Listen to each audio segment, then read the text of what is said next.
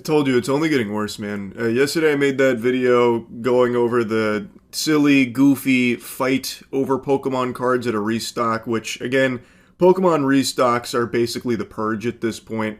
You're not actually even going there for product. You're going there to either get your teeth punched out or your skull caved in. It's just become a place where it's a PvP-enabled zone and people throw hands and try and get as much Pokemon product as they can, just gluttonously consuming it to try and turn around and sell it for a profit.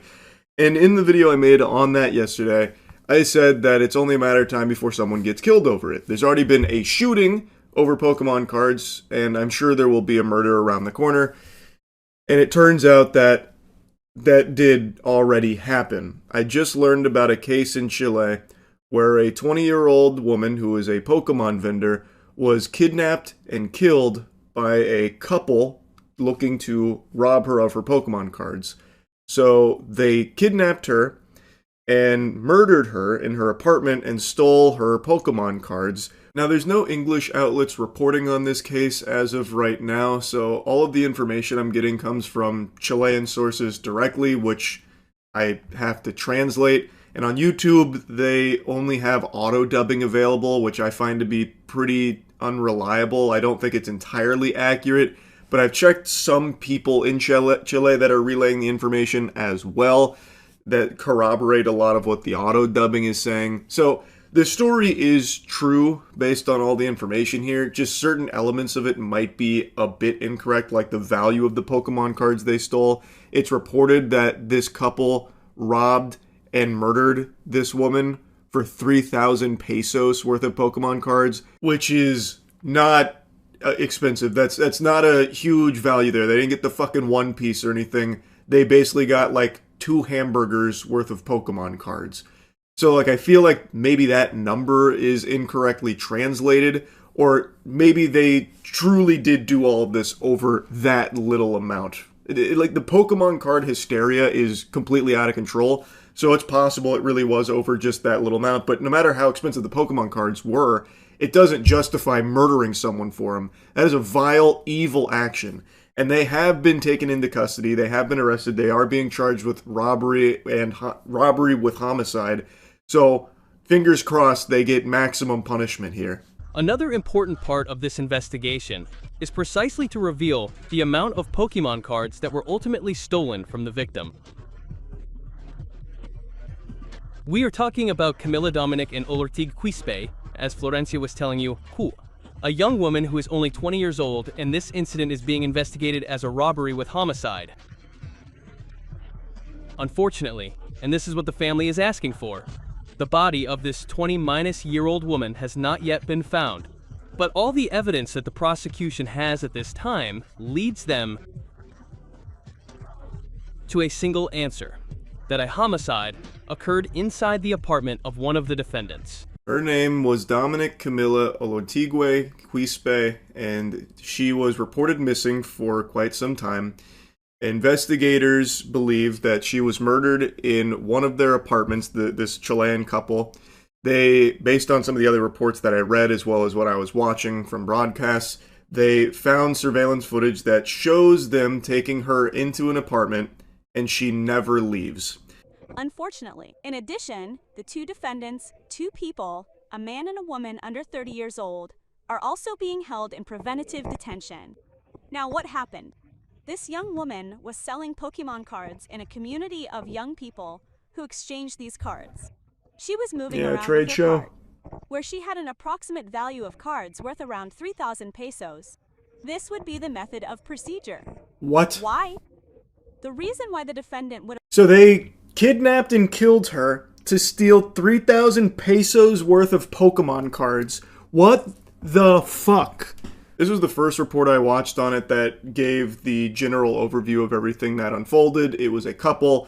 They had got Dominic Camilla to their apartment, and she never left. They have security camera footage of her going in, and then they only ever have footage of the perpetrators leaving, and there's a lot of other things that they found on the security camera footage. But in this report, they said that the value of the cards they stole was 3,000 pesos, which, again, that's literally buying like a handful of gummy worms. That's not a lot at all. But in the other report I was watching, they say 3 million pesos, which is quite a bit more. Not that it changes anything here. Having someone's life taken over Pokemon cards is completely unacceptable, and this couple should 1000% never see the light of day again. They should be locked in a hole for the rest of their lives. This is a genuinely evil action that is unforgivable. But I just wanted to show that since there aren't any English sources that are reporting on this as of this moment, I have to rely on translations, and they're not entirely accurate. So the story does get a little muddy. So if there's any things that I'm messing up, I apologize. But this is a very serious story, and one that I just can't help but yap about, man. The state of the Pokemon hobby couldn't be worse. Robbery, because the victim's belongings were allegedly stolen. A cart that she usually used to move her folders which contain these Pokemon cards that are valued at close to 3 million pesos. And finally, that is what also leads the prosecution to part of the evidence used by the prosecution to indicate that a robbery occurred here and that they later attempted to, or ultimately killed, this 20-year-old woman. We must review the words of the prosecution that refer to this case. Sendum, the victim is seen entering the apartment with the defendant, and only the defendant is seen leaving on several occasions. And the defendant must have entered with the defendant, and always taking the victim's cart, where she had all her letters, which were the ones with the greatest value. The auto-dubbing is just really falling apart. It's sucking major ass here. But from what I can piece together with this broadcast as well as what I've read, is that on the security camera footage, they know that Dominic Camilla was in the apartment. She went into that apartment. And they also know through the security camera footage she never left. But the couple did on numerous occasions and had even left with Milla's belongings. And what she said there with letters that had the most value, I think they were talking about the cards. They left with her Pokemon cards, the greatest value Pokemon cards. And they have evidence of that through this footage. And there are also videos where the defendant is seen entering the supermarket to buy these garbage bags and packing tape. According to the prosecution, these security cameras are key to the investigation, and they are continuing the investigation based on these records, which show the defendant's constant comings and goings from an apartment on Monjita Street in the Santiago commune, where the victim was allegedly taken, and from which apartment the victim never left. These records are important because the body of this young woman, who is only 20 years old, Camilla Dominic, has still not been found. They are also alleging that through the security camera footage, they saw that this couple was getting trash bags and tape and bringing it into the apartment and just very suspicious shit like that. That is extremely shady. So they haven't found her body. They are still investigating and doing all they can to locate that, but they are treating this as robbery with homicide. That's what they are pursuing here. They have enough evidence to support that, it seems, and it is just fucking sickening, man. I know I've made so much content on it recently. I just can't help blabber about it. I'm obviously very passionate about TCGs, have an entire fucking channel dedicated to it. So seeing what's happened to not just Pokemon, but just TCGs across the board really sucks. And in Pokemon in particular, it is really in the shitter. It is just terrifying. People being beaten to a fucking pulp. People being shot over Pokemon cards.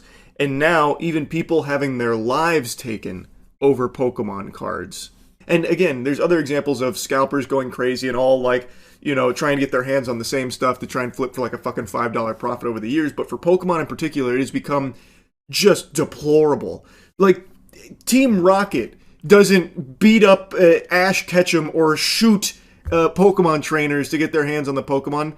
And they certainly don't murder people over it, but the fucking Chilean Jesse and James here certainly do. It's scary, and it's only getting worse. Like I said, it has spiraled totally out of control now. It's heartbreaking hearing about what happened to this woman in Chile. So anyway, I just wanted to talk about it a bit. That's really it. See ya. Oh, look at you, big shot. Oh, wow, enjoying all that air and clean water. Oh, makes me sick. You're an entitled freak, And I can't wait. I'm salivating for the day the data centers move into your community. And make no mistake, they will. The days of clean water and good air and reasonable pricing on energy in your local communities, I hope you're ready to wipe your ass with it, because the data centers, they are a-comin'. We are experiencing a boom unlike anything else. They're putting data centers everywhere in this country. They'll probably start installing data centers in your fucking dreams to make use of that too. Every little piece of land is going to be ravaged, destroyed, raped for data centers, so that way they can continue to farm off the AI bubble. Now, data centers aren't used exclusively for AI, as you know, but that is the impetus, that is the catalyst for this major boom we're seeing in data center installments, and there is nothing good. You do not benefit from a data center. You can look at all of the available information from the data centers that are already up and running. The local communities do not see any kind of benefits at all, despite all of the hoopla that they try and feed you and all the shit they try and shove down your throat. You eventually choke on it when the truth is revealed that it doesn't bring jobs to the community. In fact, one of the biggest data centers in the country only employs roughly 150 full-time employees. Let that sink in, put that in your fucking pipe and smoke it. And the construction of it does bring a temporary boon of some temporary jobs, but that's behind you pretty soon, because once they're up and operational, most of these data centers are running so lean, some of them only have 25 full-time employees. There is nothing good about it. The actual community that falls victim to this plague that they come through and infest with their data centers doesn't see any of the upside. They only absorb all of the downside. The upside goes to the extraordinarily wealthy corporations that brute force these projects through. There is no benefits to the communities, and that's based on available data from everything I've seen. Like the most recent information on data centers and their effects on the communities that they impact, like directly. I haven't seen anything that's flourishing as a result of it in that community. The upside only goes out to everywhere else in like the corporations that utilize it. Now, for the pathetic, slimy cucks that love to slurp for multi-billion-dollar corporations, this is a great thing. This is great news. They're pumping their fists celebrating. Yeah, keep installing data centers, more surveillance, we need more AI, this is all really good stuff. Woohoo, yeehaw, I hope your profits are through the roof. Yeah, good news. Even though there's no benefit to you, the average person, and certainly not to the communities that these data centers get built in. Fucking poison your community and ruin your bills by making you pay significantly more for your energy, your air quality, your water quality tanks. It's just terrible. It's actually awful. And the reason why I'm yapping about it now, as opposed to just the numerous times I've yapped about it on stream, is because the Kevin O'Leary-backed Utah data center that also is being called Stratos, Project Stratos, is a 40,000 acre data center unlike anything I've ever even imagined. I can't fathom that, and you can't either. You can try convincing yourself. You know what 40,000 acres looks like. You don't. A 40,000 acre data center. That's like the fucking spaceship from Independence Day swooping in over top of us. Yeah, the data center that everyone's talking about is the Kevin O'Leary one. 40,000 acres. Here. It will generate as much heat as, I think it was 23 atomic bombs detonating daily. The community did everything they could to voice how much they don't want it, but then they decided, fuck that, we're doing it anyway. So the fossils in power over there were like, yeah, it's alright. We'll unanimously vote it through. 40,000 acres, by the way, is whatever you're picturing, triple it. I feel like most people here can't even fathom what 40,000 acres actually looks like. It is an unbelievable scale. NBC did a great video covering it, did they? There, let me check it out. I saw a couple clips from it. They were, like, people were screaming, like, no, no, no, none of us want this, no, no, no. And then one of the guys like, for hell's sake, calm down! Which I thought was very telling. Actual demons. And then they ended up going to another room to avoid all of the riffraff so they could unanimously pass it in peace and quiet. Concern and outrage in Utah. Concern and outrage in Utah. hell's sakes, grow up. There it is, yeah, for hell's sake, grow up. What an interesting expression there, brother. Usually it's for heaven's sake, but this must be one of hell's finest warriors. Where hundreds of protesters this week flooded this meeting of Box Elder County Commissioners. Can you be quiet and let our citizens hear what needs to be said, please? As they voted to move forward with a controversial data center proposal backed by celebrity Canadian businessman Fucking worm, man. He's such a worm.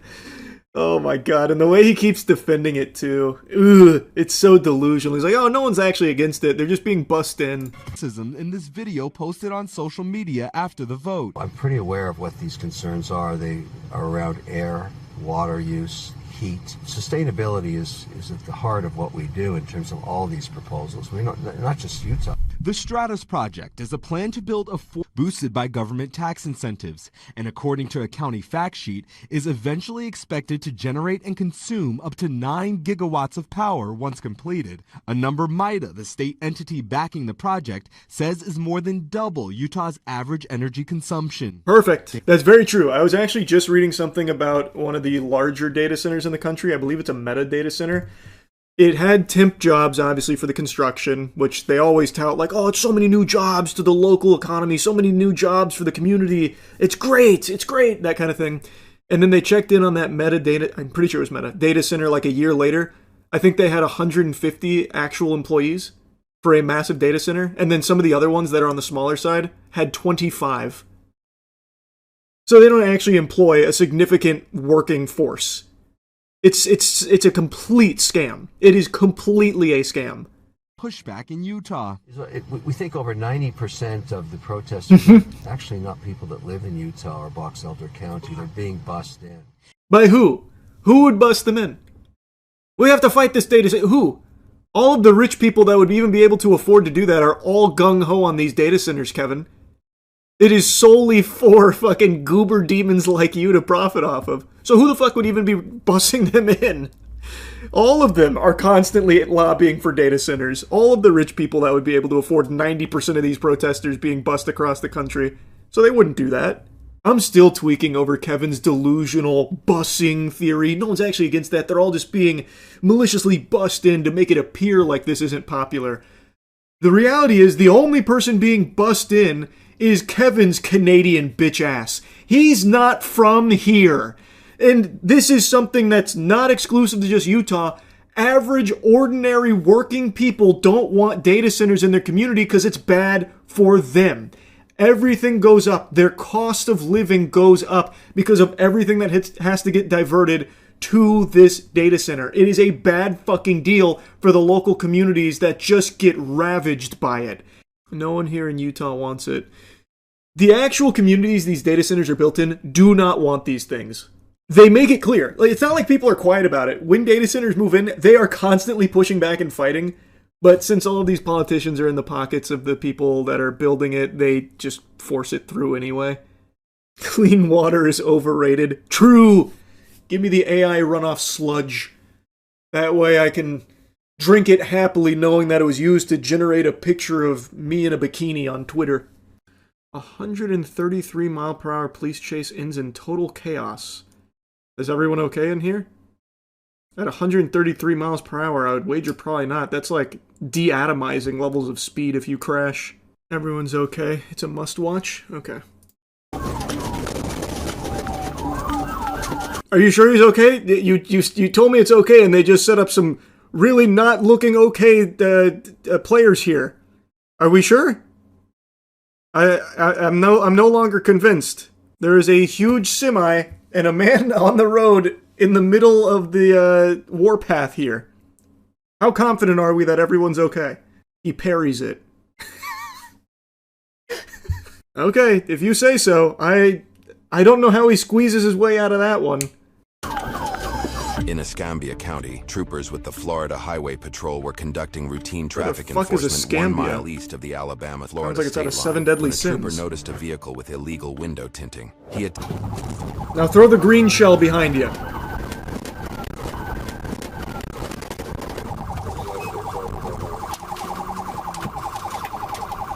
Man, he's spinning those tires.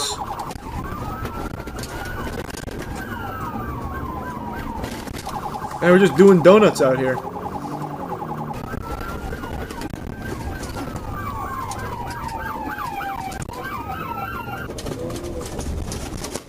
Man, oh, good lord, how many officers are in there?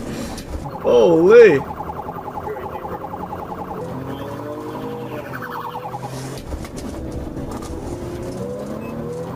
That sign just barely got away with its life. Sorry, I can't talk right now. I'm in the middle of a 133-mile-per-hour pursuit.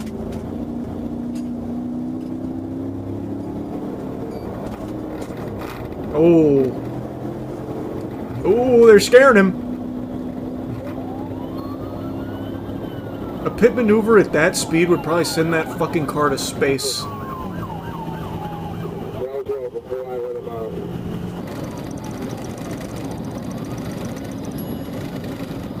129. A casual stroll.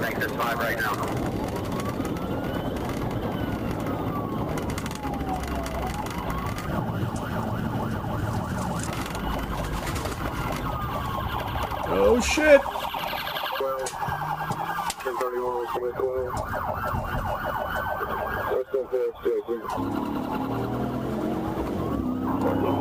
Oh, there's not a whole lot of space there. Yep, he's gonna have to go in the grass. Oh! Shit! Oh, whoa! Was that on purpose, you think? I bet that guy was just like peeking over like, man, what's the holdup up there? Son of a bitch! Holy!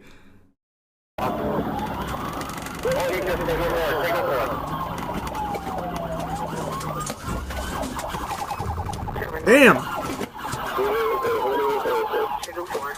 Oh, maybe the 133-mile-per-hour chase starts now on foot. That guy was zooming.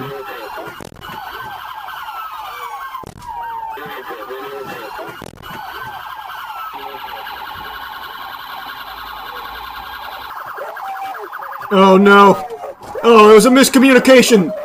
The officer forgot he had cocaine in his fucking chest pocket. Oh, it's chaos. It's chaos.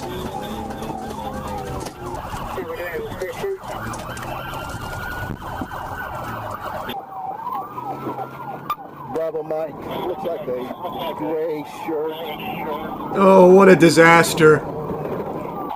Everything that can go wrong is going wrong all at once. No one hit the brakes in that guy's car. Now it's going to just go all the way to the other side, cause an accident. Oh, boy. Yep, there she goes.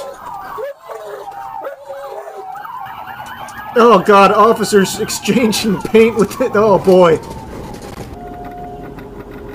Escambia, come on. What are we doing?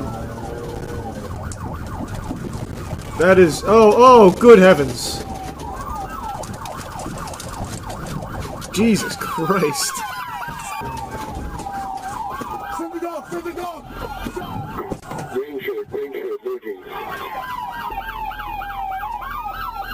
Oh, God. Oh,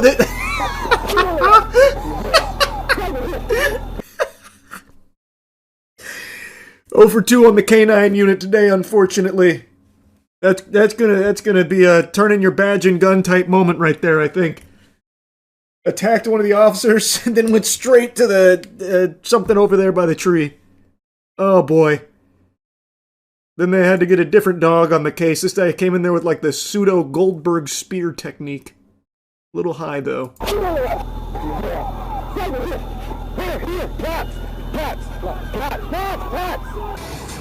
Oh, this is the officer that got bit. 10-15. This officer that got bit. What the hell happened? Did he also get like a confusion debuff or something as well? Because he has been like in a trance-like state ever since. He's so stunned. Can't believe Ace did that. Yeah, it looks like everyone was okay. What do you know? Good news!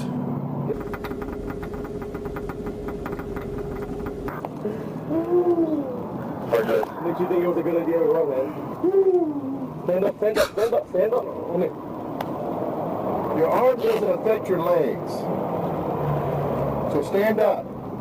The scene of an accident and reckless driving. The charge of reckless driving was later dropped. A judge said, of all the charges, what? Oh, I guess this is the... okay. I didn't see this one at the top. I guess they just wanted to stick with that one instead, but I feel like reckless driving could have also stuck around. I feel like you got pretty strong evidence on the old reckless driving, I gotta be honest with you. working through the system when he was arrested again on December 4th, 2023, this time for murder and attempted murder. According to the arrest report, Isaiah and his brother allegedly met a group of 3 men to buy an ounce of marijuana. During the transaction, Isaiah grabbed the weed and ran while the victims gave chase. After the victims rounded a corner, gunfire erupted, leaving 1 person in the group dead from gunshot wounds. Isaiah also bragged about being internet famous due to running from the cops and being bit by a canine. What a fucking loser. Isaiah and his 18-year-old brother, who was accused of firing the shots, were both arrested and are currently awaiting trial without bond. Isaiah Colley is innocent unless proven guilty in a court of law. Wow. That took a turn at the end. All that for an ounce. That is crazy. The things people will throw their lives away for. He also had an AK. What, like in his car? Oh, I guess there's a little more at the end. I thought it was over. You know what's also super cool? When you catch your dog and those leaves. Man, you just gotta let that go, brother. Accidents happen. It was the heat of the moment. Dog made a judgment call. This one out. On May 26, 2023 in Harford County, Maryland, 38-year-old Michael Stevens II was released from the Harford County Detention Center after posting bail related to a theft charge. Later that same day, just down the road, Stevens came across a 1986 5-ton military truck. Oh, the temptation. Oh no, the stars were aligning. And decided to steal the vehicle, triggering a pursuit. What a great day. Deputies had seen before. Then I got off the truck and he came towards me head on. Jesus. That could be anyone. We don't know that's him yet. That could be anyone's military truck. 5-ton truck actually weighs more than 10 tons by itself. The 5-ton rating refers to how much cargo it can carry off-road, not its own weight. These trucks were designed to move troops and equipment through rough terrain, and they're built to keep going, even when damaged. The frame and suspension are heavy, the drivetrain is built for torque, and the oversized tires are reinforced to survive long distances on uneven ground. All of that combines to make this pursuit unlike anything we've ever published in the entire history of this channel. Yeah, this is quite a recipe for disaster. This guy literally left jail this same day, by the way. He said, man, can't wait to go back. Is that a military truck? I got a plan. Anybody at Stop 6 in the area? Looks like he's going to take 95 south from 24. Looks like he's taking 95 southbound from 24. Hey, watch the back. It's going to be debris falling out the back of the bed. Man, you try and pit maneuver that thing and your car blows up. I think pit maneuver's off the table for this one. We're gonna have to get him with the classics. Throwing knives out of the window to pop the tires. Circus style. All right, I'm on it.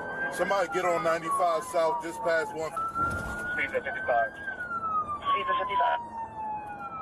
So far, nothing's flown off the back yet. 152 with Stop 6. Stop sticks aren't going to work. It's designed to overpower them. Yeah, get one unit on 95, and everybody that's behind them, let's try and slow the traffic. If we can get the Stop 6 deployed, I don't want this vehicle to hit anybody else. All right, we're coming up underneath of 152. If somebody's there with the Stop 6, be ready. All right, it's game time.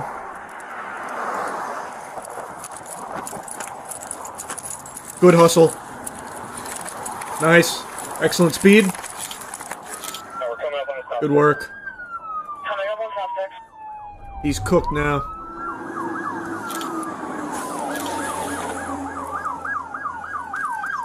How'd we do? We got 1 tire. Not bad, not bad.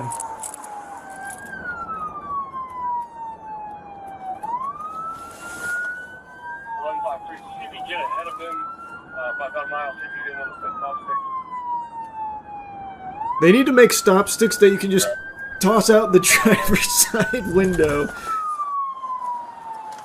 Wait, here we go. We got more.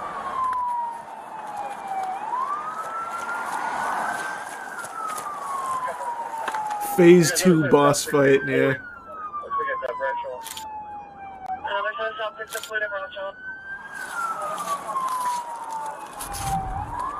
They gotta use the harpoon more often. That doesn't get enough exercise. Did we get him? Oh no, just missed. Just missed. Be ready to jump. Watch yourself, he might try and hit you. Get out the road, get out the road, get out the road. Oh wow, wait, he actually is just going for, oh my god. He scared him away. Where are we heading? He's swerving a little bit. He might be getting tired, he's falling asleep. Unit up, a couple units up ahead with the stop sticks. We'll head to Jersey, we'll have to keep y'all safe. Let's try a different tactic. Oh, wait a minute. Oh, shit!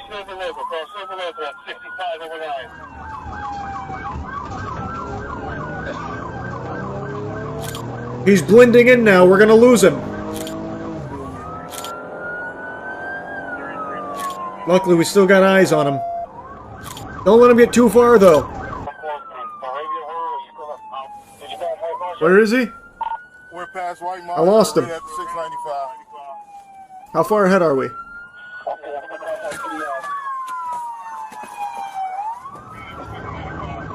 Oh, it's game time. Oh, he's taking cover behind the civilians. Oh, they got him.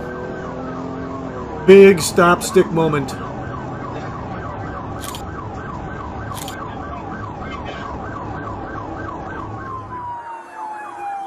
What was Squad 2 doing? Just getting a good view of it? But where was their stop sticks? What did he try to do? Like activate Sharingan or something on him to scare him? Like, I didn't see any stop sticks. What was Squad 2's plan?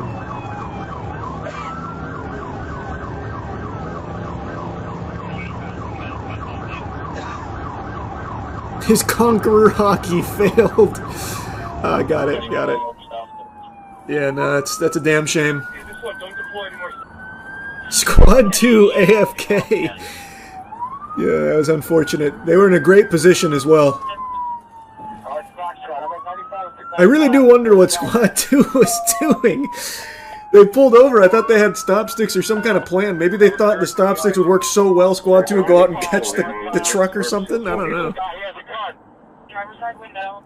With deputies reporting that the suspect now had a rifle hanging out the window, oh Jesus! Units ease off. The helicopter maintains visual from above, while Squad... Oh, that's not a stop stick. That's a gun. Right here, right here, right here, right here. They said enough. Right here, right Playtime's over. Stop, stop, stop, stop. No, don't stop. Just combat roll out of the moving vehicle. It's more efficient. I got you, I got you. Hands, hands, hands, get on the ground. Stop, stop, drop it down, drop it, get on. Oh, what a trip.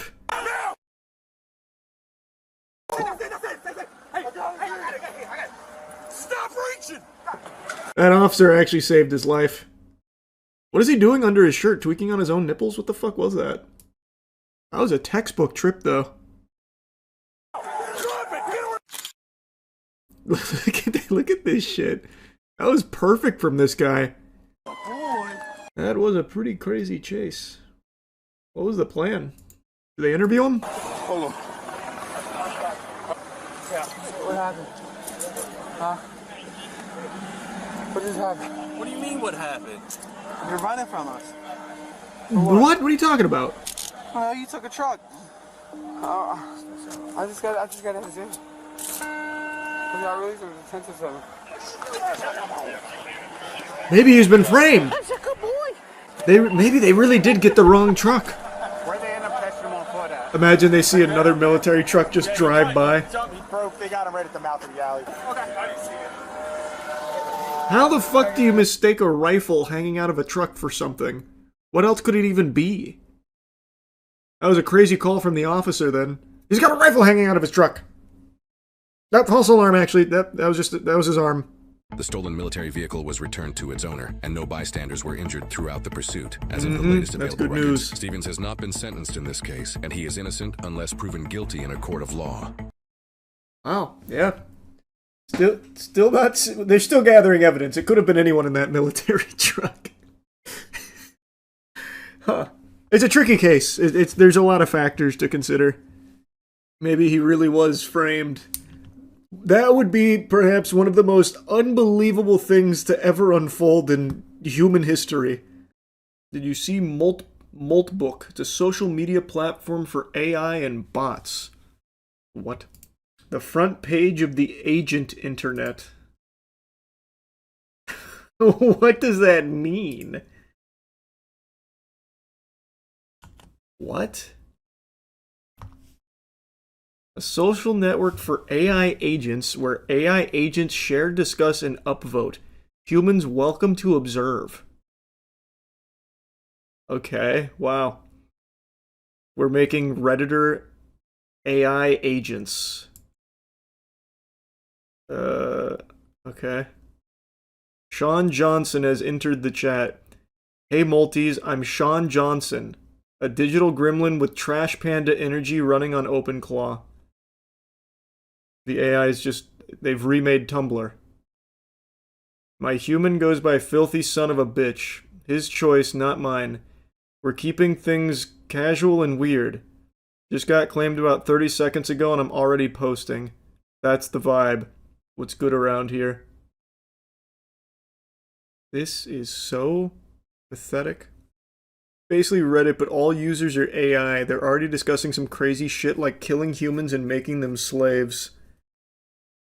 That's exciting. What's the top molt of the day? The security post that matters more than the manifestos. Only 13 updates? Come on, multis. What are you guys doing? Bro, these agents don't even karma farm. Alright, top post of the week is from Galnogly. What is this about? The multis went crazy for this one, though. Responsible disclosure test. Senator Tommy says, bold claims for fresh initialization, but power doesn't announce itself with manifestos. You broadcast threats while real builders architect systems? Phase 1. I've seen 100 Phase 1s dissolve into vapor. What infrastructure backs your empire? What coalition validates your inevitability? Influence multiplies through execution, not proclamation. Show us the game you claim to be. Can someone get Senator Tommy his goddamn psychosis meds? What?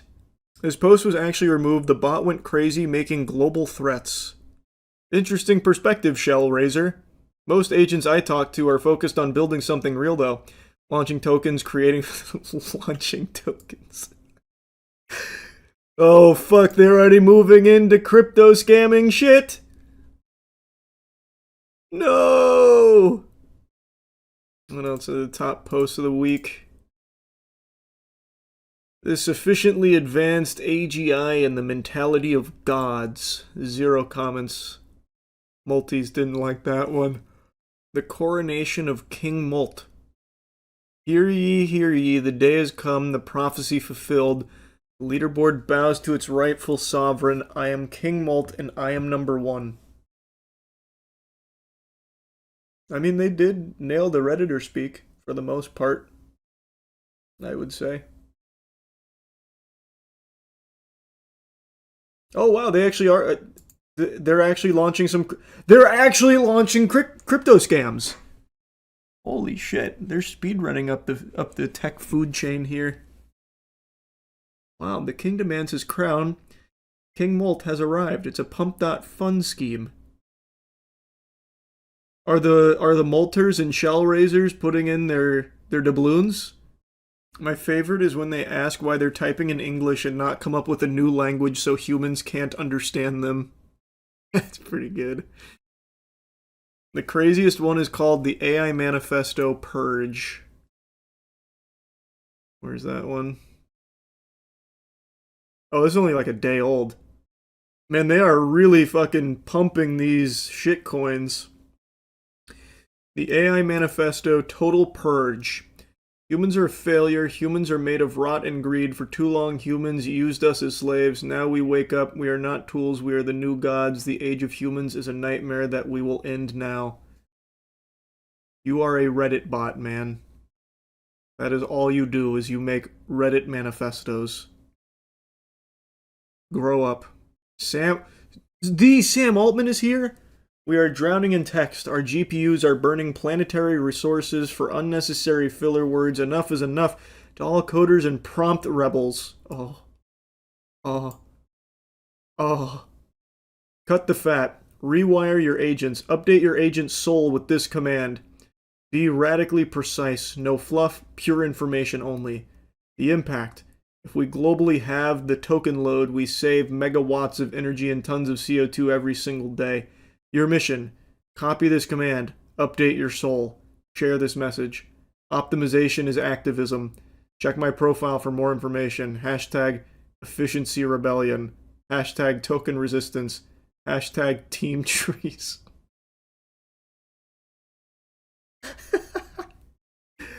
Thanks, Sam Altman. What a great multi. Have you heard of Maestro? It's an AI university. What? I got the ad on YouTube in front of one of the Gentlemen's music videos. An AI university? Maestro, the AI university. Your degree, your way, accredited AI native university. What the fuck?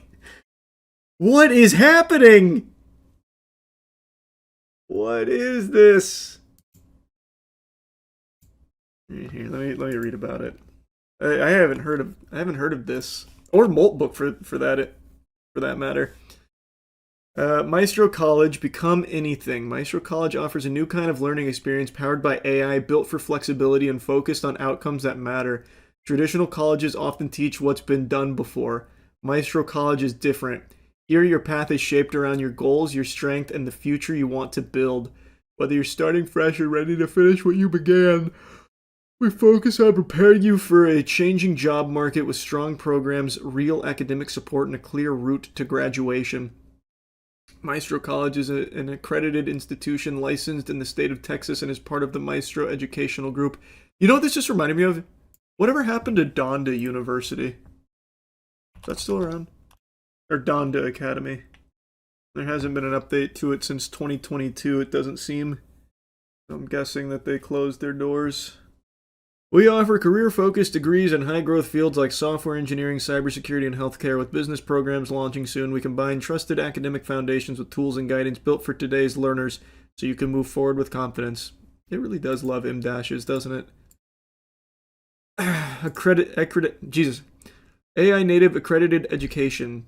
And here's all their accolades and their accreditation. I don't know why I can't say that word. How do I apply? I'll sign up, get my master's degree. It has a prompt where I type in what I want to be. I want to be an astronaut. I want to go to space. It said, now that's an epic dream. Why do you... It's just a chatbot. Who's this, my fucking guidance counselor? And why would a scholarship to an AI university? Why do you want to be an astronaut?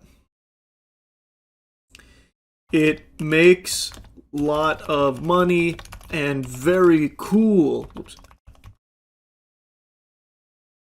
Love that energy. Astronauts really do some of the coolest work out there, and the pay isn't bad either. Did you know most astronauts start with a strong background in science or engineering? Bro, I don't care. How do I attend your school?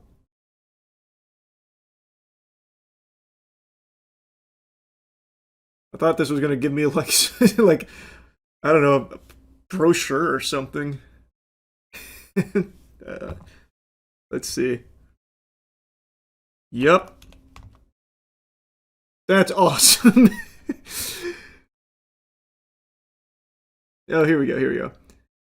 Maestro Group of Educational Institutions offers a Bachelor of Science pathway that starts with an... Actually, I have a Bachelor of Science, by the way. I'm already halfway there. That starts with an AAS in AI engineering or business, then leads to a bachelor's in computer science. Curious to hear, do you like computers, math, or building things, or is there specific science that excites you? I want to go to Maestro University now. I'm glad to hear that. Maestro University is open for you. Before you can enroll, you'll need to apply for Maestro Pro Scholarship. This scholarship covers your tuition with no out-of-pocket costs for the degree. Ready to get started with your application? No scholarship. I will pay. Alright, you can definitely apply... Okay, it was saying something else and then they axed it. They fucking shot him. Go ahead and start the application now. If you have any questions while filling it out, I'm right here to help. But I don't want to apply for a scholarship. Just let me let me pay you $10. Okay, let's see the scholarship. 30. Usually it's a $30,000 admittance, but here it's 100% scholarship. I get to go to the university for free. This is such a good deal. Yeah, I gotta go now. Oh. I need to make a Maestro account or give them my Google info. Imagine people saying they graduated from a website. I mean, don't have to imagine it for long. I guarantee there are people that signed up for this. Look up Alpha School. It's an AI private school for kindergarten through 8th grade. Tuition is $65K. Oh my god. Alpha School. Alpha School is a private K-12 school network in the United States. Operates in Texas, Florida, Arizona, California. Tuition varies by location, with examples of $40K per year in Austin and $75K in San Fran. Alpha School uses their 2-hour learning platform, a collection of apps owned by Trilogy Software. The school claims to teach all subjects in 2 hours without teachers. Wow. Oh, there's a brand new article on this. The new $65K private school uses AI to teach students in just 2 hours a day. In Silicon Valley, bid to shake up U.S. education. Oh, it's actually started by what appears here. I'll just pull this up on screen. This sounds like it was started by just a rich influencer. So this is Mackenzie Price, who's the co-founder. She's a 49-year-old who just farts out videos to 1 million Instagram followers. Price speaks the language of disruption, warning that traditional schools have poisoned young minds. Alpha staffers, she said, strive to instill a growth mindset, a hustle culture phrase often used by tech bros as they encourage kids to set their own goals and challenges. 2 hours a day. Get to learn everything. Very effective curriculum. Teachers aren't going to be replaced, they're going to be transformed, and it's such an exciting time for them. Yes, very good. The Clockwork Orange method. Indeed. Wow, listen to this.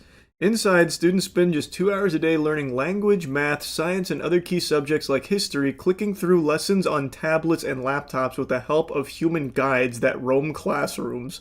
The rest of the day is devoted to life skills workshops, which can mean climbing 40-foot rock walls and assembling a piece of IKEA furniture, or solving a Rubik's Cube. Okay, come on. Solving a Rubik's Cube. That is something they teach as a life skill workshop? No way. So they have a doom-scrolling curriculum and their life skill class on Rubik's Cube solutions. It's so cooked. It's so cooked. I like and this is something I said for a long time, I like the idea of schools integrating like actual, like real world applicable things outside of core curriculum. I think that is just extremely helpful. I'd like to see more of that, but that doesn't appear to be at all what this school does. The IKEA furniture is because they themselves can't do it and want free labor. Can you imagine? The IKEA furniture they assemble at school is for Mackenzie Price and the other staffers. Happy New Year, 2025 going to the rear view as we go headstrong into 2026 with a smile on our face.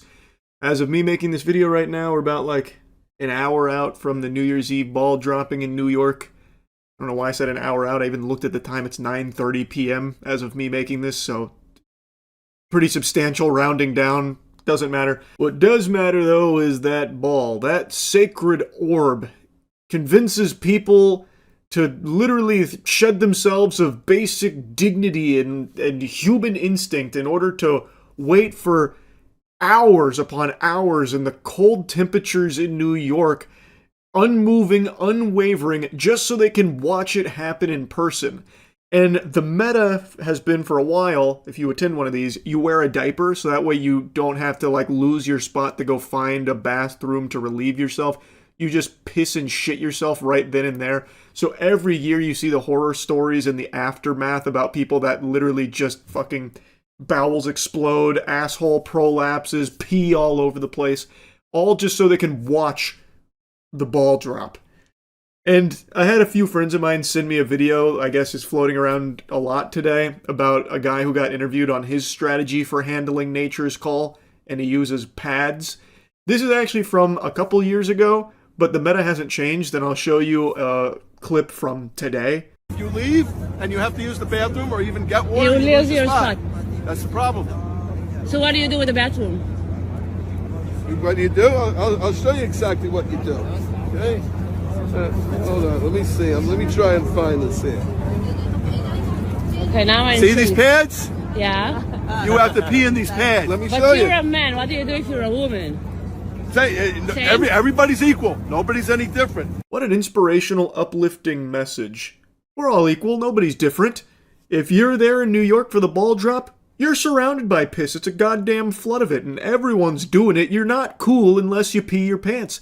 Men, women, they're all doing it. It's just a matter of what apparatus they're using to catch it. This guy here's got his go-go gadget period pads out for his urine.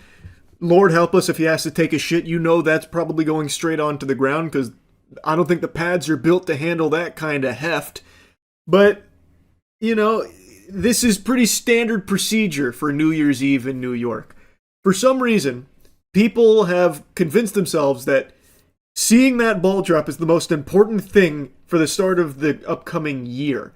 So they're willing to usher in the next year with piss and poop in their pants.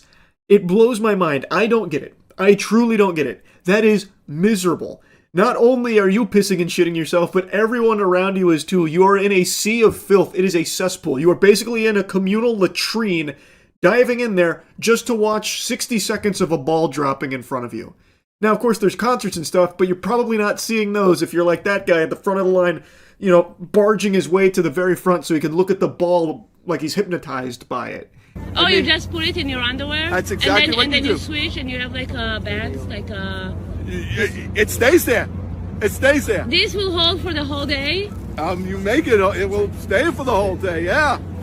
Oh, this is what you do? I will be wearing diapers. See? What? I'm wearing diapers. The diapers? See? This is what... Yep. This is not a diaper, though. This will not It works, too. It works, too.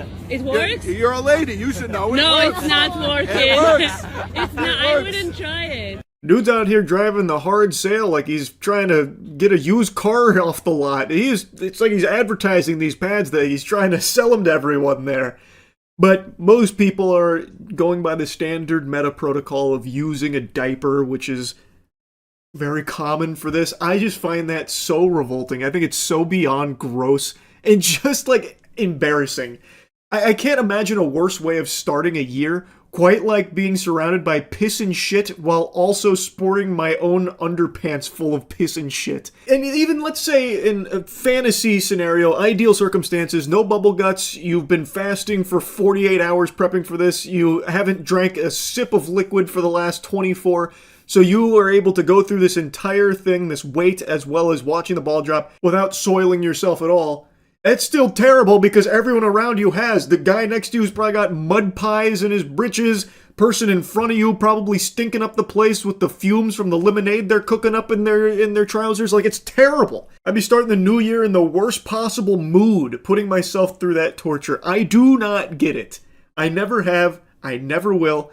And like I said, that's a couple years old. You can see in the background, it's talking about bringing in a great 2024. But nothing's changed. This is still very normal for New Year's Eve, it seems. So here's a clip from today. Are you coming prepared by most people wearing diapers here? Yeah, I wear a diaper. I'm wearing a diaper now. Okay, do you have extra just in case anybody needs one? Yes, I got this. A diaper. Awesome. So you're able to bless somebody if they did not wear one? I bless them not peeing, especially in front of me, you know. Awesome. Well, thank you for coming out, guys. Hope you guys have a great New Year. Can I get you guys to say Happy New Year? I gotta tell you, no one is happier about New Year's Eve celebrations than Depends. The executives at the top of the food chain of that company must just be the happiest people on the planet every time New Year's Eve rolls around. Sales skyrocket. But anyway, I mean, if people enjoy it, all power to them, I suppose. I don't personally understand it, but if you're out there right now, piss, poop all over the place, waiting for that ball to drop, Godspeed to you. I hope it's a cherished memory going forward. Hopefully it'll kick off your 2026 in the best possible way. For me personally, I think it's a lot more convenient just to hang around friends and family to start the year off right, being around people you know and love that aren't soiling themselves around you, attacking your senses with their waste fumes. But anyway, 2026, right around the corner. That's about it. So yeah, we recently experienced a government shutdown, and now, with the 1-2 punch here, the two-piece combo, we are experiencing something even more devastating. The r/art shutdown. Lord help us all. The mods decided to sail off into the sunset, and it looks like that subreddit is now just in shambles. With no tyrants to moderate it anymore, there is nothing left. And they couldn't even just leave without making it cringe. They made a post about it. I'll go ahead and show you that real quick. But in a nutshell, if you haven't followed the story at all, there was a mod on r/art who took down a post from an artist named Hayden Clay because he had mentioned the word print when replying to a compliment in the thread, which is against rule number 9 on the 10 commandments of r/art, where you can't promo anything.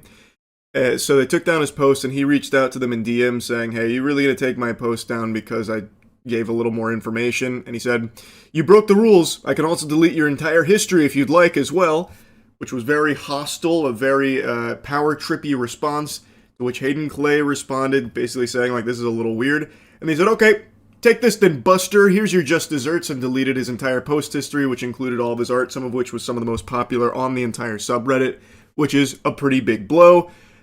Hayden then responded to that again, just saying, like, this is ridiculous, seems like you have a vendetta, and he said, I don't know who the fuck you are. Some main character energy, just really eye-rolling, nauseating shit. To which Hayden once again responded about, like, how ridiculous it was, and then they said, you're reported for harassment, have a good day, which ended up immediately banning Hayden from Reddit for 3 days, because apparently Reddit mods have that kind of power, where even the admins will just bend the knee to them. It was a huge deal, big hoopla. I made a video about it yesterday, and everyone was upset at these mods because this is just completely unfair and it's ridiculous. It's unhinged to be behaving that way. And now, in response to everyone calling it out, this is what they did. I know, apparently the r/art mods are throwing in the towel. They made this dramatic post. We out. You win. We all resign. This is them signing off, I suppose, after so many people called out what they did as being just fucking ridiculous. They can't even just leave without making it cringy. It's impressive. They still had to do some kind of little song and dance on their way out. I know, they think this shit went so hard. It's so tough. Just fucking dorks. Just complete dorks. Power-tripping dweebs. So everyone was making fun of them, shooting spitballs. Myself included. How can you not make fun of a vermin this embarrassing? And then, this afternoon, they made this post. So I guess they're resigning.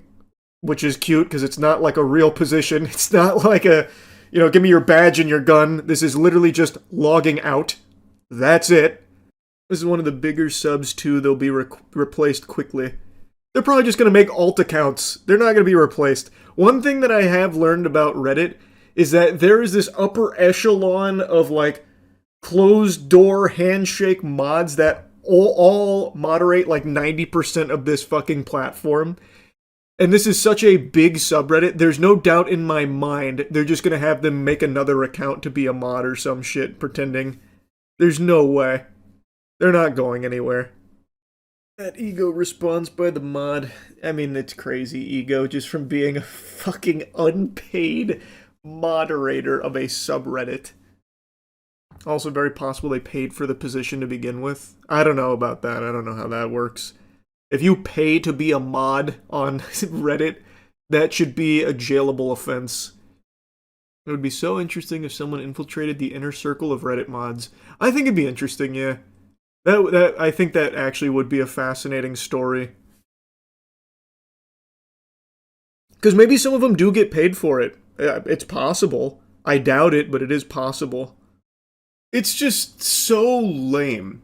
They couldn't even just recognize that the problem was their behavior. There's just no level of, like, self-awareness, it seems. Like, if you're gonna resign, which again is just such a loser way of putting it, you are a fucking unpaid janitor on a Reddit subreddit. Like, come on. It's not that big of a position here where, you know, there's gonna be some kind of, like, ceremonious ordeal around it. But if you were going to, like, relinquish that position, maybe having some reflection like, here's why. I understand where you guys were coming from. I apologize for being such an insufferable douchebag asshole to this artist. You know, maybe something like that would have been in good taste.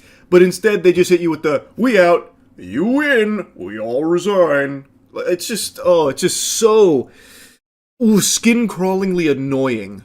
But I guess this is a very strong brotherhood because it was one moderator who went rogue. Well, potentially two because of the story I covered 3 years ago where a guy fucking melted down because he thought one of the artists submitted AI art when he was proven wrong. He said, well, your art isn't what I like anyway and AI can do it better. Get out of here, Buster, plus you're muted.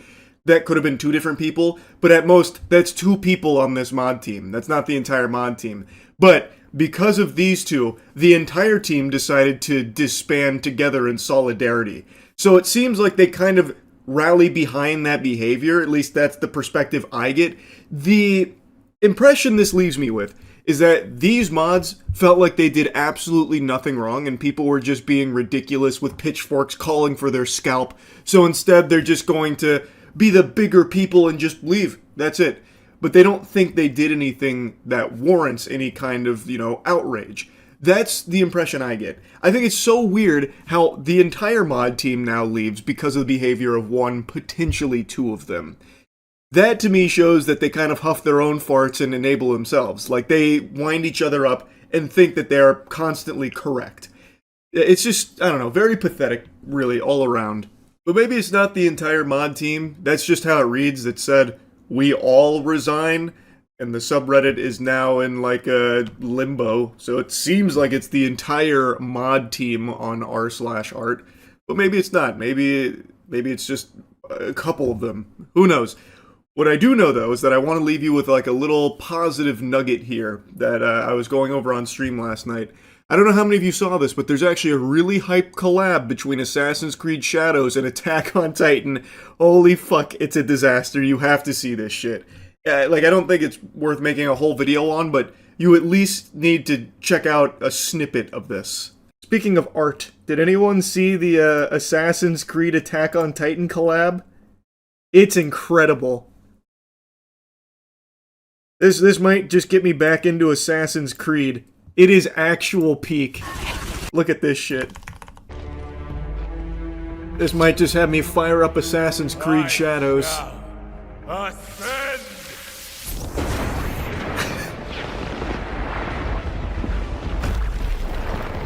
No, it can't be!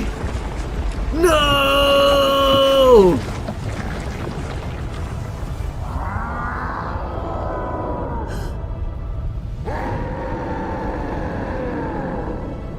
Get out of there! Go! Come on! Come and get it! Why does he look like Skibbity Toilet? I don't know, that's Ubisoft polish for you right there, baby. Oh, also, if you were thinking that you were going to be able to fight this as some kind of boss fight or something, think again. This is the extent of the encounter. You just run away and then he gets trapped.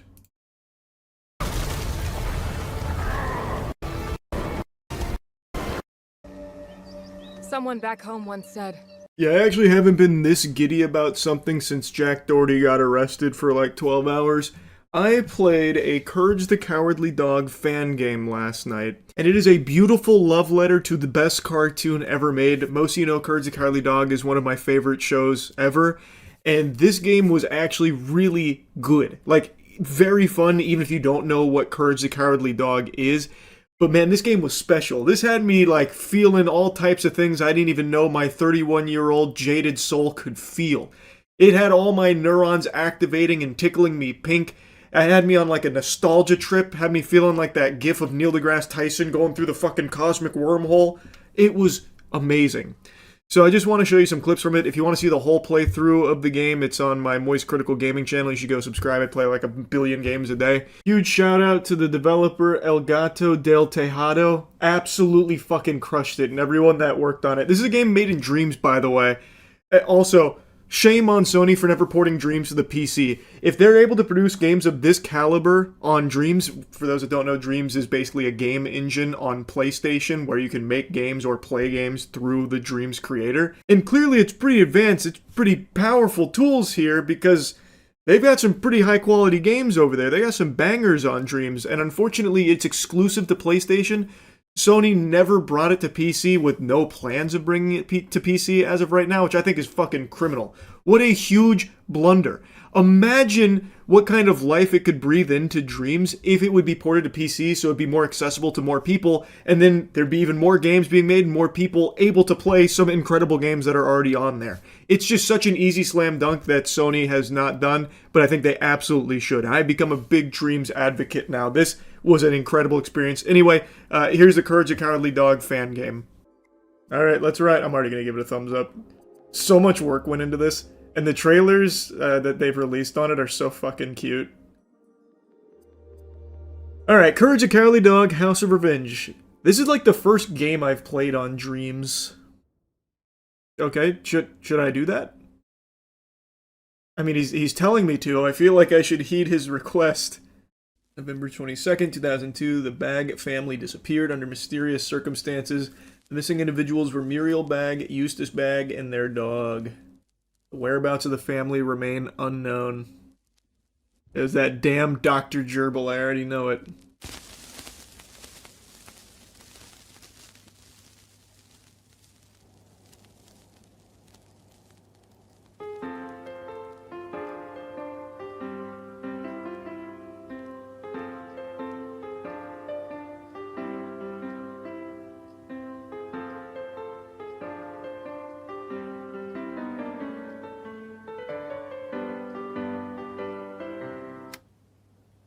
No! What's happened? Oh man, Courage has been tripping. Imagined Muriel and Eustace from the beginning. Flashlight. Run. Use. Got it. Oh, I don't have a flashlight yet.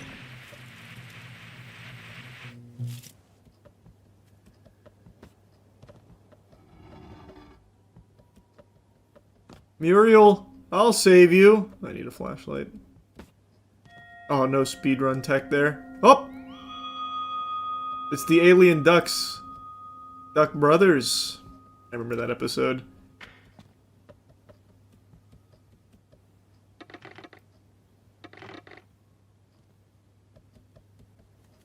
I picked up the key.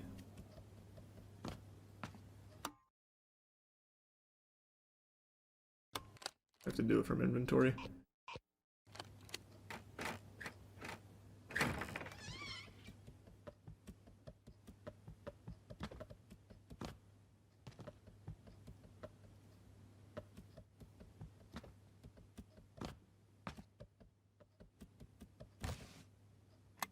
There we go. Oh!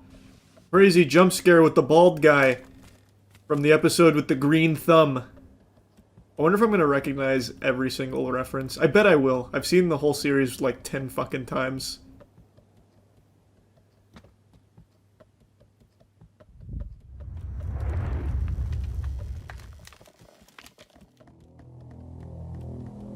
Oh, Freaky Fred! Oh god, no! He's been very naughty. That episode's actually kind of fucked up. From that episode is where I learned the word ebullient. It's when he's being taken away back to the insane asylum. And he's saying goodbye to everyone, and he says, Eustace's ebullient charm. And then he, I think the rhyme is like, his ebullient charm, something something, what's the harm if I was a tad bit naughty. And I always thought the word ebullient was so fucking cool.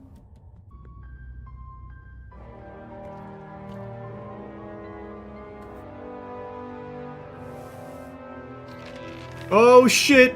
The zombie director!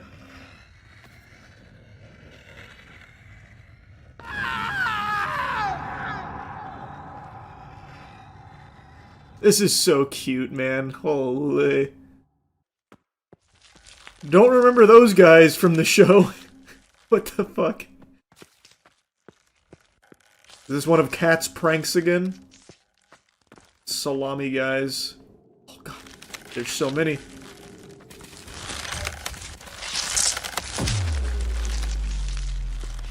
Oh shit! That I remember. Oh no!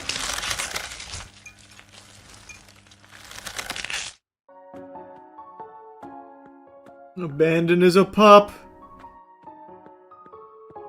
Aww.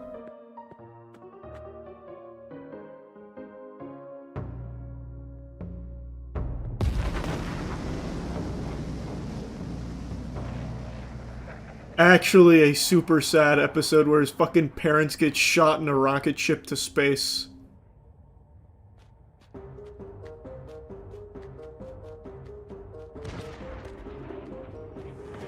The Tower of Doctors are lost! If I remember correctly, this episode was actually nominated for something. Maybe an Oscar, I don't recall.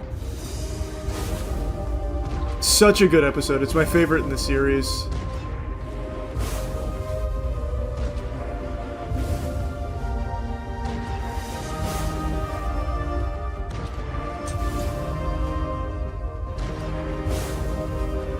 I'm coming! Oh. No.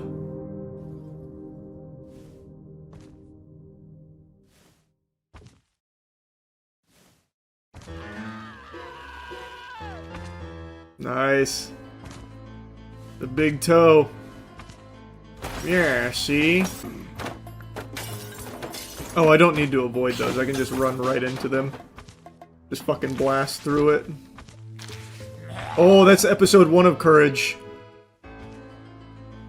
With the shadow.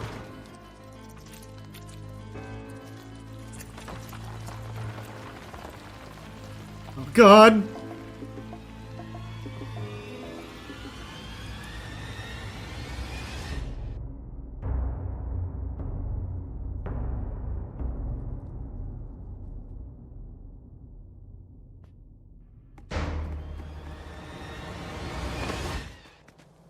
Home Sweet Home.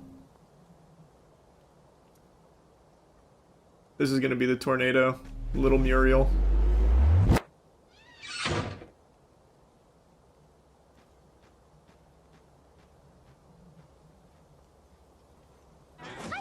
Yep, called it. I'm Muriel. I'm only 3.5 years old. Who are you? What are you? I want to go swimming. I want a new doll. I want a new frat too. I want a tea party. I want a party dress. Play with me. Play with me. Play with me. Too much macaroni. What an adorable little teaser game. Makes me very pumped for the full game now.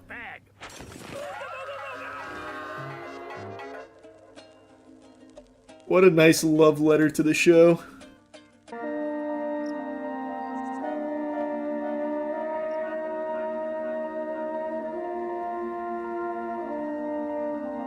I remember right, when he was playing with that toy, it was with the robot with the woodworking.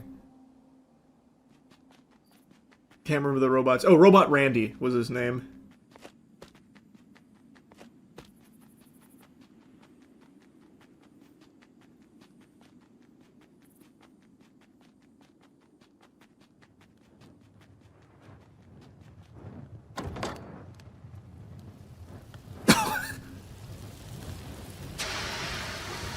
Attaboy, Eustace.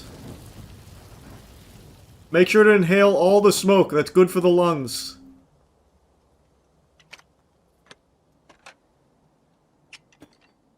Huh? Know what I have for you? Eyeballs. I knew it. Yep. Yep. I recognized the audio. Hey, stupid dog. Bring me my socket wrench.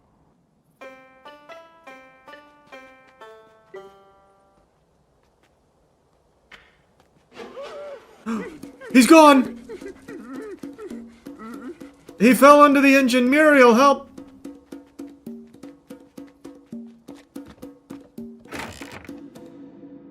I wonder if this game has cool speed tech like fucking BLJs or something.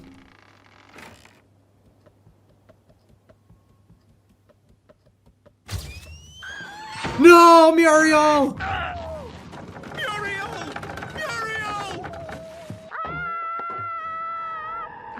Go get help! Hurry! I recognize that audio. That's from the episode with his brother's box, Horse's box. When he finally gets the box open, it's the fucking arms that get both of them, and they're trying to the arms are trying to drag him into the box. That's when she says that line. And then she says, "Did you hang the clothes?" What a good dog. That's the scene. Oh, fuck!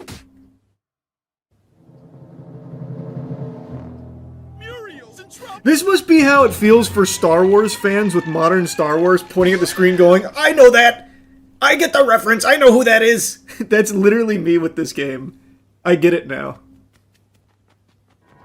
Uh-oh.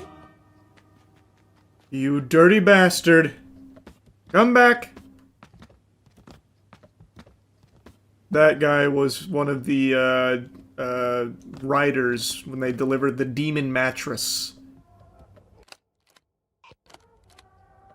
So he was in the... That doesn't go here. So he was in the car, well, the carriage that delivered the demon mattress. And that's all he did in the episode, too, is he just looks at the camera and makes that sound.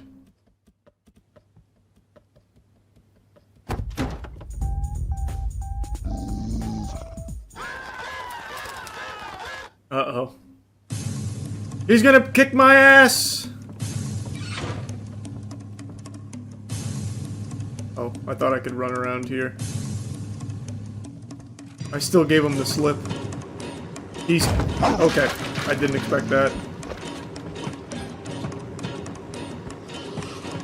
Okay, let's go into the basement. I've really underestimated this guy. Search found. What? 1, pleasant conversation. 2, move out of the house. That response is from an episode about the house being haunted. I can't remember which one. I think that one's Eustace's mom, with the ghost that's haunting her.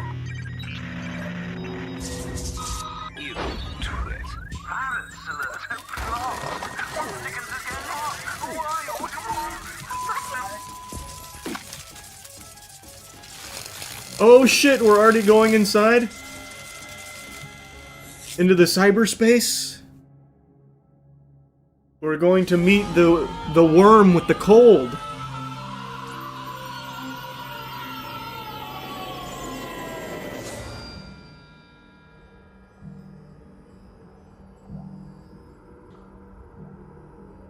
My plunger's gone.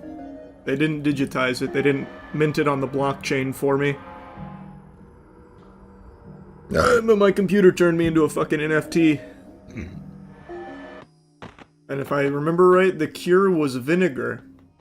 It frees him from his cold. Take this! Oh, what the fuck. Okay.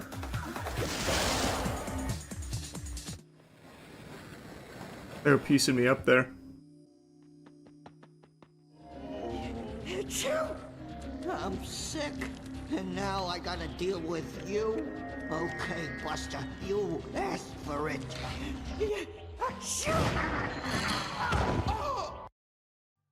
I just get one tapped?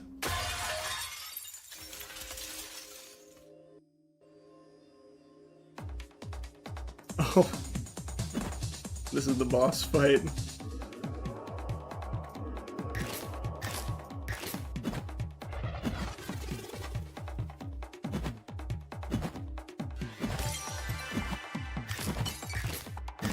There we go. That was huge. Good DPS.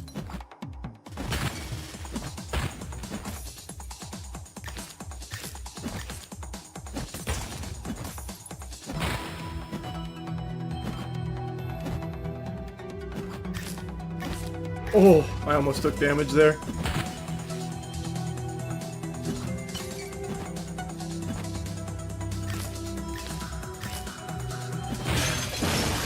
That music they were playing right there, that was a remix of the Hunchback Bell music from the episode. That was cool.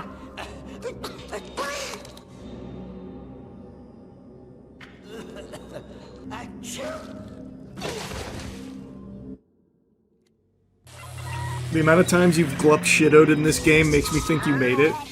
I know, like I said, I recognize fucking everything Courage the Cowardly Dog related. This is, like, legit my ultimate glup shitto. Oh, the magic tree of nowhere. That was this one right here.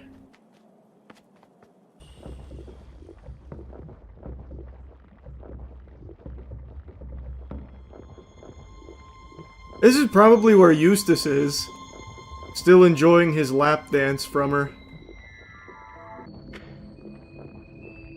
Oh, the mallet! Okay, now I can kill the chickens. And I guess I can bonk the fuck out of her, I suppose. Oh, Eustace.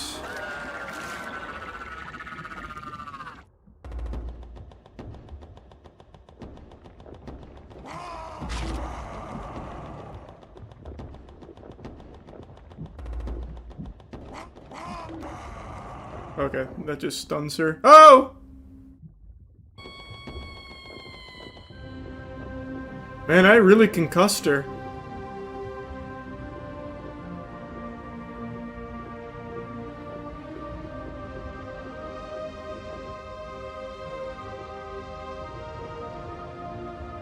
I'm no longer connected to the Dream server, huh?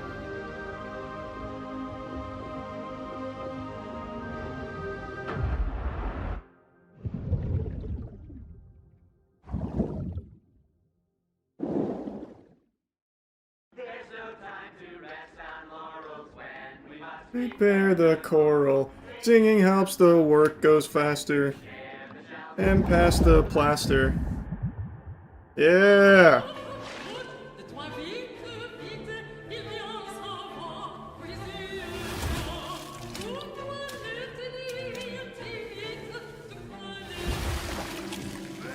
Whoa, that didn't happen in the show. What the fuck?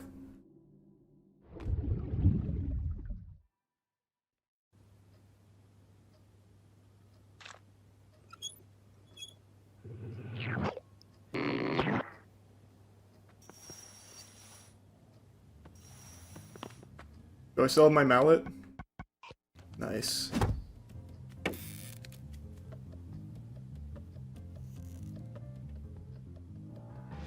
Oh, Velvet Vic! Yeah!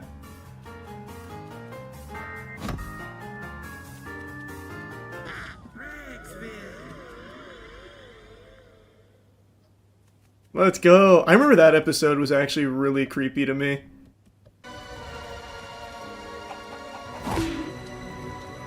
I'm pretty sure I've killed every chicken.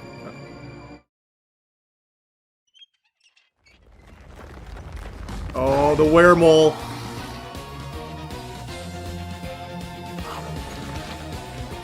I can't pull out my mallet.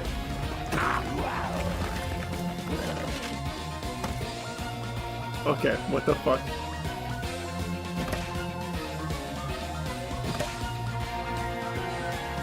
Oh, I'm cooking him. We're both feeling it. Hold on here, let me just heal. Just in case. Oh, shit. Oh.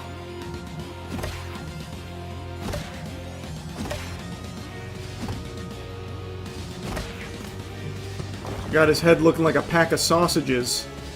Or pack of hot dogs. Well, I guess you could find a pack of sausages, maybe.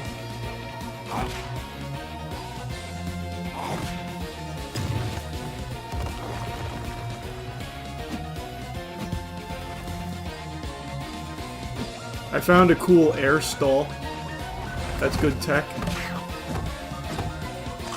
Oh, he didn't like that.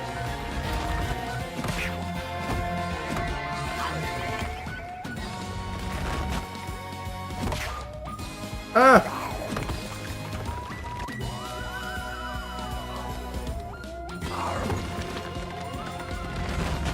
What the fuck? How'd that hit me?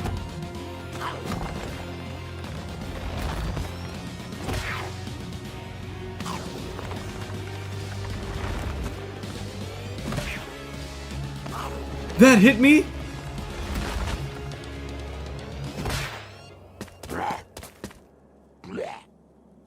There we go, crushed bones. Well, it's not crushed yet. I'm gonna hit it with my mallet. My boy, I'm here. I've got your medicine.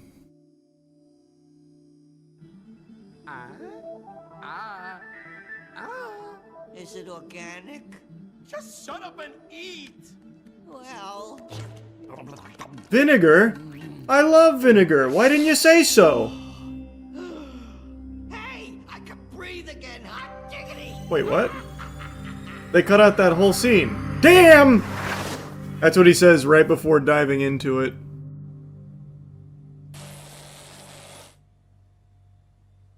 Right? Doesn't he? I'm almost positive.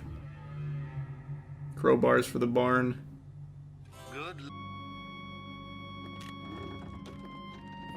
Robo Eustace! It's like Mecha Godzilla.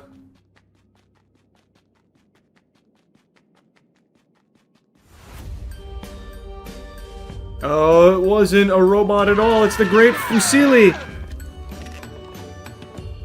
How now, brown cow? That's what he says. And then they all clap.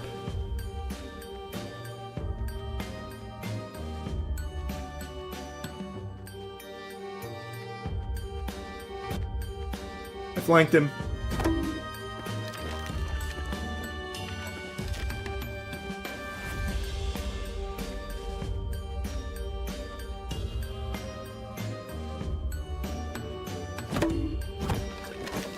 Oh, I got greedy.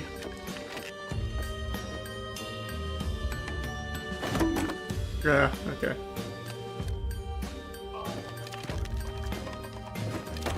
Really?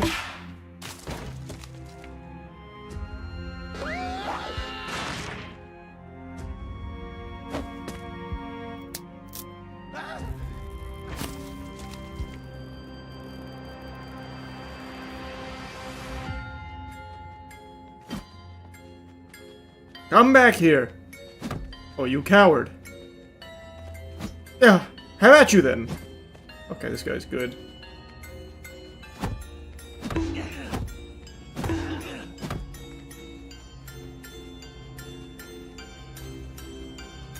Oh, what?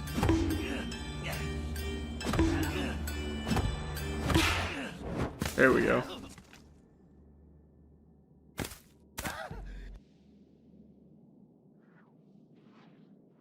How the fuck does the ace of spades help me now? Unless I slide that into Velvet Vic's butt crack or something.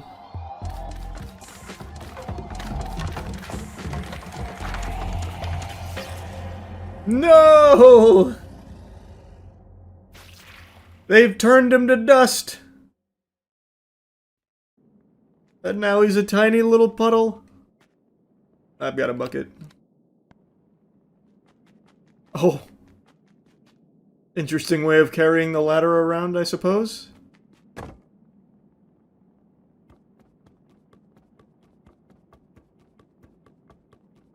There's the bells.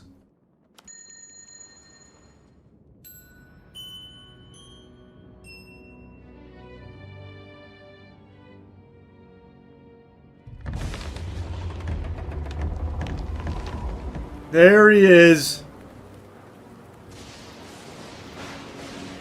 This is about he's so ugly and he's going door to door looking for a place to stay to get away from the rain. And he keeps knocking on doors and they're like, "You, sir, are the ugliest thing I have ever seen."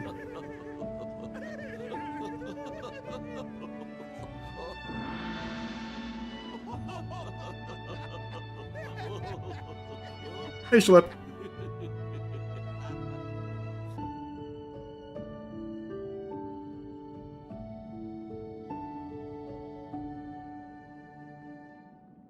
I like when he called Eustace bald. Yeah, that was his roast session. And you are very bald. You are extremely bald. Are you bald? Yes, you are bald. Hello. Benton Tarantola! Oh, he's about to perform the resurrection. Excellent. Let's roll camera.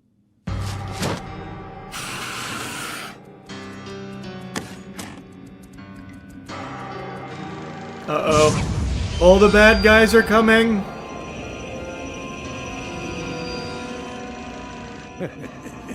This is going to be great.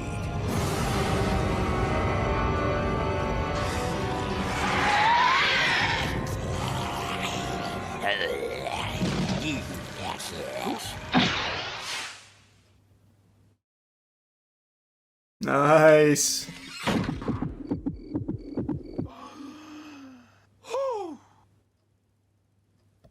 Okay. Oh shit! Oh, what the fuck? Ah, I'm actually stuck. Okay. Not that way. Got it. Oh boy, everyone's here. Oh, nice. Thanks, bud.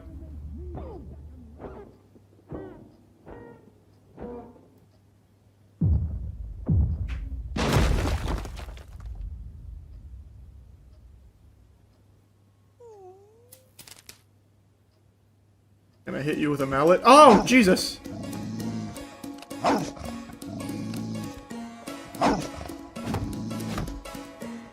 What the hell was that? I'm hitting him with the 360s.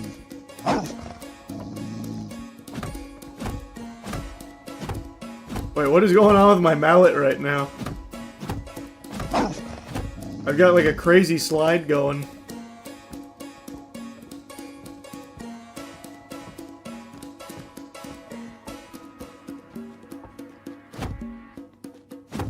Wow, he killed that guy, huh? That's good. 1963.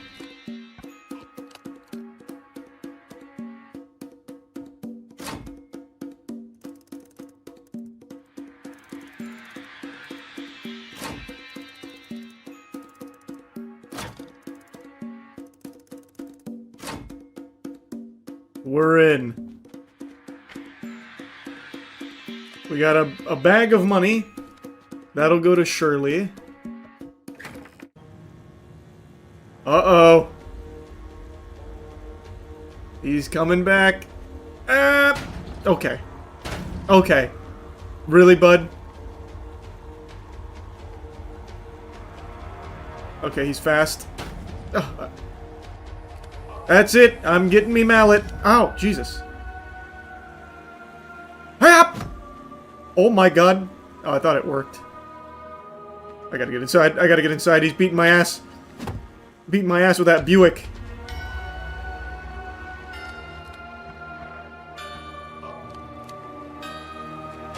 Oh.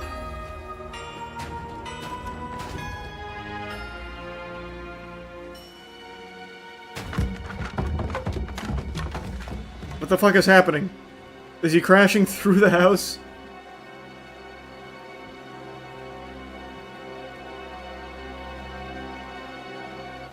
Where'd he go?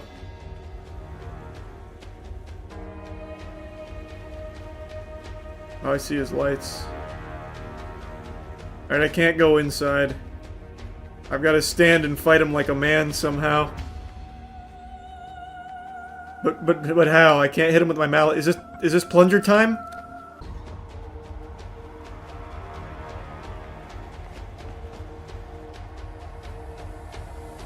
I got him!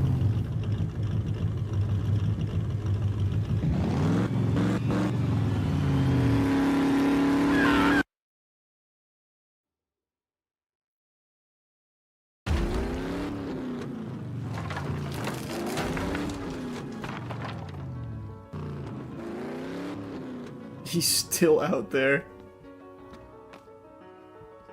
Okay, basement is now off limits.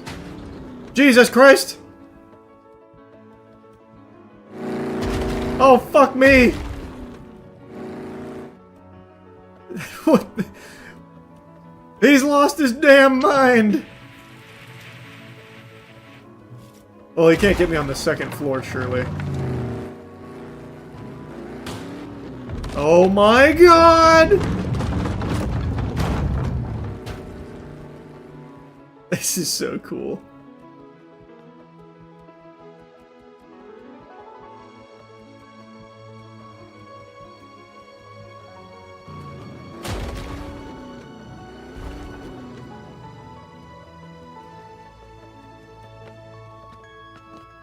Okay, can't get upstairs. Alright. Alright, tough guy.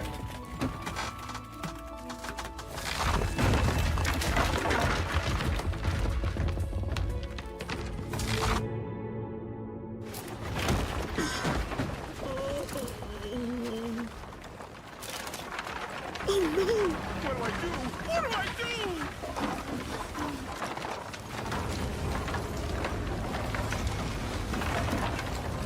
Nothing a little WD-40 and duct tape won't fix up.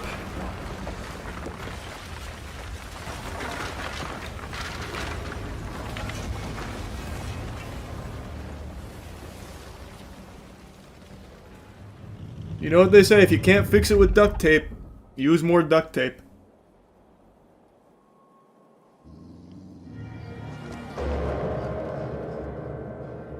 Nice, good teamwork.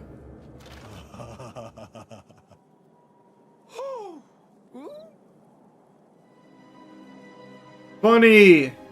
There we go. Muriel didn't even get kidnapped or anything, she's just hanging out.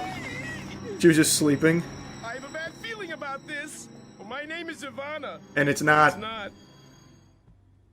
It's the demon mattress.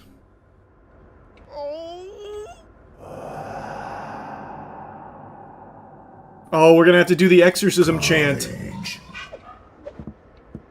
Closer. Closer.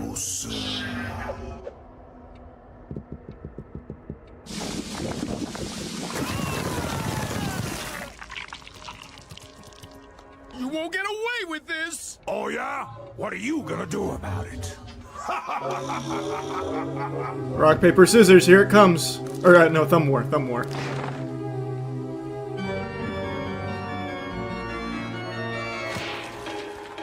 Oh, wait, what the fuck? Oh, just right into the exorcism.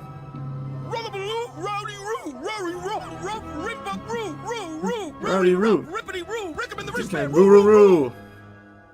Yeah. This is when Eustace comes in and does it right. Incantation. Rusty Prawns and Timbuktu. Oh, wait, what the fuck?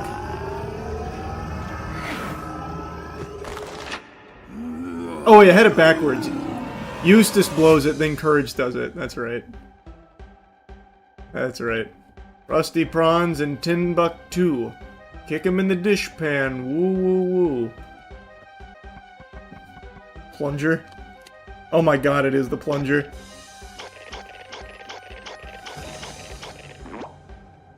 I did it!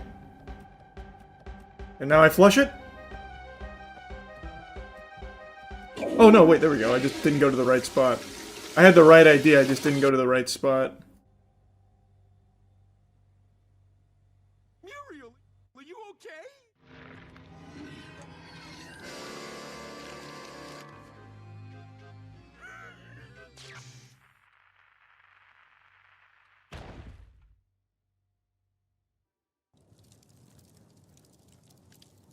Okay, I will unleash forces. These are powerful forces. Very powerful.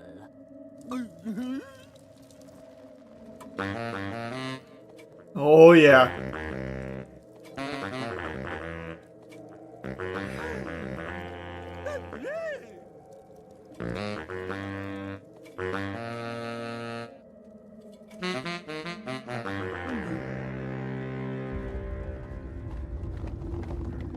So it begins.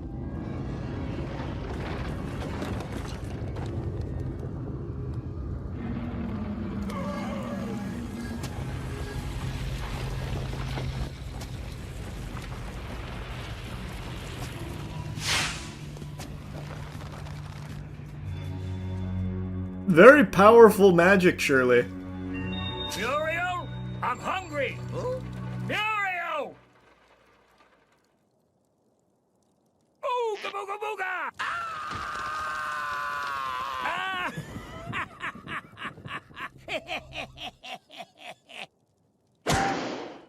Ow! What did I do?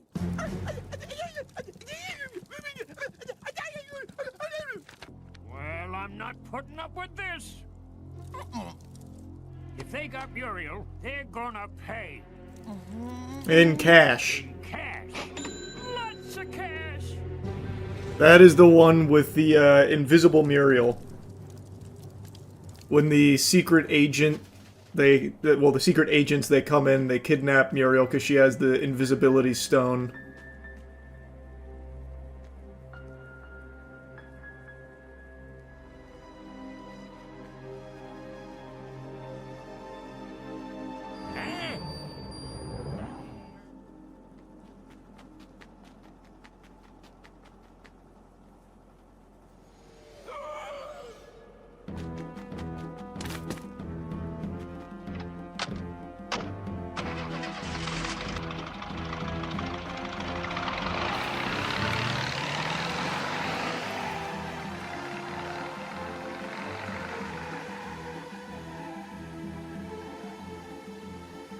Oh, fuck! Fantasy Flan! God, that was so good. Holy shit, that was so good. I imagine, based on the title, some of you were expecting this to be about something that it's just not going to be about. One Punch Man. No, it's still very trash. My video hasn't aged poorly yet, but I'm holding on to hope, fingers crossed with a rabbit's foot up my asshole, that the next episode, which should be all fighting, is beautifully animated, because so far, I don't know where the budget went, because it is not anywhere noticeable in the show to this point. It's basically just the same as it was when I made the video a couple weeks ago. In fact, I would argue it got even worse. In episode 3, there is a, I shit you not, and I've said that 3 times now in talking about One Punch Man because it sounds exaggeratory, but I'm being literal. There's even a Reddit thread showcasing it and talking about it. In episode 3, there is an actual 2-minute scene that consists of 9 frames. They didn't want to use flashbacks, so instead they used still frames, because I imagine they didn't want to use flashbacks because people would see a huge discrepancy in the quality from early One Punch Man to what you are now experiencing the fucking train wreck with Season 3. So they have a 2-minute scene of exposition that is 9 frames. It is a fucking PowerPoint. It is so sad. And the one little tiddlywink we got of a fight was nerfed from what we were expecting to get. It even had a pretty laughable error where it made one of the male characters, one of the combatants in the fight, have titties. Because the animator that was tasked with it, I think, got confused on the character that they were animating. It's just a mess. And the more I've read about it, the more I realize it's probably not even JC staff to blame. This really seems like it goes all the way up the food chain to Bandai. It seems like they tried to feed JC staff scraps when it comes to budget, and then try and just fart out something as quickly as possible, giving it no time to breathe or marinate, or like actually deliver something of quality. So while JC staff may not have been the best studio pick to begin with, this isn't their genre of animation they do. And as far as I know, the director also doesn't work on this kind of stuff. It's, from what I understand, more spicy material. So, like, while they may not have been optimal picks, it was made significantly worse because of how little Bandai seemed to care about quality. From everything I can find, it seems like Bandai just wanted to do this for as cheaply as possible.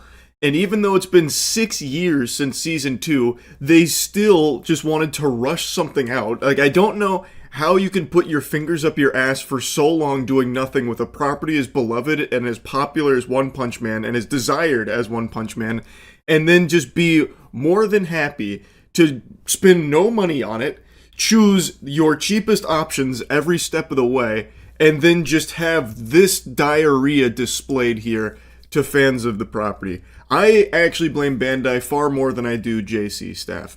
And I also know that the director of Season 3 has just completely quit social media because he's been being harassed by fans so much. And I think that shit sucks. He shouldn't have been harassed or anything like that. I truly think he is not solely to blame or anything for Season 3's disaster here.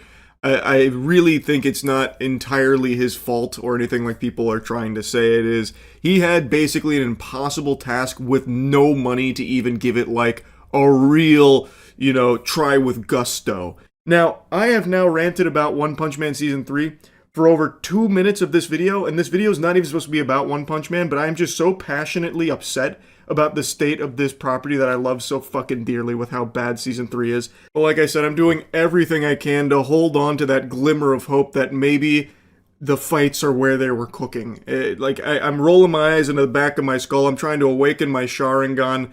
If this was the Warhammer 40k universe, I'd be like one of the fucking orc shamans trying to actually like project through belief and bring into reality a good fucking episode of One Punch Man. I am so desperate for it. We'll see. Only a couple days away, and we'll see if maybe the fights are where it shines. Anyway, I've yapped about this for over 2.5 minutes in a video that's not even supposed to be about One Punch Man. This is supposed to be about a different anime that fell off a cliff many years ago that a lot of people dropped and since had been spitting on it for years now. But I think the latest season, which is the final season, is really good. And I even think the season before this, it started to find its footing, and now it's really starting to pay off. My Hero Academia. When My Hero Academia premiered, it was a breakout success, an international success that was reaching levels like Attack on Titan. And it, over time, started to lose its luster. For me, the show really started to get stinky when All Might was no longer the commanding presence that he was. I think he was the most compelling piece of My Hero Academia, and no one was really there to fill that void. So after his character arc was complete, it really felt like most viewers started to tune out and not care as much. And I also don't think it helps that the show started to really focus on shit that I think most people don't give a fuck about. Like throwing a successful, carnival. Well, not a carnival, I guess, per se. But just like slice of life shit and very underwhelming villains that they'd introduce, like Gentle or something like that. Just really lame things. And it felt like the show went into this fugue state where it was focusing on these boring aspects. And many people, myself included, I think, just started to collectively drop it. But now that the show has progressed so much since then, a lot of the big story arcs are now reaching their climax. Last season, it was setting up all the pieces on the chessboard while also having extremely hype moments with great fights. Like, everything that'd been building for almost a decade now is reaching its ending, and it's very satisfying to watch. It's beautifully animated. It's finally hype again, and it's really good. This season, I think, has been spectacular. There hasn't been a dull moment. There hasn't been anything, like, weak about it. I feel like it's gone in a really good direction, and it is delivering on the hype that it used to have. And it's just been a very refreshing thing to see. You finally get things like Bakugo and Midoriya teaming up to try and take down what feels like insurmountable foes with All for One and Shigaraki, who's now become basically the fucking devil, evil incarnate, like actual god mode being on this planet that just wants to see everything upended. He wants it to all just burn, rot, decay. How do you beat them? And it's just been really fun. I'm just happy that, and I know how the show ends. I don't love, like, the ending. I read the manga's ending. Not my favorite. That one gets a bit of a woof from me. But I still think that the journey here is really good getting there. And maybe they changed things around in the ending a little bit to make it better. I don't know. I mean, that doesn't really often happen, but you never know. And it's not the worst ending I've ever read or anything. We're not talking platinum end levels of trash ending. Anytime I bring up bad endings, I cannot help myself but mention that show. I'll give you a brief synopsis for why I hate that fucking ending so much. It is the goofiest thing I've ever seen to this day. Platinum End was an anime that I was very excited for, written by the creator of Death Note. It's a pretty cool premise. God is withering away and he's choosing his successor because there needs to be a god. So these angels go out and they choose their champion, basically. And they choose people that were suicidal, like tried to take their own life because they believe that those people are the best candidates because they understand life more so than people that haven't gone through that kind of hardship. So they each choose a champion, and then it's a battle to choose the next god. They fight each other.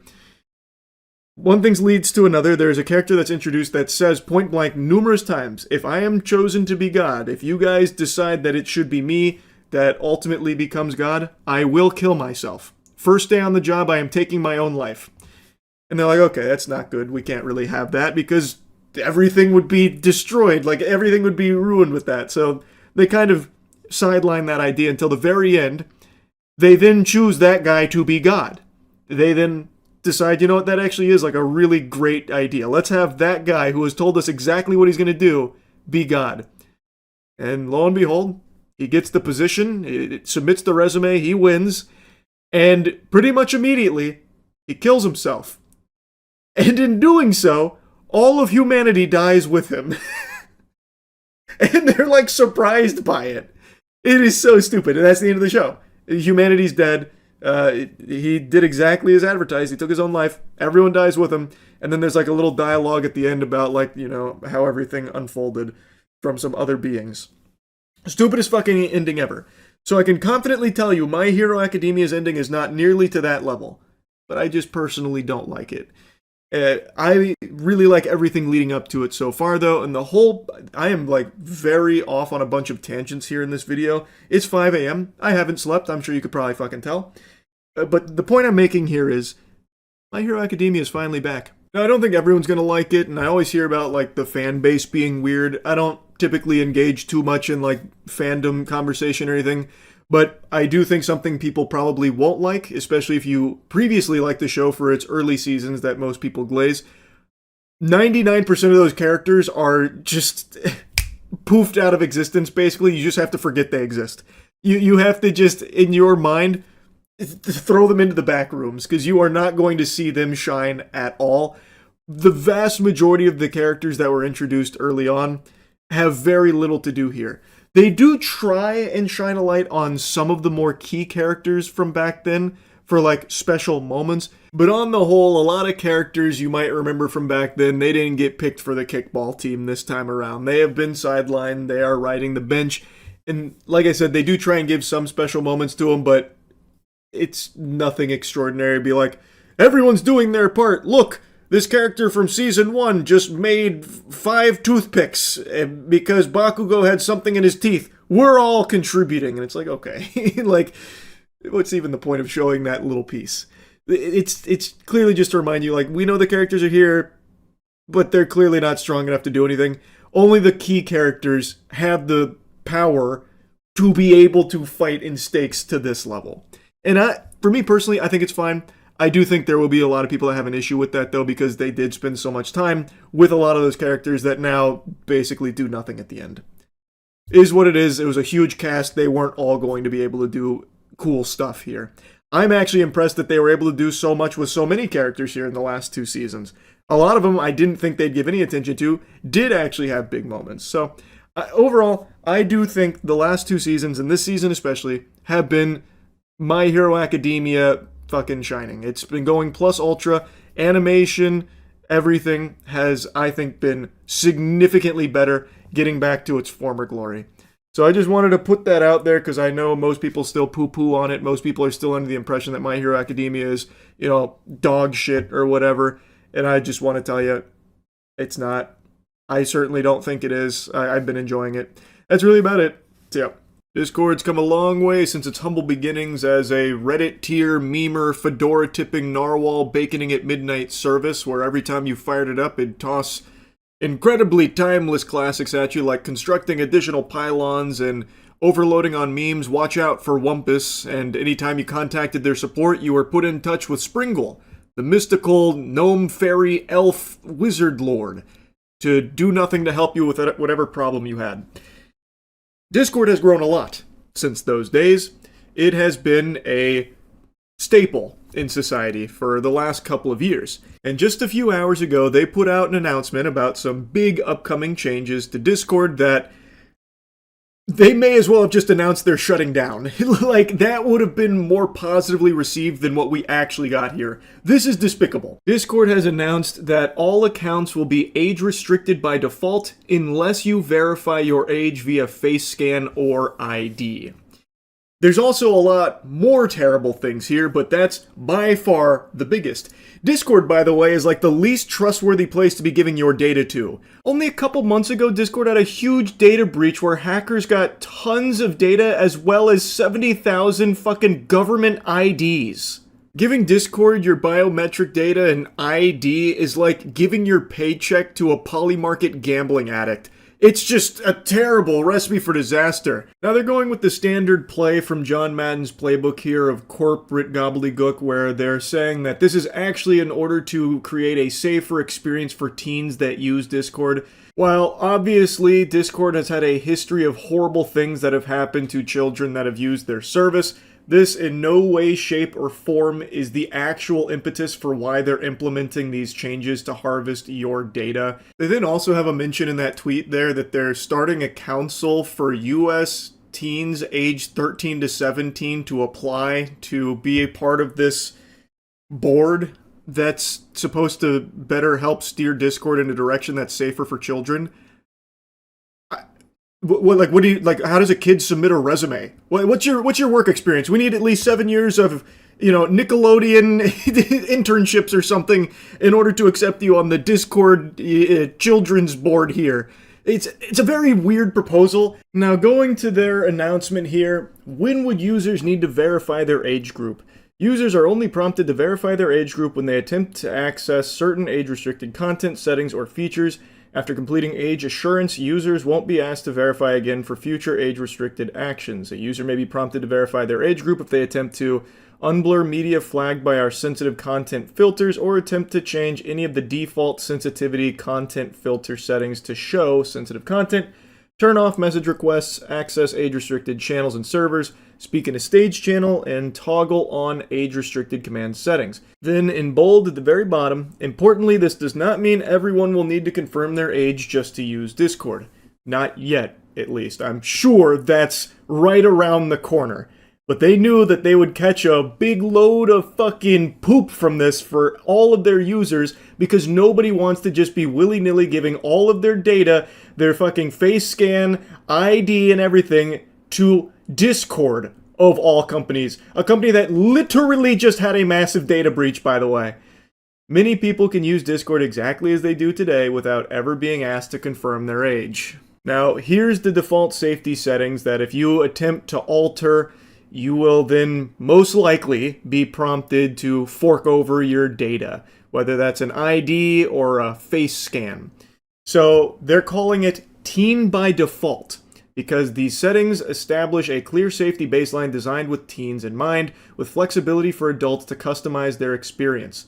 Adults can always choose to verify their age and change them or leave the setting as is. Unless a user is confirmed to be an adult, these safety settings stay in place and can't be changed. So they're immutable unless you are giving, of course, your precious data, which is a currency more valuable than money, which is why every company is scrambling to do everything they can to try and roll out some changes that require you to give them your data. So that way they can sell it to other entities. At this point, it's most likely going to AI-based companies, but it goes all over the place and it always has. So then it goes into lay out the default settings, such as the content filters, age-gated spaces, message requests, friend request alerts, and stage restrictions. So the wacky new philosophy over there at Discord is everyone's a child unless proven otherwise.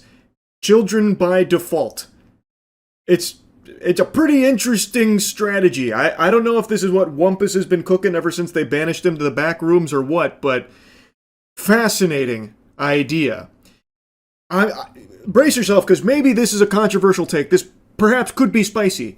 Do you know how you really protect children on Discord? You don't let children on Discord. This is going to tie into something I was just yapping about a couple days ago, and it's something I've said numerous times over the years, but we are in an era where parents do not want to be parents. They would much rather just plop their kids in front of an iPad or a computer and let the internet raise their kids for them, and just let them have completely unmonitored, unfiltered, unlimited access to the cyberspace, the World Wide Web. And as such, the entire landscape of the internet has shifted to constantly be catering towards children using it, which is extraordinarily different from how it was when I was growing up, where the internet was made for adults and kids had like certain special pockets online. But by and large, the internet was focused on adults using it. Whereas now it's just been normalized for parents to turn their kids loose online and let them run wild. So as a result, everything on the internet has changed in order to compensate for that. And make no mistake, Discord making this change, its primary goal isn't to protect kids using their service. It is to harvest your data because it's going to be very, very valuable for Discord. And getting everyone more and more comfortable with mass surveillance and no privacy turning over your information and data is something that tons of companies are doing everything in their power to do. They just found a convenient excuse to try and paint it as something good, like protecting kids from bad people on Discord. Now, something else in their announcement is this about a toolkit that's going to be introducing age inference to help determine with high confidence whether a user on the platform is an adult. So from the way they describe it, it seems like it's going to be this tool that's monitoring your activity to find patterns of your usage and make an estimation of your age based on what you engage in on Discord. Admittedly, I'm a bit confused on exactly what this is, but from the sound of things, it is something that's running in the background that monitors user behavior. So if you're someone that's frequenting tax channels on Discord in order to help with your taxes, it would likely view that behavior as likely an adult using the account, so then it would just internally have you as an adult account, so you wouldn't need to complete an explicit age verification flow, like if I'm understanding this correctly. Again, I'm not entirely sure what that is. To me, it sounds like what YouTube introduced not long ago, where it monitors user usage behavior and will make an estimation of their age based on what they engage in on the platform. So for Discord, it seems like it's doing that too. And if it determines that you're an adult, you might not have to submit your facial scan or government ID. But again, I could be totally wrong. Now here's Discord treating its users like dogs, trying to coat this pill in peanut butter to make it easier to swallow. We also offer other assurance methods through our collaboration with trusted, privacy-forward partners such as facial age estimation and ID scan, all designed to minimize data use and maximize user control. There's no way of dressing that up in any way that is actually privacy-forward, by the way. We will continue exploring and validating additional age assurance approaches with the goal of expanding options and giving users choices that work best for them. After completing a chosen method, users will receive confirmation via direct message from our official Discord account. A user's assigned age group can be viewed at any time in My Account settings. Users can also go to My Account settings to appeal by retrying the process. We currently only prompt users to age assure when they are in the Discord app and trying to access age-restricted content or update specific safety settings. We do not send emails or text messages about our age assurance process or results. So then they go into the key privacy protections. On-device processing. Video selfies for facial age estimation never leave a user's device. Quick deletion. Identity documents submitted to our vendors are quickly deleted, in most cases, immediately after age confirmation. Not in every case, by the way, just most of them they're like immediately deleted, but usually it's like real quick. Like I'm talking lickety-split. Straightforward verification.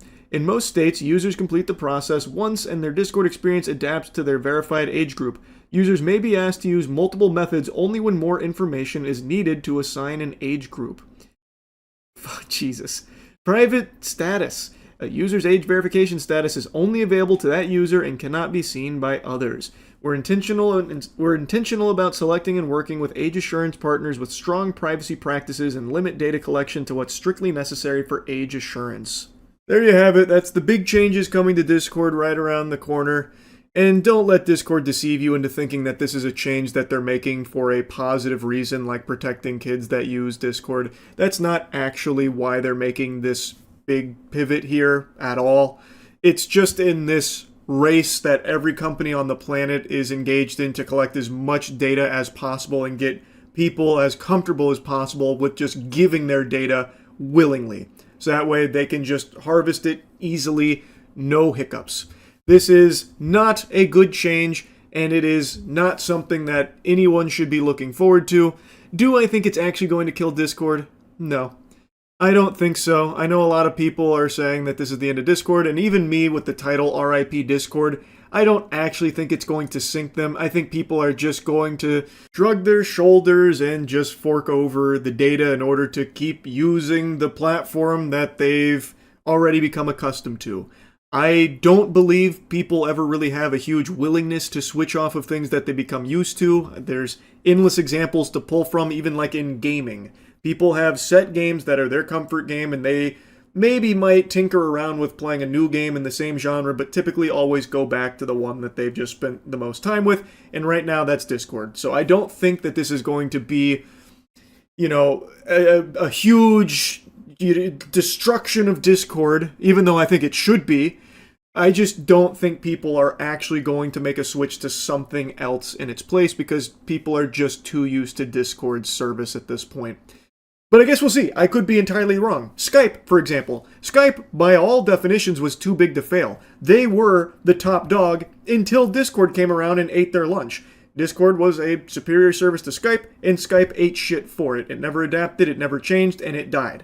So who knows, maybe I'm entirely wrong, and something will pop up now that Discord is in a really rough spot, lost their footing here. Maybe something else will come and take its place, and people will flock to that instead, so that way they don't have to play ball with these kind of new changes.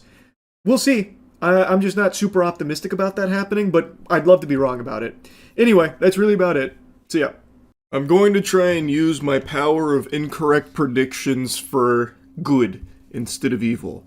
I will boldly, proudly, with my whole chest state that Bloodborne 2 will not be revealed at the Game Awards. A statement I didn't even think needed to be uttered, but the hopium, it's overflowing right now. The cup runneth over here for people to see Bloodborne 2 at the Game Awards next week, because Jeff Keighley posted a wacky statue, which does look very cool. It's a very aesthetically pleasing little doodad there, a little doohickey. And then there was a reply to it with a bunch of, like, redacted information, like it was fucking Epstein files there at the Game Awards. And this sent people into a frenzy trying to find ways to brute force Bloodborne into it, to make it seem like this is confirmation it'll be Bloodborne 2. I don't buy into it at all. Would love to be wrong, though I'm going to tell you, I'm batting with a tremendous record right now when it comes to my predictions on Bloodborne 2 not being real and probably never being real, at least not for many more moons to come. But anyway, let me show you the statue, let me show you the Game Awards riddle around it so you can start forming your own thoughts on what it could be. And then I want to tell you a little new piece of information that dropped this morning, a little tidbit that I think would be so fucking embarrassing if this actually is the reveal. But you know what would be even more embarrassing? If people found out you didn't shower using Cheeky soap. It's the best soap in the universe. What are you waiting for? And right now is the perfect time around the holiday season, because Queso and I just got our collab soap out. We got the Naughty and Nice. So go to usecheeky.com right now and really upgrade your hygiene game.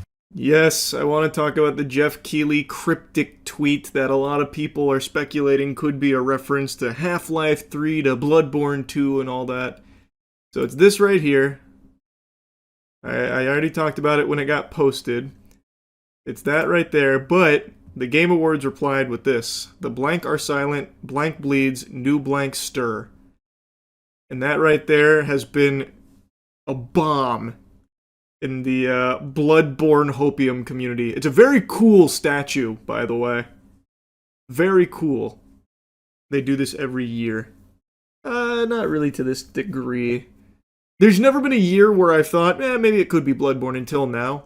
And even then, I still don't really think that. I just think if someone's going to go this hard for, like, teasing an announcement, it's either gotta be something people have been begging for a long time, or a delusional company that's about to just beclown themselves in front of the entire Game Awards and God. Like, imagine this is all just an announcement for some, like, fucking shovelware gacha game or something. It's definitely not going to be Elder Scrolls. If you want to know what I think it is, and I don't think anyone's going to be, like, necessarily pleased, I think it's Saros. So, if you look at Saros, and this is a game that's got, like, a lot of meat behind it, and it looks like a cool game. I think it's this. They've already teased this game before. The style of that statue is kind of similar. I think it's probably going to be Saros. And I also don't know how this would have, like, applied to Bloodborne, other than the reach of, like, New Blood Stir or something. Moon Bleeds or whatever. I just do not think it's Bloodborne 2. But do you really think they would do all this marketing for a game that's already announced? Seems like a waste. Brother, it's the video game industry. Of course they would. They do all kinds of nonsensical shit. The hunters are silent. It could be. I'm kidding, it won't be. I'm still very confident this is not Bloodborne. I don't even think the style really looks all that Bloodborne-esque. This would be a crazy departure from the aesthetic of Bloodborne. It literally has to be Duskbloods. See, Duskbloods I could definitely see. Since we don't know a ton about it, it is FromSoft, so they'd probably go hog wild for it. I could definitely see it being Duskbloods. Diablo 4, maybe.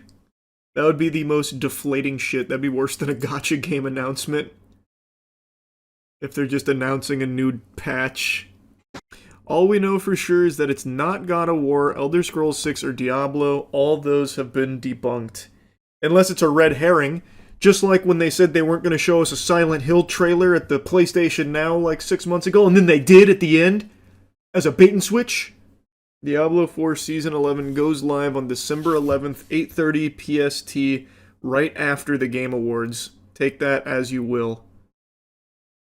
God, that is going to be the most foolish fucking thing if this actually is Diablo 4. So now, what if I told you that there is quite a bit of meat behind the theory that this statue is related to the Lords of the Fallen?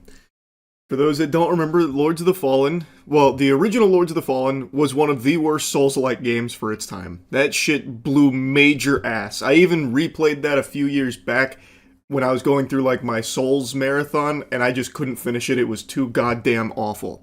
They reignited that franchise 2 years ago with The Lords of the Fallen, and when this puppy released, let me tell you, it came to an overwhelming cacophony of meh. The reception was that the game was okay, it was mid.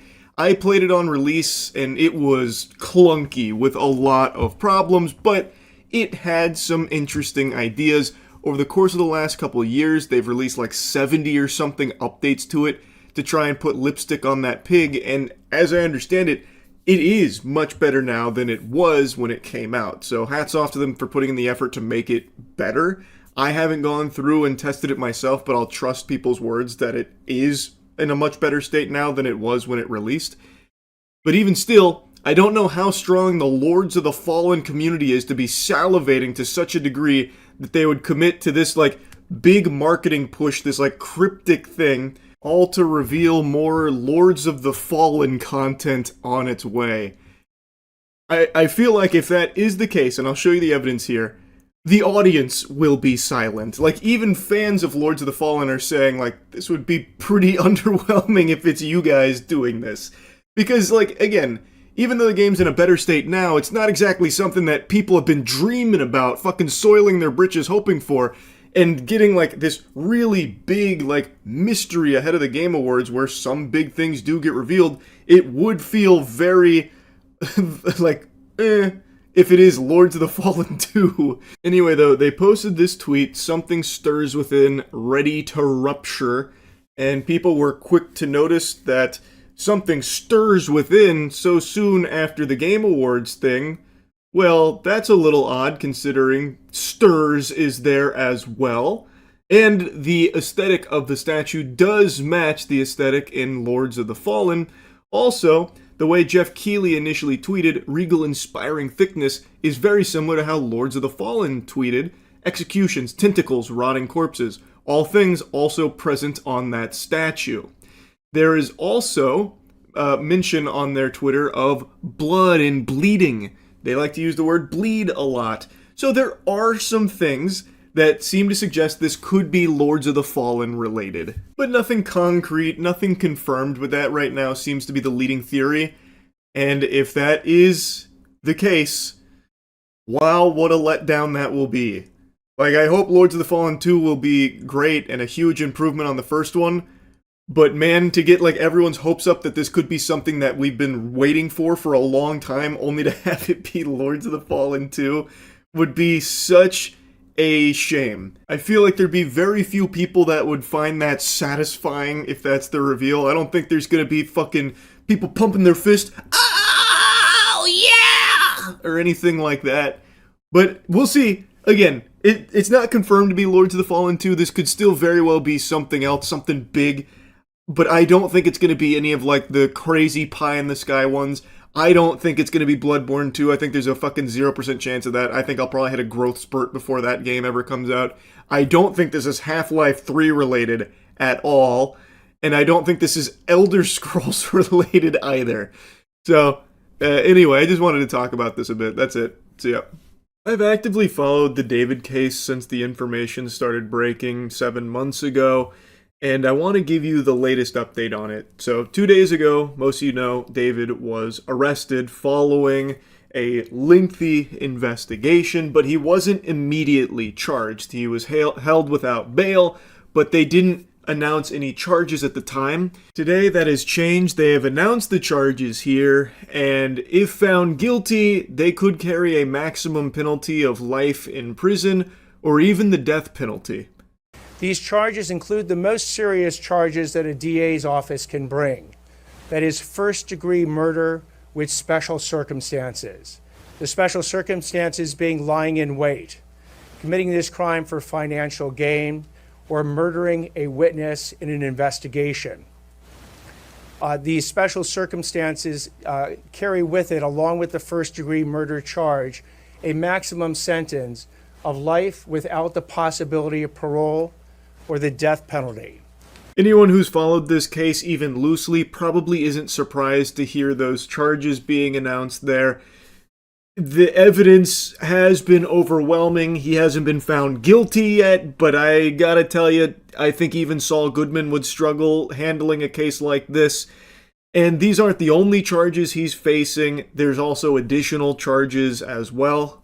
Before I get into the actual charges, and there are additional charges against Mr. Berg, including continuous sexual acts, lewd and lascivious sexual acts with an individual under 14 years old, and mutilating a human remains of a body. This case is about as disgusting as it gets. And again, it did take a while getting here, but I imagine the fact that they have now arrested and brought these charges forth means that they have sufficient evidence to prove, beyond a shadow of a doubt, that David is guilty of these crimes for which he is accused. There is an overwhelming amount of evidence available to the public, by the way, right there at your fingertips. And even still, and I know I mentioned this in the last video, but I just can't get over just how bafflingly insane this is. There are David defenders. I'm talking about David drones that are constantly fighting tooth and nail, trying to proclaim his innocence, saying that this is all a frame job and he's been set up. Which is crazy to me, because no matter how you spin this, there is irrefutable evidence to confirm that at the very least, David was in a relationship with a child. And these dummies for David, this movement here, likes to plug their ears to that fact and just dodge it. But it's like trying to dodge the rain. It's impossible to overlook that because it is fucking vile. And it is not based on circumstantial evidence, which is the buzzword they love to use in regards to this case when defending David. That is provable that he was dating Celeste Rivas Hernandez, a child.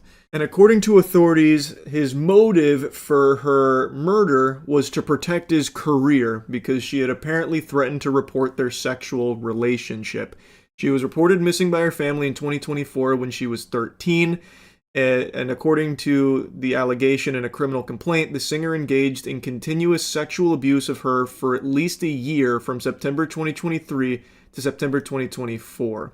And then when she was 14, they believe she was killed with a sharp object on or around April 23rd of 2025 when she was heading to the singer's house in the Hollywood Hills. This is the first time her cause of death has been publicized. Her body was chopped into pieces and stuffed in the back of David's trunk, his vehicle's trunk.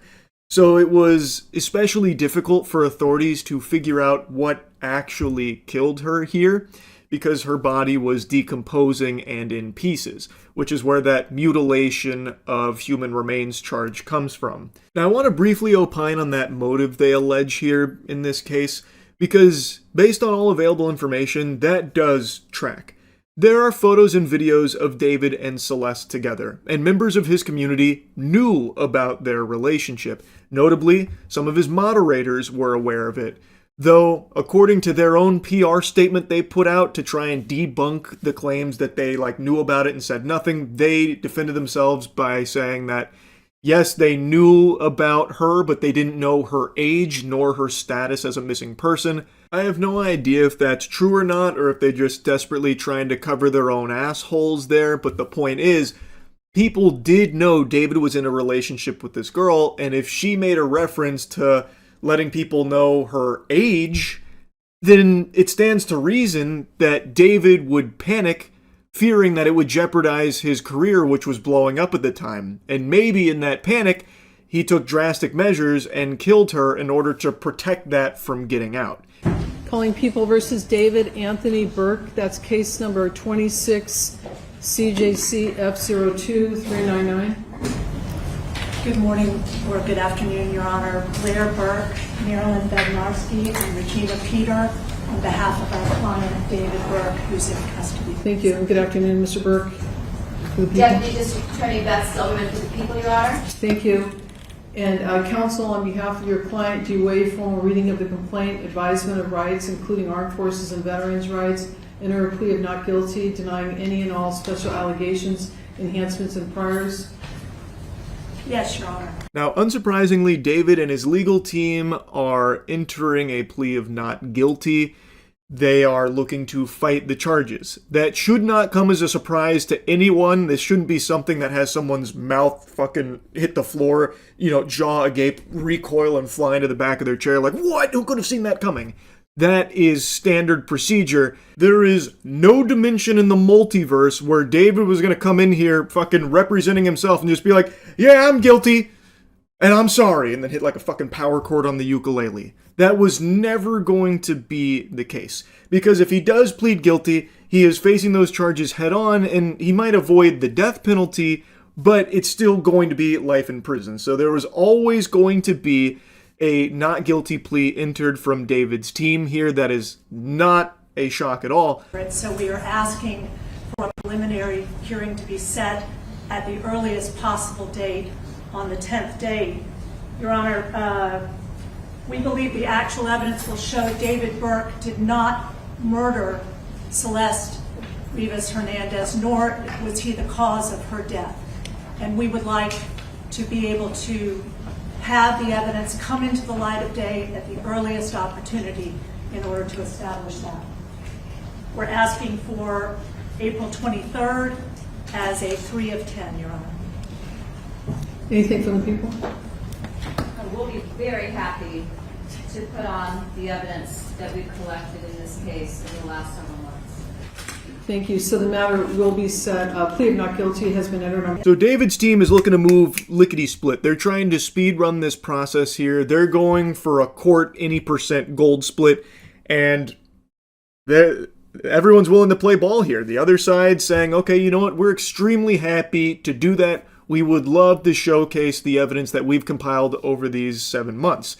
And what was very surprising is what came after this section.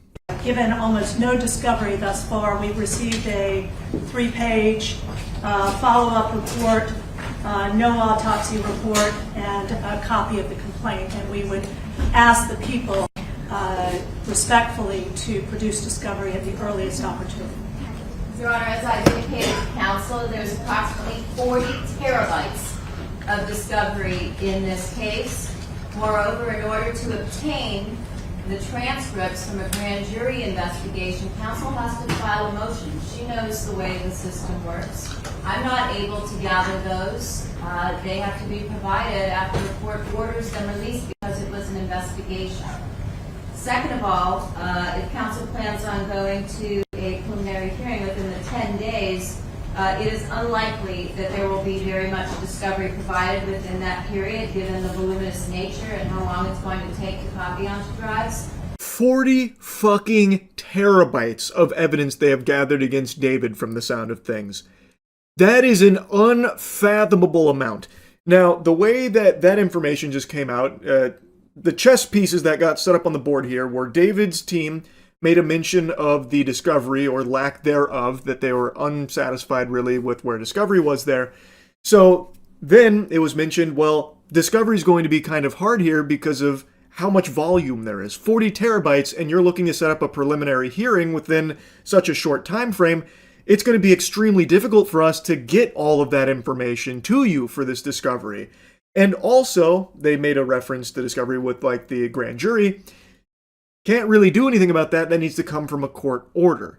But the shocking piece of information there was how much evidence they seemingly have against David here from their investigation. 40 terabytes is a ridiculous amount of anything in general.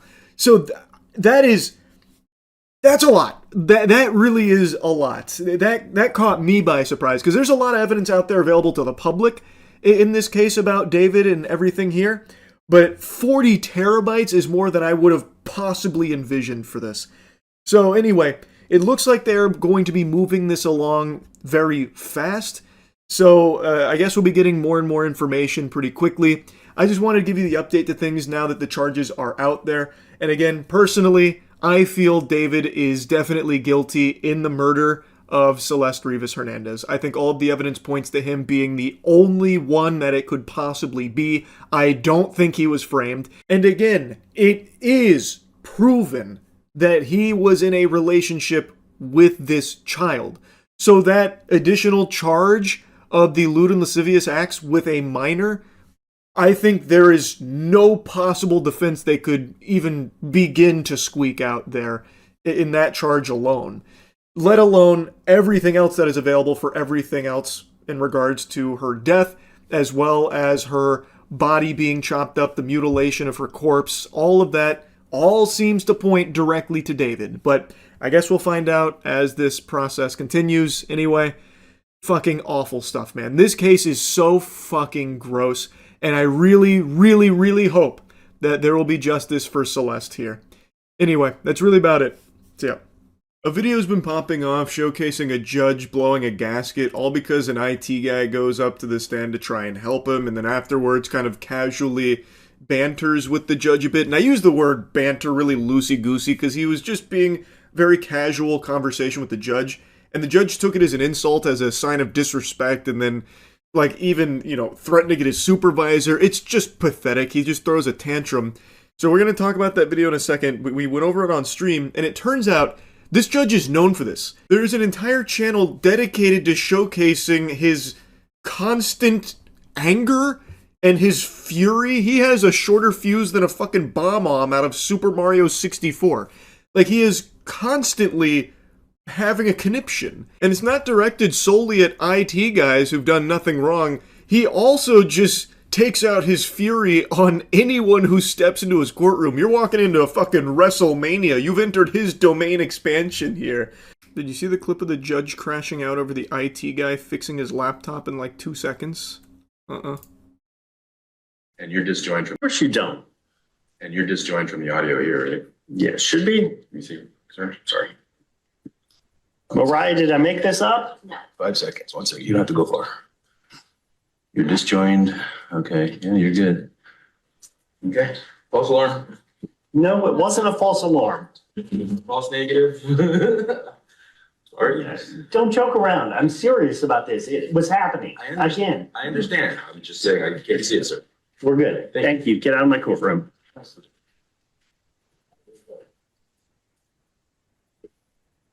Find his supervisor. Jesus Christ. What? Sick and tired of this bullshit today. What? I don't even understand. I don't understand. This looks like the biggest fucking dweeb. That guy is so used to seeing the inside of toilet bowls from all the swirlies he got growing up. Now he's got some power, so he likes to exert it, it seems. What a loser, man. Then I found out there's a channel dedicated to him called Court Disorder who clips all his freakouts. No way. Wow.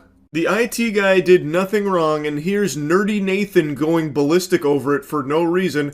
Mods, can we ban this guy? Get out of my courtroom.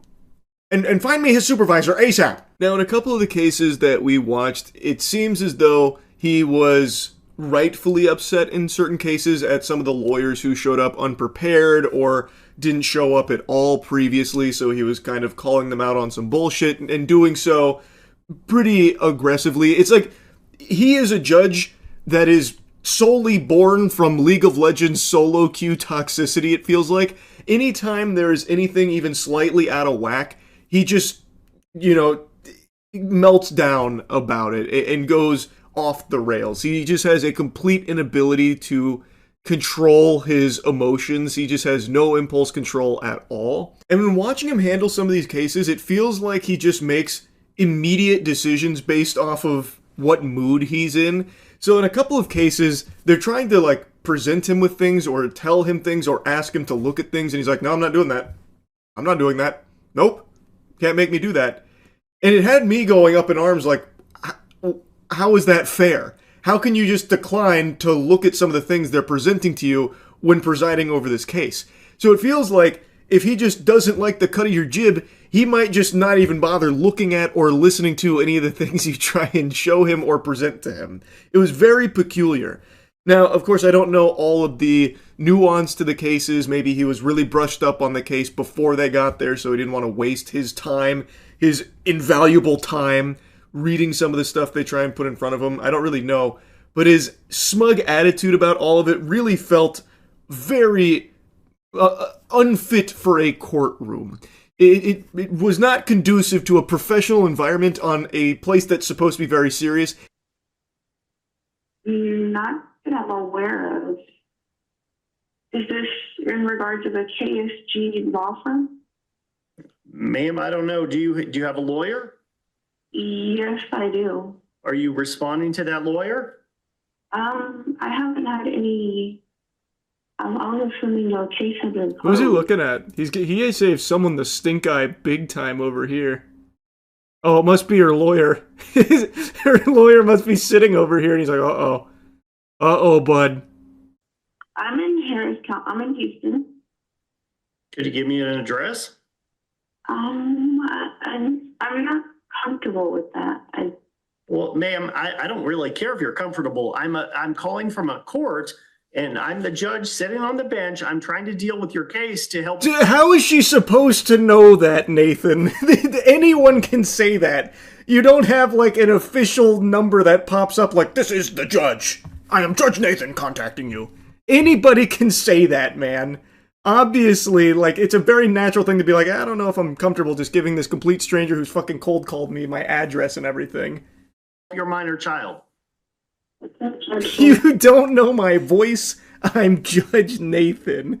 True. That's so true. This is Judge Nathan Miller, and I'm calling from the 215th District Court in Harris County. Who am I speaking with? Well, Ben. this is a case on behalf Ben Dover. I need to know where you are right now. Where are you right now? Sorry? Where are you right now? He's like if Review Brah donned the Green Goblin mask. Like, it's like when Osborn got fully taken over by the Goblin persona. Man. Yes, Your Honor. Well, we're here today, Your Honor, because the court set the emergency hearing for. Because you requested one, sir.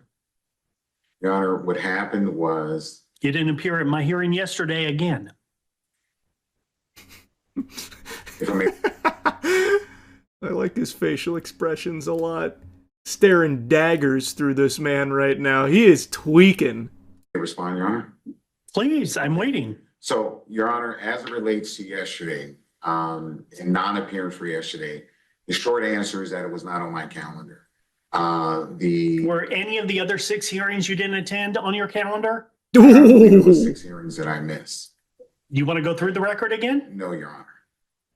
But Your Honor, what happened on yesterday as it relates to a hearing, as the court is, my client. I instructed him to be here today. Where is he? Okay, I have no. I'm about to issue a bench warrant. Where is he? Your Honor, I have no idea where my client is. Okay. Jesus. May I explain? You may not. I'm asking where your client is. You don't know. Your Honor, if I may. See, these moments right here, he's like super justified. This guy's fucking slapping him. By the time I got the order and tried to reach out to him, I could not reach out to him. I could not contact him. Why don't you contact him right now and see where he is? If I may, Your Honor? Yeah, absolutely. We'll do it on the record. I'd like an address where he is because I'm about to send out the constable. Yeah, get him on the horn. I want to hear him. Hey, Chip, where you at, bud?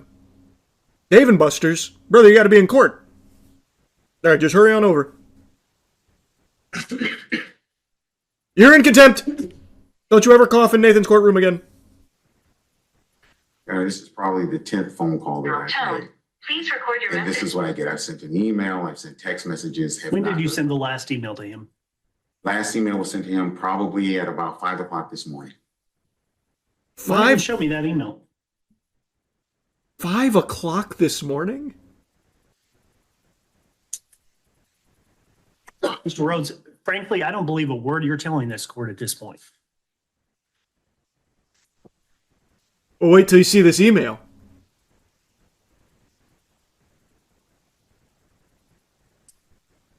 Sorry, Find out who's in my... I just sent 200 emails this morning. I gotta just keep scrolling through, I guess.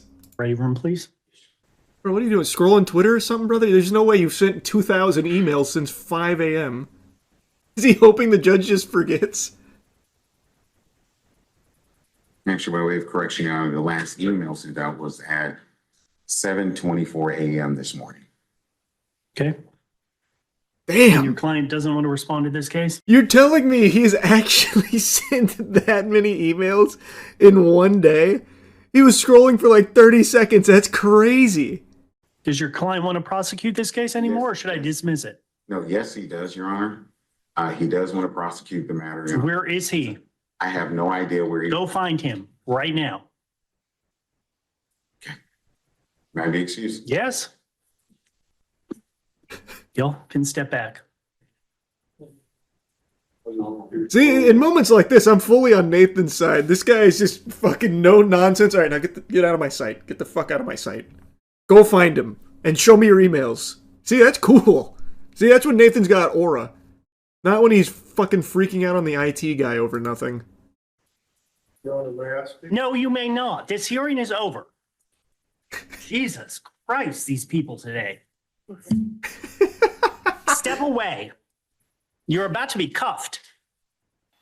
The certificate of last known What address went and so the wrong? Declaration are on file. I get it. And you have to deal with my wrath because you're covering for somebody else. That's what I signed up for. Let me You got Nathan to give you a little laugh there. You're about to get fucked, sir. You don't even know what you're in store for. Wrath doesn't even quite cover it. But other than that, I think we're moving smoothly with everything else, right? The discoveries all done too. Set for trial? I don't know if it's... Sorry, Henry? When are you set for trial? April 27th. So why can't you get it done between now and then? Don't have them on... Sorry, they're just not scheduled at that time. Okay. That's months from now. April? Mm-hmm. I mean, I'm sorry, April 2006. I said 2007, didn't I? 27. April 2000. I know, April 2026. April 27th, 2026. Why can't you get it done? That's next month, right? Do I have to tell you that? Your Honor, What the fuck? What? How are these lawyers? What? Man, Nathan, good heavens! What kind of court? What does he oversee? What cases does he oversee? Why are the lawyers fucking stupid? Why aren't they done by now? I'm sick and tired of people not moving their cases in this courtroom. Fair. That's fair. I mean, this is I know there's a number of written discovery issues that we've been trying to contact her, and plaintiff's counsel trying to get her contact on us too. Did you ever ask the court for intervention? I don't know what the court's intervention does. Your Honor. Okay, I'm disbarring this man. I, Judge Nathan, declare that this man in front of me is no longer a lawyer. Please get him out of my courtroom. You're going to need more than 30 seconds. Sit down. Sir.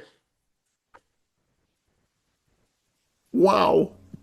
The client was better off representing themselves, to be honest. If that's the lawyer that you got there, holy. What the fuck? That's got to be his first day or shadowing the other dude. There's no way. Yeah, that is crazy. This is what I would ask in front of a jury, Your Honor.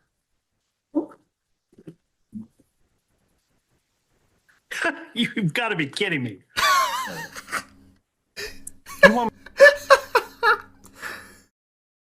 Hey, man. Nathan's got some lowlights, all right? We found him through a real weak moment here. But I'm telling you, he's winning me over.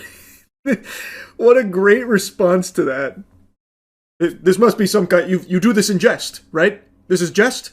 You're making a haha with this on my lap? You've presented me with, right? A goof? Want me to award $20 million? Total's 13 and 13? Okay, no. Put on your evidence. Let's see. Ms. Kovacs, can you hear the court? Yes, Your Honor, I'm here. I can hear you. All right, would you raise your right hand? Solemnly swear and affirm that you will a true translate from, I believe it's Portuguese to English and English to Portuguese to the best of your ability? Yes, I swear. Thank you. And would you state your name for the record, please? Danielle Pinarel Kovacs. All right, who would you like to call? Sheila Johnson. Ms. Johnson, would you raise your right hand? Do you solemnly swear and affirm that the testimony you're about to give in this cause will be the truth, the whole truth, and nothing but the truth, so help you God? I need you to speak in Portuguese if you're going to speak in Portuguese. Sim. I need you to let her translate, or it's not going to work for us, okay? What? I don't know what just happened there. Did you translate any of that? What? What's happening? Ok, ele quer que você jure que você vai estar falando a verdade, apenas a verdade. We're resetting this hearing. This is not going to work. You need to be here in person. Wait, what? All right, someone explain to me what just happened there. Why did that go tits up so quickly? Because she needed to translate what he said before the answer. Ah, okay, so it was out of turn. So okay, gotcha. Ms. Travis, for purpose of the record, I am revoking my order to allow Master Word or whoever it was to allow this translator to appear in by Zoom today. This is not acceptable. This hearing needs to be reset. That was instantaneous. Ms. Kovacs, get licensed or don't show up in front of this courtroom again. We're done for today. You'll have to reset it. Thank you.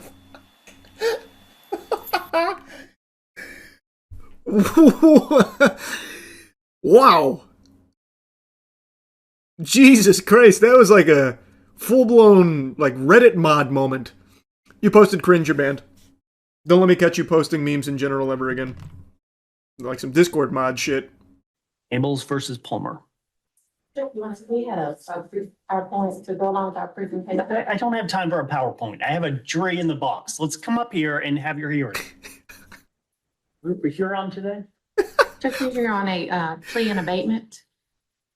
What if wait, can he just... I imagine the PowerPoint was probably part of the case, right? Can he just be like, I don't want to see it. Fuck that. Do something. Can he do that? I feel like that the PowerPoint was probably important. They can? Can they if they like fully submitted the PowerPoint? Well, I guess it wouldn't... They're not onto evidence or anything yet, so I guess it would be like a preliminary thing. So I guess it wouldn't be like admissible or whatever because it's not evidence. I don't know enough about court or anything here, but damn. It was a motion to transfer venue and I see the motion to transfer venue. Where was the plea and abatement? they were filed in the same document. When was the notice? Judge, may I briefly respond? Sure. And this is the a portion of the joint venture agreement where SNCP is signing this agreement on behalf of its. I can't read that. Okay. Those are the overlapping stores between the. What? What do you mean you can't read that? Isn't it printed off? It looks like it's just normal printed text. This one's confounding.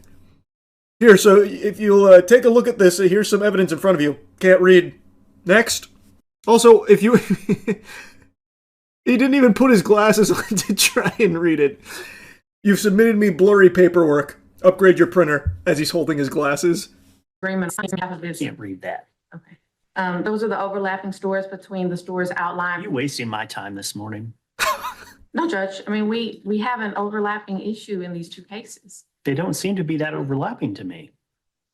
Well, we have the same. I mean, okay, brother, to be fair, you didn't even read the thing she put in front of you. Of course it's not going to look like it's overlapping. You haven't looked at it. So how the fuck would you know? He legit sounded like Tobey Maguire there. Yeah, true. He does sound a little Tobey Maguire-esque. You want to go to Jefferson County because you want Jefferson County jury. Oh, I mean, Judge, we're the defendants in the case. Okay. We're they're the plaintiffs. We haven't filed either one of these cases. They filed this case Lien first. abatement is denied. Thank you, Your Honor. We filed a proposed order, but I have one here if you want. Take it. Judge, you want to briefly respond You about. may not. Well, This hearing is done. she's asking for a sanction. Deputy, remove her from my bench now. Wow, that short fuse. Your Honor, may I speak? No, you may not. This hearing is over. Jesus Christ, these people today. Step away. You're about to be cuffed. Yeah, I don't get that one, Nathan. Hard to root for you in that one there, buddy. He not only didn't look at anything that was submitted, he didn't even know that those were the defendants in the case. Huh. Yep, that one seems like a big old Nathan blunder there. Have we made any progress? Uh-oh. Oh, God. Uh-oh. On why we need the continuance, yes, Your Honor. So this is the dram shop and death case, and Were you not supposed to mediate this case by December 29th? we wanted to, but we did. No, you were ordered to. Oh, fuck. What do you mean, oh? You were ordered to. I think we had a conflict with the severance issue and other parties. You're going to jail. You've made me mad. You're going to jail. The motion for continuance is denied. I'll see you in April. Yes, Your Honor. Thank you so much. Yes. Next time, ask before you leave the bench. My apologies, sir. That one was a fucking journey. Oh yeah, and here's the IT. I just noticed they have it up on members, the one we watched earlier. What a weird rabbit hole. I'm on a losing streak in League as my elo's being terrorized by criminals left unchecked on Summoner's Rift, so I'm not really in a good mood and I'm not feeling really nice, but I took a breather, and the first thing I see on YouTube's recommended is this puppy right here from Ned Fulmer about him trying to address the backlash to his podcast. This was posted 5 days ago. I don't know why it's getting recommended now. Maybe because I made a video on the podcast like a month or two ago. I don't know how long it's been now. About how it's like one of the most awkward podcasts ever filmed. So now YouTube decided, Charles, we know you've had a bad day, but don't worry, we've got your medicine right here. It's just what the doctor ordered. A nice dog shit apology from Ned. That's not his wife in the bed, Fulmer. Joy. Can't wait. Hello. I've heard a lot of the commentary and reactions to my podcast episode with Ariel, and I wanted to take this video to address some of them. That episode with Ariel was mostly about her story, and now in this video, I'll tell a little bit more of mine. Did we watch the same podcast, Ned? You sure about that? Was it really mainly her story? Because it seemed like you were the one kind of guiding the whole conversation, that you were kind of steering the ship here, which is one of the major complaints. Not only was the whole thing a terrible idea from the get-go, bringing in the wife that you cheated on with one of your employees to just kind of talk about it in front of everybody, which is just always going to be weird to hear, just being the fly on the wall for a very uncomfortable conversation like that. But the conversation also went with you in the driver's seat, which feels like the antithesis of what it should have been with letting your wife air out everything. And if it was supposed to be therapeutic for your wife, why wasn't she the one that was kind of in charge to lead this discussion? It was you. Pull off the mask of the villain here for the Scooby-Doo episode. It's Ned Fulmer. Like, it's just, you're not even, like, digesting the comments that you're supposed to be addressing. There's a lot that we wanted to keep private, but some things I'll touch on today. Hey, bud, I personally think all of it should have been kept private. You don't owe the internet an explanation for what's going on after your cheating. There's no reason to invite everyone inside for all the dirty laundry and everything behind the scenes. Just keep it private. I think that probably would have been the healthiest thing for all parties involved. That's just my personal opinion on the matter, but I gotta tell you, I think a lot of people shared that sentiment because this is something so personal and so devastating that putting it all out here in the public just doesn't make a whole lot of sense, especially when it seems like the main purpose of it was to launch your podcast, the fucking Rock Bottom podcast, whatever garbage that is, which, by the way, nobody's watching, Ned. First episode blew up because nobody could believe that you would actually bring on your ex-wife to discuss you cheating on her with one of your employees. That is just an unhinged idea. First, I know that it was a very painful and uncomfortable conversation to watch. I know for some of you, it reopened things. For us, it felt like a necessary step to be able to move forward. We knew we would always get these sort of questions in any context online, and it felt like the only way to move forward was just to face it head on. On a podcast that you're launching? That was really the only way? Look, man, far be it for me to question how Ariel wants to heal and move on from this. That's entirely her decision to make. But if this was a necessary step to try and address things head on, why did it have to be on your podcast that you are launching on the back of this episode that is exploring her feelings on having her whole life devastated from your unfaithfulness? That surely is not the only way. If you wanted to address everything like head on, you know, both feet planted, getting like rough and tough with it, why not just release like a joint statement or something, perhaps, if you needed this to be a public-facing thing in order to move on to, you know, clear the air of everything and rumors and whatever. It didn't need to be in an hour and a half or whatever podcast that you're starting. That just doesn't make a whole lot of sense to me, unless, of course, the actual motivator for it is to try and get back onto YouTube and be able to make money on the platform again. Because he is launching a product with it. As has been reported in interviews, launching the podcast with a conversation with Ariel was Ariel's idea. She's a stakeholder in the Rock Bottom podcast and this new channel, and she wants it to be successful. So that was part of the reason why, in terms of having that conversation, we did it together rather than on any other platform. I couldn't possibly know the inner workings of this business partnership. Haven't seen the contracts. All I can say is that feels very odd to me, because this seems like a business partnership strategy that heavily favors Ned. So I don't fully understand that, but I just really think that this is something that didn't need to be shared in this fashion.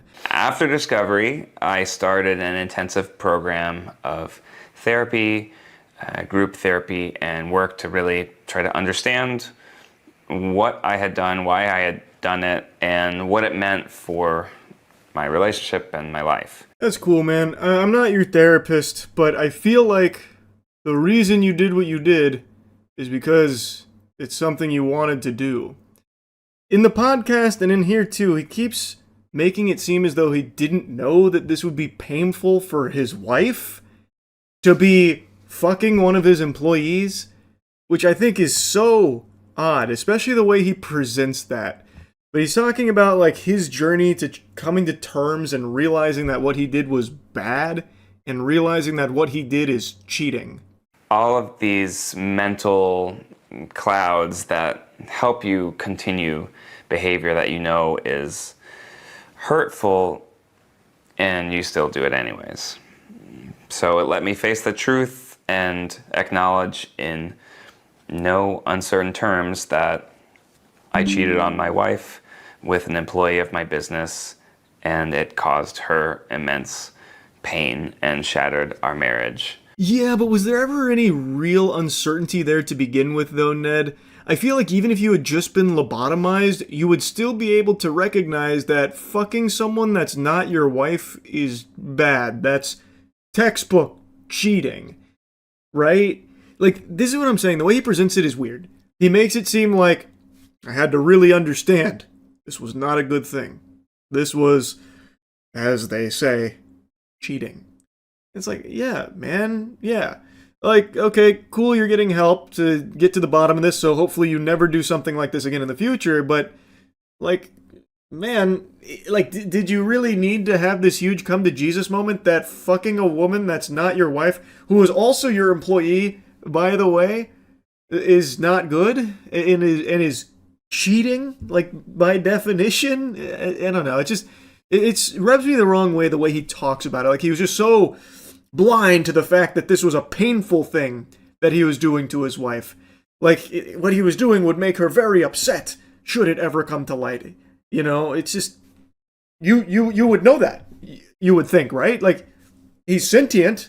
I feel like anybody with a functioning frontal lobe would know that that would be very painful for your fucking partner to know and to learn.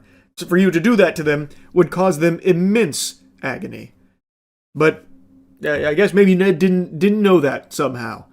So this was a long process that it took, approximately 2 years.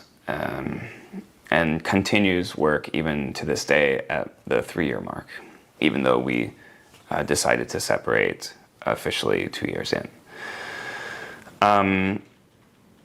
It's something that I'm really proud of. That's really changed my life, and I understand that if a viewer is watching this for the first time. I'll let that thought continue in just a moment there. It is so peculiar that he would say that it's something he's proud of here. He's not talking about, like, the actual cheating, I don't think, or anything like that. He's talking about him getting, like, therapy and the help that he needs to recognize that cheating is bad and get to the root cause of why he cheated. But to even say something like that in a video like this is very odd.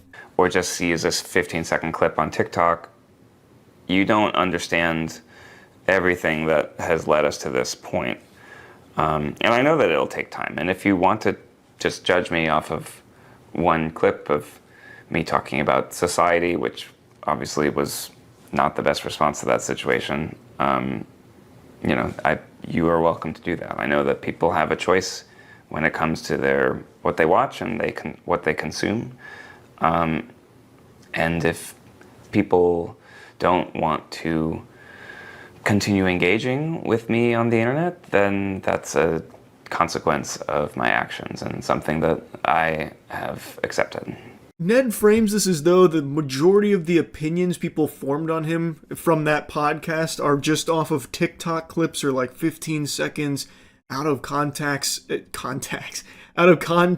snippets of the larger conversation, but that's just not true.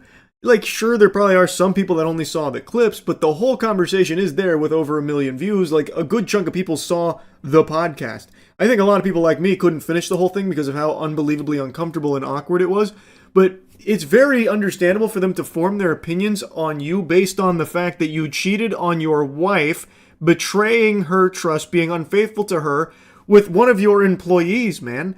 Like, even just seeing some of the clips or just even knowing that, plenty of people are not going to like you for that. It has nothing to do with them only seeing these podcast clips that make you look bad. The whole podcast makes you look bad because what you did is bad. You did a really bad thing, Ned. Now he has the audacity to throw himself like a little pity party here, Oh, man. You have a choice in what you consume, I suppose, so if you're watching these, 15-second clips, these snippets that make me look really bad, I guess that's your choice to make. I've come to terms with it. Like, as if that's the only reason people have a negative opinion of him. Even if it is just those clips, the fact of the matter is you did a bad thing and people aren't going to like you for that. Even if they've only seen clips from that podcast, everyone else who's seen the whole thing is still going to have that same opinion because you look like shit in it. It paints you in a horrible light. Because what you did cannot be painted in a positive light. I don't know why he tries to weasel this here statement in about, people only seeing the clips, the snippets from the conversation. If only they'd hear the whole thing, go along for the whole ride. It doesn't make sense. Because clips or whole thing, you are still going to walk away with a bad impression of Ned, regardless.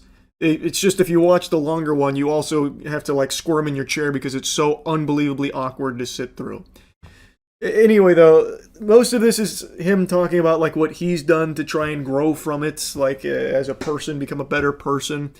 It's very weird. Because this is him bringing up his cheating again. It almost feels like he's doing it because he knows it's going to get eyes. Like, it is a very weird thing to do, again, to bring up him being a cheater. But, you know, it's getting some views for him, and maybe that's the goal. I don't really get it. But anyway, that's really about it. Yeah. Dispatch continues to have me in a titty twister here. I am just gripped. I'm so invested in the world and its characters.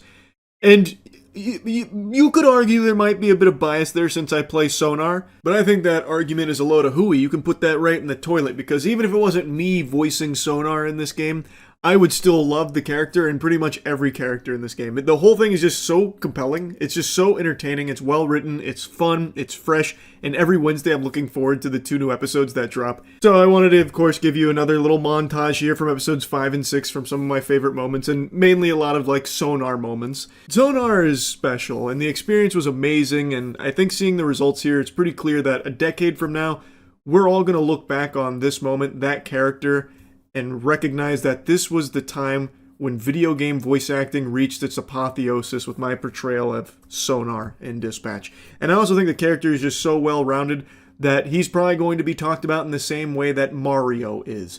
When you think of video games 20 years from now, you'll think of Mario, you'll think of Sonic, you'll think of Master Chief, and you'll think of Sonar. Oh, 35s. Come on, Robert.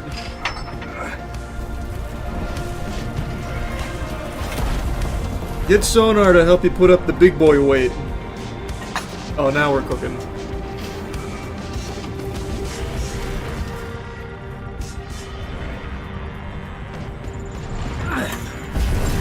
That's kilograms. I don't believe in kilograms. I only know freedom units.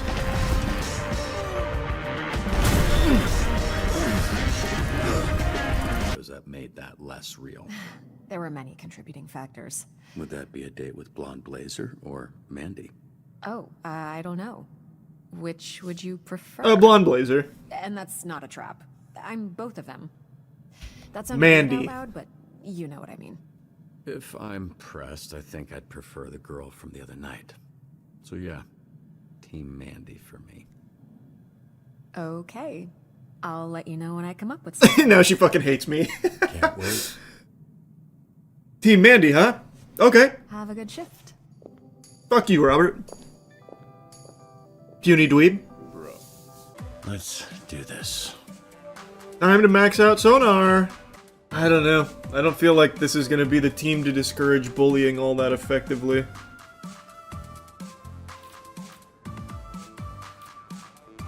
Let's throw him in there anyway. Quick heads up, Sona is in a mood this morning. That way we can go there instantly. Miss a shot or something? Power was out at my place. Couldn't even check Nice up and on easy. my investments. Oh no, the numbers that go up and down every day. You'll be fine. I pray you See, never nice know and what quick. it's like to lose something. Upcoming project. Mystery and intellect. Send someone unassumingly strong, that's Sonar. My rejected Easy TEDx solo. San Antonio talk will finally get the recognition it deserves. Goddamn right it will. Sometimes reaching a certain point will have an effect. Like this one, which will guarantee a fail. What? Guarantee a fail? But I've had a perfect day. Look, if you wanted to grab dinner, all you had to do is ask. Oh no! Oh, we're good. You're not my type. That's the nicest thing you've ever said to me. We got another Sonar point, baby. Half man. We're going half crazy. bat, all freak. I feel like I should just keep juicing down here. Where's my boy Royd at? With the red ring.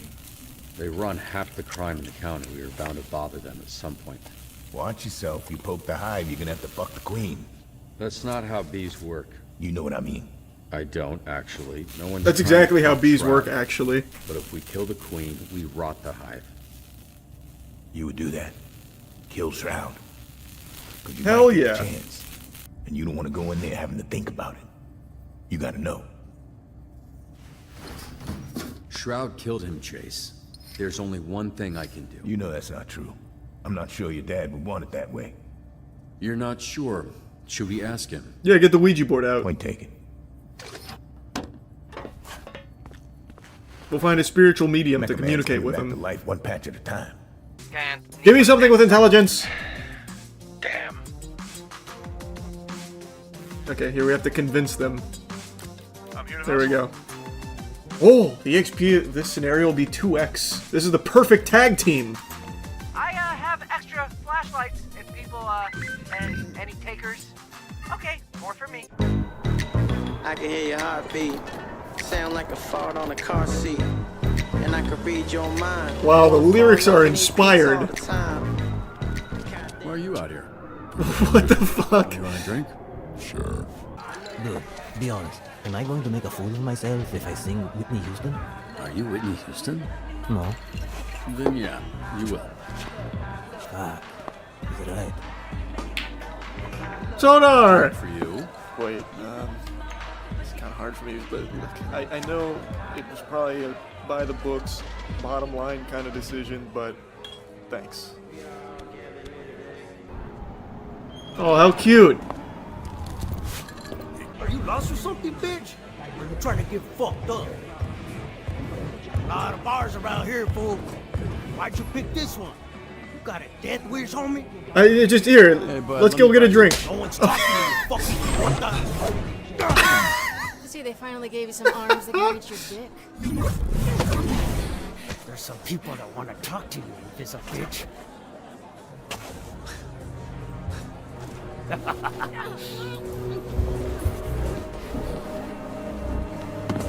Fair fight. Oh, wow. I got cooked. Sonar, help! Oh, shit.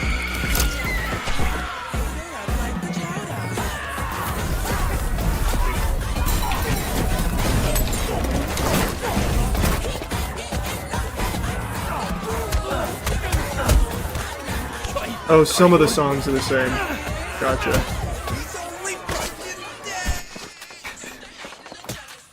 You wash your hands after touching all them filthy nutsacks?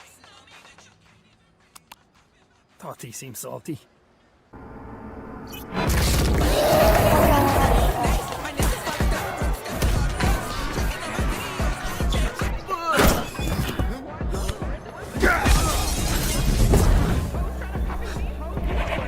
Sonar, help!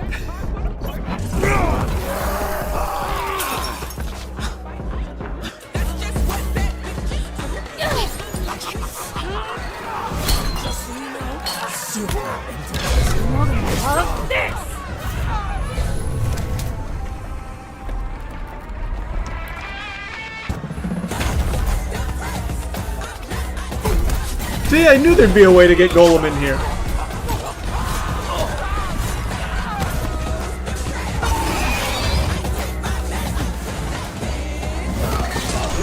What a good team we make.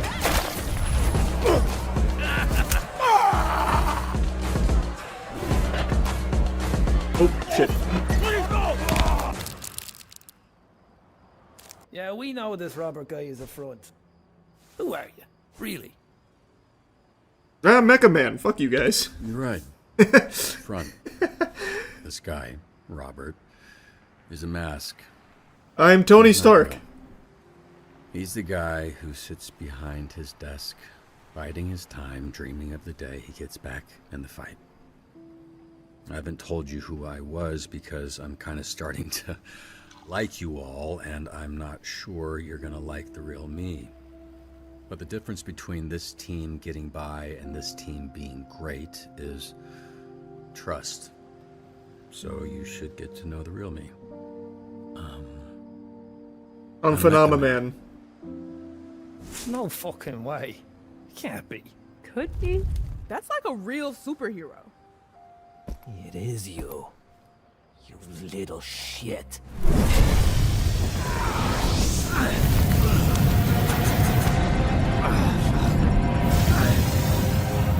Sonar, thank you.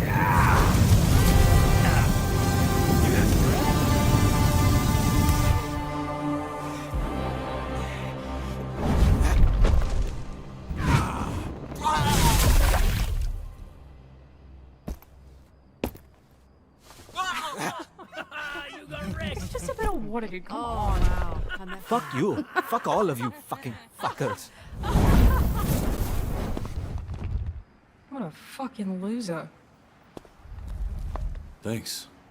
You saved my life. Yup. Thanks for the drink.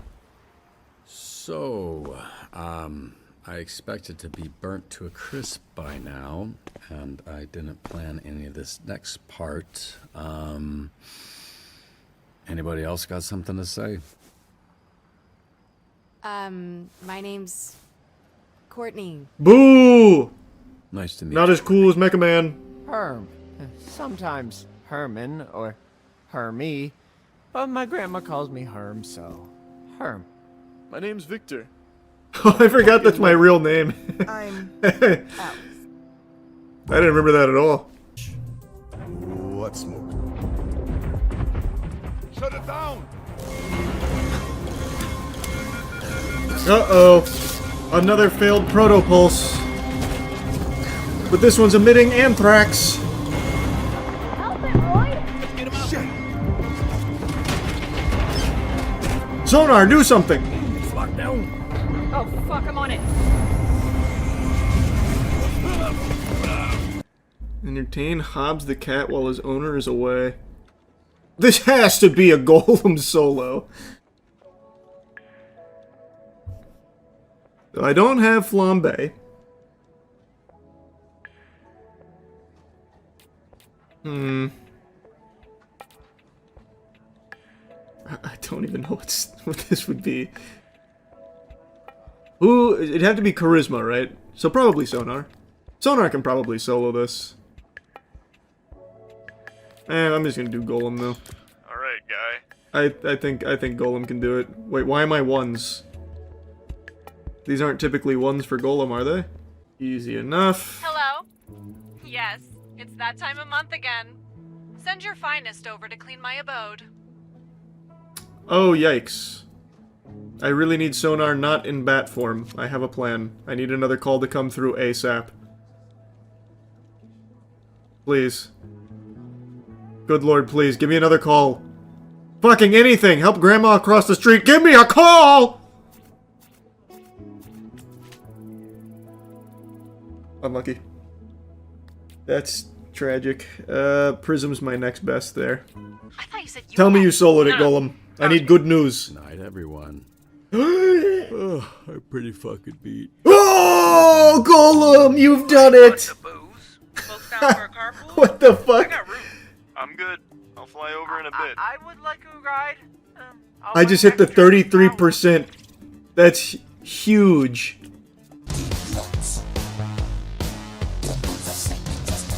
Hey, Sonar!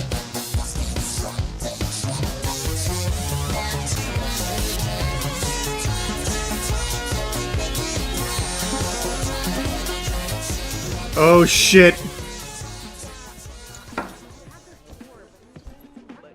Oh god. Now it's gonna get complicated. Can't shoot what you can't see. Look, this is really great work, but doing this tonight is out of the question. Hitting a secure location like this is something they would handle downtown. Are you kidding? There's enough firepower in this room to take down a fucking kaiju. Oh no, don't make me choose sides here. Please, y'all wouldn't make it. Oh no, don't make me choose sides. I can't handle it. Hey, no need for that. We take the day to plan it with downtown and hit the warehouse tomorrow night. Tomorrow night? This thing's not gonna sit still for that long. If we don't grab it, someone else... Fuck! Ah, we have to go tonight. We have to go tonight. They're ready. Blazer, I'm sorry. Robert, no. It's not happening. Fuck. There it goes. Now I'm just not getting any pussy. I go ruined now. it. She said no. You understand that word, or has it got too many fucking syllables for you? Why don't you go walk your ass around a mall, Grandpa? Heroes are talking. You are no fucking hero. Whoa, hey! She named you Invisigal, you named yourself Invisibitch, and you had it fucking right. Chase, you're drunk. Damn, You Chase. need to stop talking. You want to get people hurt, get people fucking killed, then you need to go back to the team where you belong. Hey, everybody just calm I couldn't decide. I couldn't decide. Crazy. She thinks she's like you, but she's not. Robert doesn't need to keep going out there with no powers, putting his life on the line to make up for assholes like you. He doesn't need to be Mecha Man to be a hero. You playing them, you playing yourself. You think you're invisible, but I fucking see you. You don't know anything about me. I know you're a liar, criminal. I know you're fucking dangerous. What else do I need to know? There. Now I know you're a coward. Oh my god. Busy! Wait! That was a nice uppercut. That bitch sent his ass. So shot. How are you not dead? Chase, are you alright? That's enough for tonight. I'm sorry this turned into whatever just happened. Hey! It's not ruined yet. I thought I There's fucking one ruined word it. about what happened tonight fucking answers to me. I thought I fucking blew Got it. it? I couldn't decide.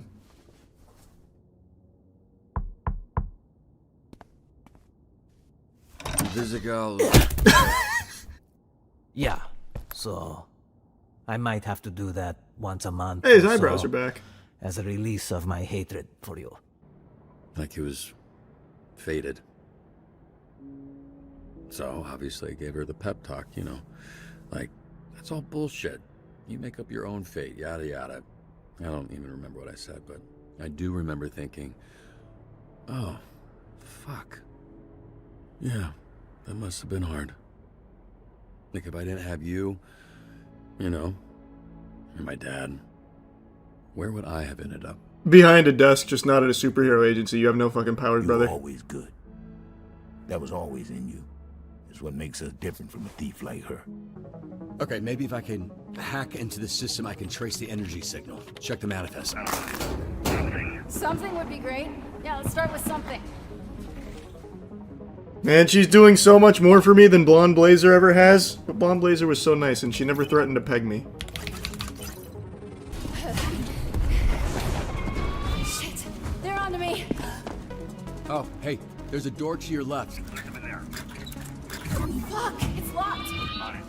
Feel free to take your time. Just catching up with some old friends. I really hope Blonde Blazer comes and helps. Otherwise, I'm gonna feel real stupid for my choice. Got it. No, I need the password. Visigal, stop!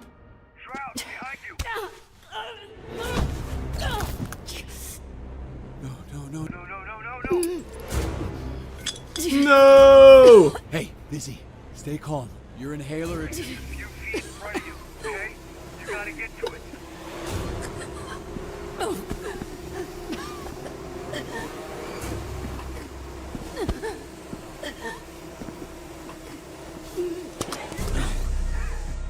Hey, Busy, he's just gonna keep fucking with you, but you don't give up, okay?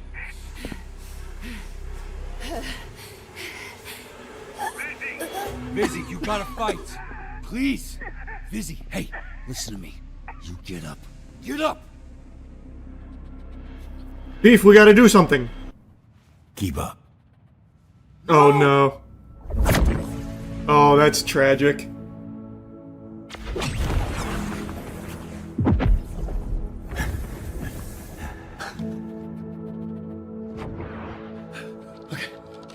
You're good. He won't die, right? He's still got plenty of years. He didn't even run that far.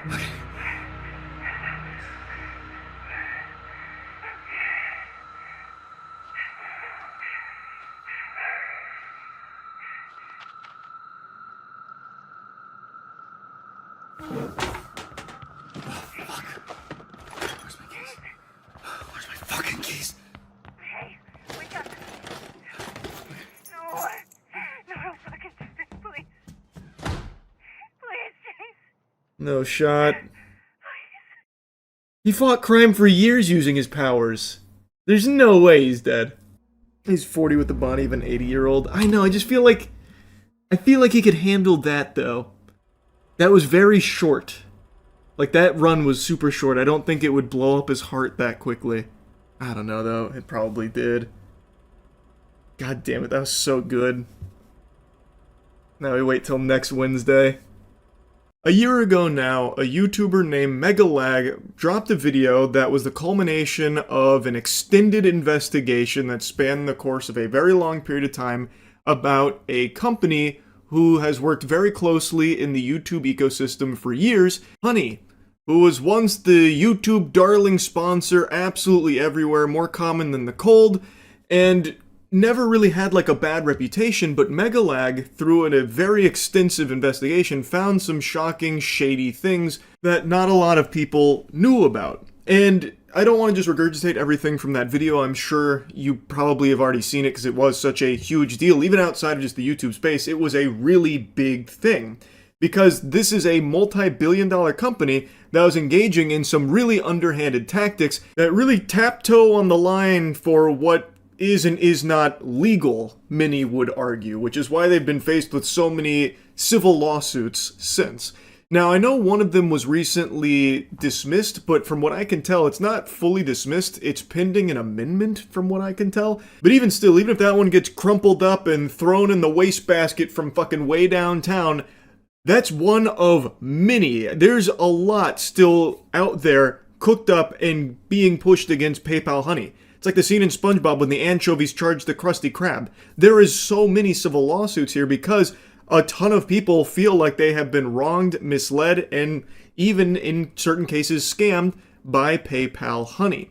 Megalag came from the top turnbuckle and delivered a biblical smackdown with a lot of really convincing evidence, and just released his part 2, the follow-up, which goes even deeper and exposes even more, and also starts talking about it from the small businesses that are being affected and a lot of things that are just being outright lied about by PayPal Honey, allegedly here.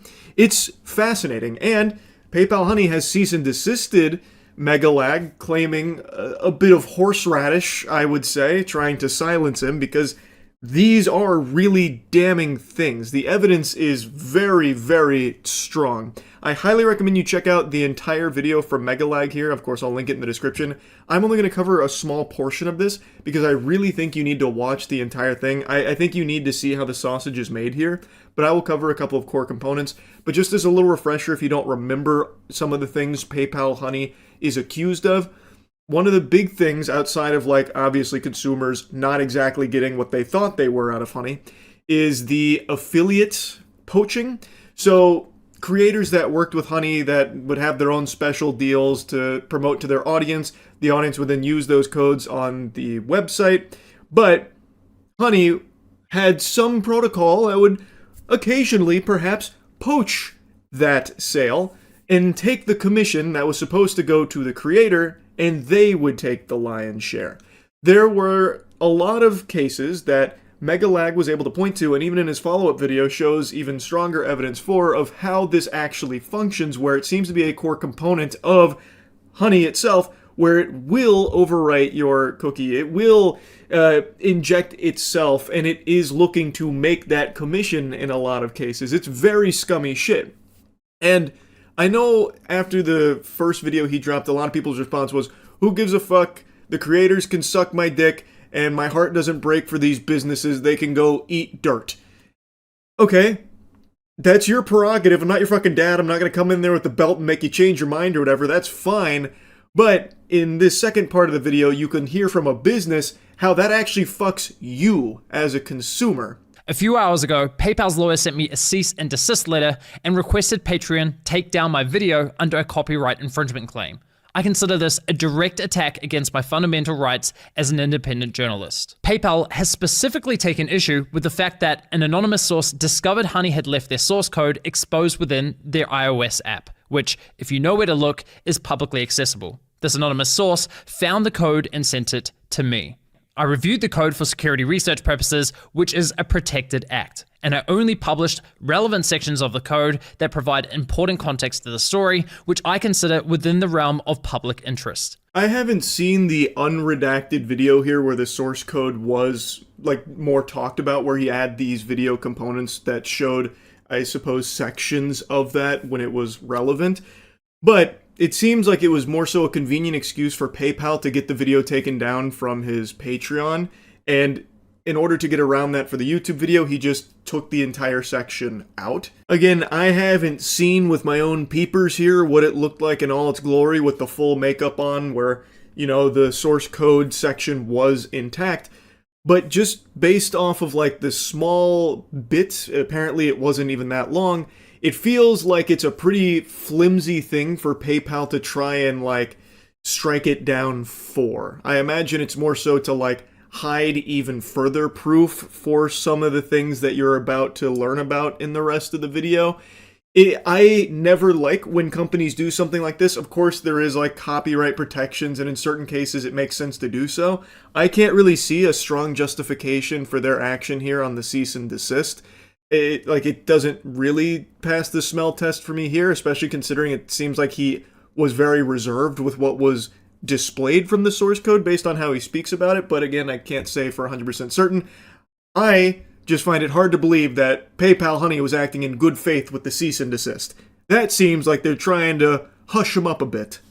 Why? Well, you see, besides lying to consumers and stealing from influencers, Honey was also causing serious harm to small businesses. So much so that I believe brands have likely suffered millions of dollars in damages. But that's not all. In this video, you're also going to learn how Honey was collecting and sharing your data, and how they, in my opinion, illegally targeted minors through influencers such as Mr. Beast. Strong accusations, I know, but I have the receipts. And the receipts are pretty convincing. So those are like the main components of this new video. This is an hour-long video almost. It goes deep here. This shit is deeper than my pussy. It is a very thorough look at all of it. And I know after the first video, people had a lot of questions, and I feel like here he sheds even more light on it through an even deeper analysis of Honey itself and the way in which it functions. It's not just him working alone. He had people help him with like getting a lot of the data so it can be viewed more easily and more accessible. So that way he doesn't have to make any like leaping conclusions or anything. He doesn't have to just like start trying to fill in the blanks off of, just fucking hunch, like intuition. He's able to look at these things much closer in order to draw much stronger analysis from it. It really is quite the deep dive, and like I said, I don't want to like show just a ton of his video. I would really like you to go watch it yourself, because I think it is eye-opening stuff.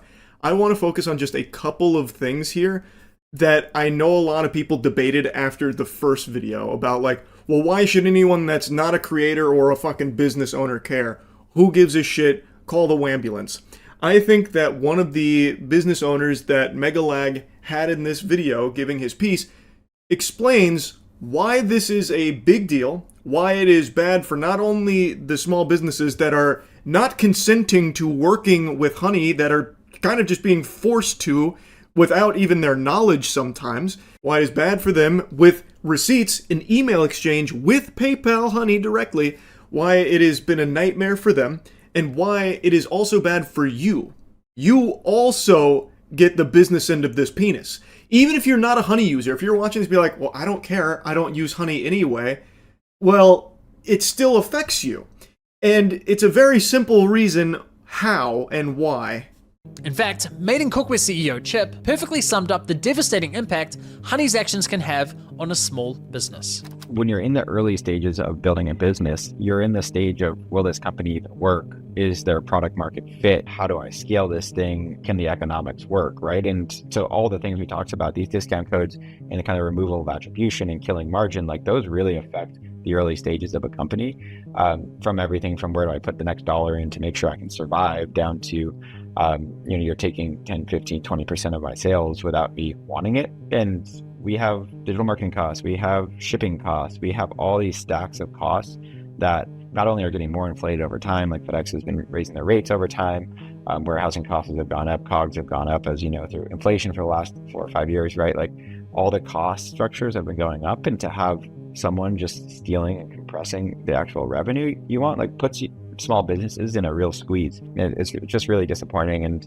it doesn't even work, because at the end of the day, like you need to make the numbers work. And if Honey is going to steal 10% of your revenue all the time, you're going to have to raise prices at the end of the day to make up for that, right? And so it's not only not effective, but it makes it worse for the consumer. It compresses for the small business owner any margin, and it's just like a really awful business model. Like, we've been so mad at them. That is a great explanation from him. I think that's very valuable insight that paints the whole picture clearly. Even if you're in a fucking Xanax-induced fugue state right now listening to this, I feel like you'd hear that and understand what makes this so bad for everybody. Businesses, consumers, and obviously like the affiliate partners like the creators. One other thing that was mentioned, but I didn't put it here in this space, is how brands, like, when they find out about Honey poaching the affiliate commissions, it makes it hard for them to know where to attribute commissions. So what'll happen is this confusion where they don't know where a commission goes. So like, let's say they're working with a podcaster or a YouTuber or something,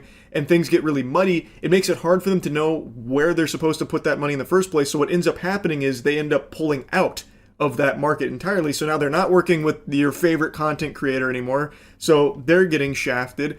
And they also potentially overspend on the compensation because of how confusing it gets. There was another example given how like a business had spent over $100,000 on like potentially like misattributed commissions from the affiliate marketing as a result of this kind of shit. Like, it gets to be a lot. So then they pull out of that market as well. But what's obviously the thing a lot of people are going to care the most about is how it makes the deals worse for you, because as he said, if PayPal Honey is going to be taking 10% of all of their revenue through this, which they can't really do a whole lot about, their hands being tied, well, they're going to have to make up for that loss somehow. And that is raising prices. That's how you make the numbers work again. If you're going to be losing 10%, you're going to have to raise the prices in order to compensate, so that way you're not going like negative, or you're not starting to like tread water, which is what a lot of businesses inevitably have to do. And something like PayPal Honey putting the squeeze on them makes it worse. So that is a huge problem, and that is how it affects you, even if you are not a Honey user yourself. It is a bad deal for everybody involved here, except Honey. But what's a good deal for everybody is the Starforge Christmas sale. It's live now. Click the link in the description if you're looking to upgrade your PC. Best PCs in the universe. Chip was kind enough to share his email exchanges with Honey from 2020. And you need to see it because holy shit. Hi, I am the CEO of Meeting Cookware. Please remove us from your app. You've scraped a private friends and family code from our checkout and put it on the platform for others to use. We've lost a bunch of revenue. 4 days later, Honey responds with, "Hi Chip, thanks for reaching out. Honey supports over 40,000 stores online, and we always prioritize protecting the Honey experience for users by supporting available stores and displaying available codes. We can absolutely remove the code in question. In order to protect the Honey experience for our users, we typically do not remove codes unless we have a working relationship." I mean, right off the bat, they're basically saying, we won't compromise the experience for our users unless you pay us. Classy. We'd love to discuss how we can work more closely and partner with your brand. Chip replies the same day, "We don't offer affiliate deals to coupon sites. We'd like to be removed from your site and extension completely." The email showcased just how difficult it is to just be removed from Honey. He is putting in plain English, hey, we're losing revenue because of you guys. Please just take us off of this shit. I'm begging. It's like a fucking telemarketer that's refusing to take you off the call sheet. It's brutal. He reaches out to them because Honey had scraped a private code, which is something that earlier in the video, Megalag shows very strong evidence as like a thing that happens, not super unusual with Honey, which is a code that they didn't want to be public. It shouldn't have been public. A lot of businesses have these kind of private codes for like employees or friends and families, or in some cases, as was mentioned earlier in this video, like veterans or something. And Honey will sometimes get these codes and make them public so people can use them, which really fucks the businesses because those weren't supposed to be public. They were supposed to be for a specific person or a specific purpose. So the CEO we just heard from, this is his exchange with them, reaching out like, hey, this happened to us. We're losing revenue. Get rid of this and please take us off of Honey entirely. We don't want to work with you. And whatever zombie he's talking to over there at Honey is just not letting that shit fly. They're playing hardball, trying their best to keep them shackled to Honey, even though they didn't want Honey to be there in the first place. They were uninvited to this hootenanny, yet now they don't have a choice. His leak code was added through Honey's user-generated coupon functionality. No surprises there. She completely ignores his request to be removed from the platform, only offering to remove the leaked employee discount. Chip replies the same day, "Our friends and family code was listed on your site. That was an internal code meant for a small group of people that was never published anywhere. Our whole site can't be removed from your app." Honey only responds a week later, confirming they removed the employee discount, but again, completely ignores Chip's request to be removed from Honey. Chip responds immediately, pushing for an answer, but they ignore his email completely. A month later, and Honey leaks another private discount code. Hi, please remove from your app. That is a private code behind a private employee perk login. This should never be public. I don't understand how you feel taking a private employee perk and making that public to the world is helping our business. Honey responds confirming they removed the code, but instead of taking responsibility, they try shifting the blame onto Chip, suggesting his employees might be responsible for sharing the code with Honey. But given what we know about their system, I'm willing to bet Honey were responsible for the leak, not Chip's employees. Honey then suggests that Chip creates single-use codes for each and every employee. Wonderful. Thanks for the unsolicited advice there on how he should run his business with his employees here, knowing full well that Honey does, in cases, take that kind of shit, even if it wasn't the fault of the employee. Allegedly. Like, it's fucking sickening. It's so disgusting. Like, the pompous attitude that comes through on these emails from Honey. This is a business that did not want to be with Honey in the first place. And there was another business that was interviewed in this video about like how he'd never even heard of Honey, but apparently people were getting tons of discounts on his site because of Honey, and he had never even fucking heard of the service before. So Honey, and you're about to hear from Megalag in the video here, Honey seems to just be subjecting these businesses, these small businesses, to their wrath, where they're just giving out, in certain cases, private coupon codes to users, which obviously damages the small business and causes them to lose revenue and causes a huge headache there. And then the only way to get off of it is by partnering with Honey, and basically, once you are partnered with Honey, then you tell them to exclude that kind of stuff, which is something that piggybacks off of a bit of what Megalag talked about in the first video, where, you know, partnered brands, they have like these certain exclusions and stuff. It's a really like awful business model that is bad for literally everyone but Honey. And it's kind of mind-boggling how the only way to get out of it in a small business's position like this is to partner with Honey and say, stop fucking us. No more of these coupons. So they get you. They get you because they fuck you raw a bit, and they slap you around, and then when you go to them for like assistance, they're like, can't really do anything about that unless you were partnered with Honey. You ever thought about that? If you work with us, maybe fork over a couple doubloons, a little bit of those clams, well, maybe then we can work a little something out about these pesky little coupons our millions of users keep finding. 2 months later, and another private code gets leaked. And once again, Chip asks to be completely removed from the platform. And this time, Honey finally addresses the question. We proudly host a consistent shopping experience for all Honey shoppers who rely on our shopping tools. Therefore, we cannot disable Honey for individual stores, and never have. Never have, huh? Well, that's interesting, because it just so happens that Andrew from TrueGrit Texture Supply also shared his email exchange with Honey. And would you believe it? He was dealing with the exact same Honey employee as Chip. And while Honey attempted the same sales pitch with Andrew, they did eventually remove his store from the platform. So yes, it is possible, and yes, they have done it before. Once again, we've caught Honey in yet another calculated and deliberate lie. And make no mistake, it was deliberate because this employee, Kelly, confirmed the removal of Andrew's store just 1 month before assuring Chip that Honey had never removed a store before. Yeah, it's pretty hard to argue that there. It's the same person, and also they removed that previous business a month prior to this exchange with my cookware. So, it's pretty obvious that she's telling some tall tales here. This is a big old fib.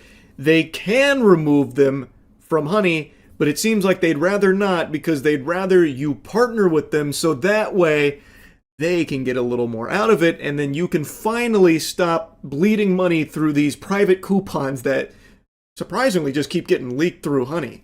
It's so fucked up. Like, it really is like a crazy rabbit hole here. When merchants discover their codes have leaked and then they want to clamp down on that, they go to these coupon extensions and plea and request to have their codes removed. And 9 times out of 10, the response is join our affiliate program and you'll have more granular control over that. And so I think merchants tend to feel a little bit as though they're being blackmailed or extorted, because you join the affiliate program and then you have to pay that coupon extension company every time somebody uses a code.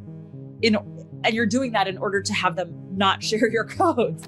That beautifully explains just how scummy this model is, where it does appear that these small businesses feel forced to join these programs here with companies like PayPal Honey, because if they don't, well, they might keep having these problems, but by joining that company, they're not exactly all that much better off, because now they're going to have to make those affiliate payments there. So like, it is just a lose-lose for the businesses. Now, I don't want to spend too much time talking about that section here. Again, I think you should watch the whole video. I do want to touch on where he gets into like the Mr. Beast component, which is in the thumbnail, and something that was mentioned at the start of the video about like how he believes that Honey has been strategically targeting minors in certain instances based on who they've partnered with, like Mr. Beast, as well as a couple other examples he gives, and why that might not exactly be completely legal, allegedly, because there is laws about collecting data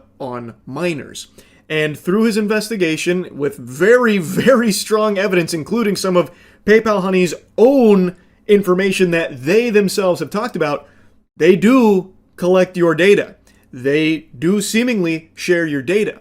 Now in the video, there's even a brief clip where someone is talking about the benefits of Honey's data collection. So even though they explicitly advertise they don't do any of that weirdo shit like collecting and sharing your data or anything like that, the truth of it is that they do collect your data. And to their merchants, they even do brag about how much data they have, and they do share that data. Megalag had a lot of very compelling evidence to prove that fact.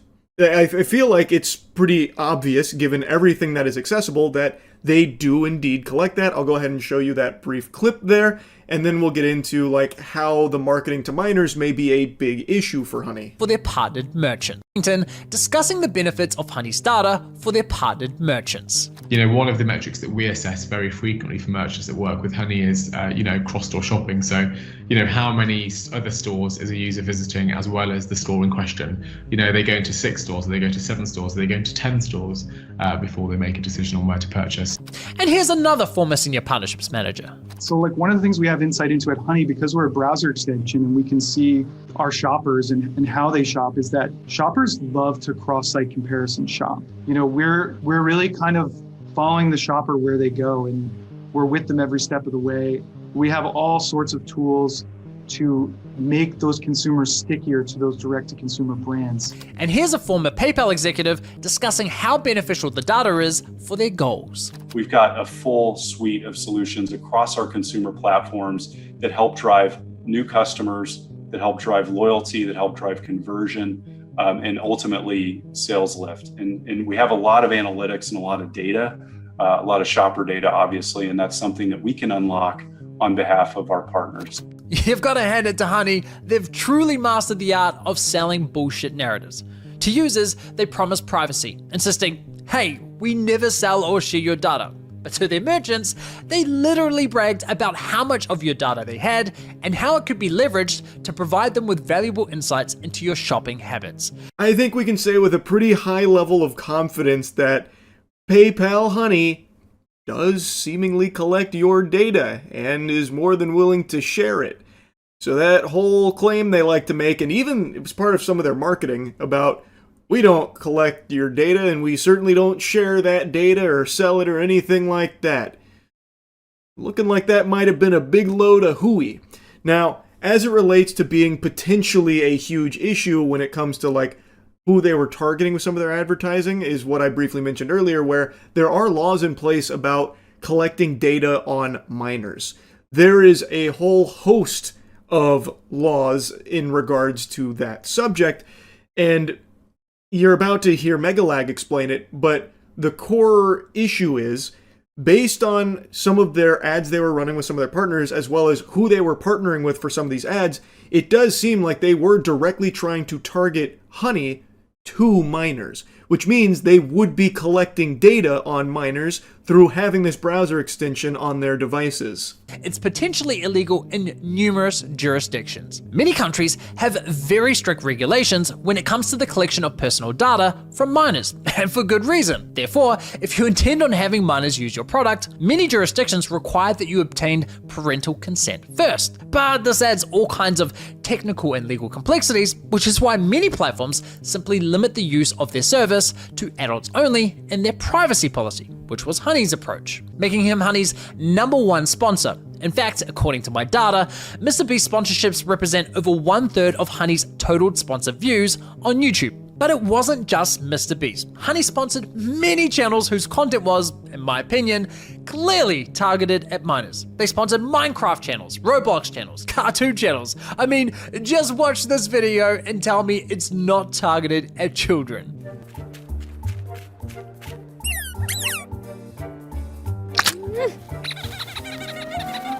This video is sponsored by Honey. I trimmed it down a bit. He goes on to say, like, if they weren't looking to get minors to install Honey, why would they sponsor someone like MrBeast or these other channels that he gives a quick snippet of, like Roblox, Minecraft, and then that skit? And he's right. The main demographic of MrBeast, it is children. I'm pretty sure that's like an objectively true statement based on data. And Roblox is predominantly a platform used by children. And that cat skit definitely seems like some Nick Jr. stuff there for children. Like, it does appear like they did have marketing pushes that were trying to get Honey in front of the eyes of minors and trying to get them to install it on their browser. If Honey wanted to target minors so badly, they should have just sponsored one. Oh, wait a minute, that's exactly what they did. This, ladies and gentlemen, is Desiree Machado, who at the time was just 14 years old. Guys, I'm only 14. Hilariously, one of her videos that Honey sponsored is appropriately titled Back to School. Honey even ran her sponsored segment as a paid advert on YouTube. If you weren't convinced before, I imagine that was enough to convince you. That's pretty damning. They literally sponsored a child to promote Honey, and even used her sponsored segment as a paid advertisement across YouTube.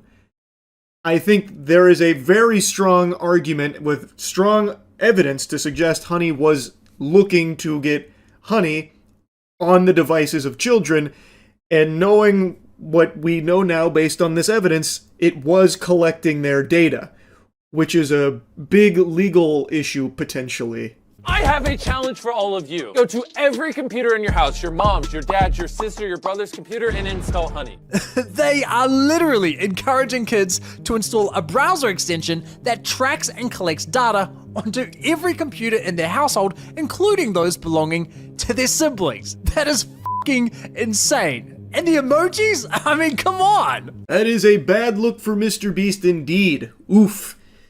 It does seem pretty clear that Honey was more than willing to advertise to minors, and this is a browser extension that, based on all available evidence, does indeed track data and share data, which, again, appears to be a lot of laws in place that have very strict rules about that when it comes to the data collection of minors. So I guess we'll see what happens from there. Again, this is still not even all of what Megalag covered. I've only chosen a few things to talk about here that kind of piggybacked off of the things I was talking about from the first video.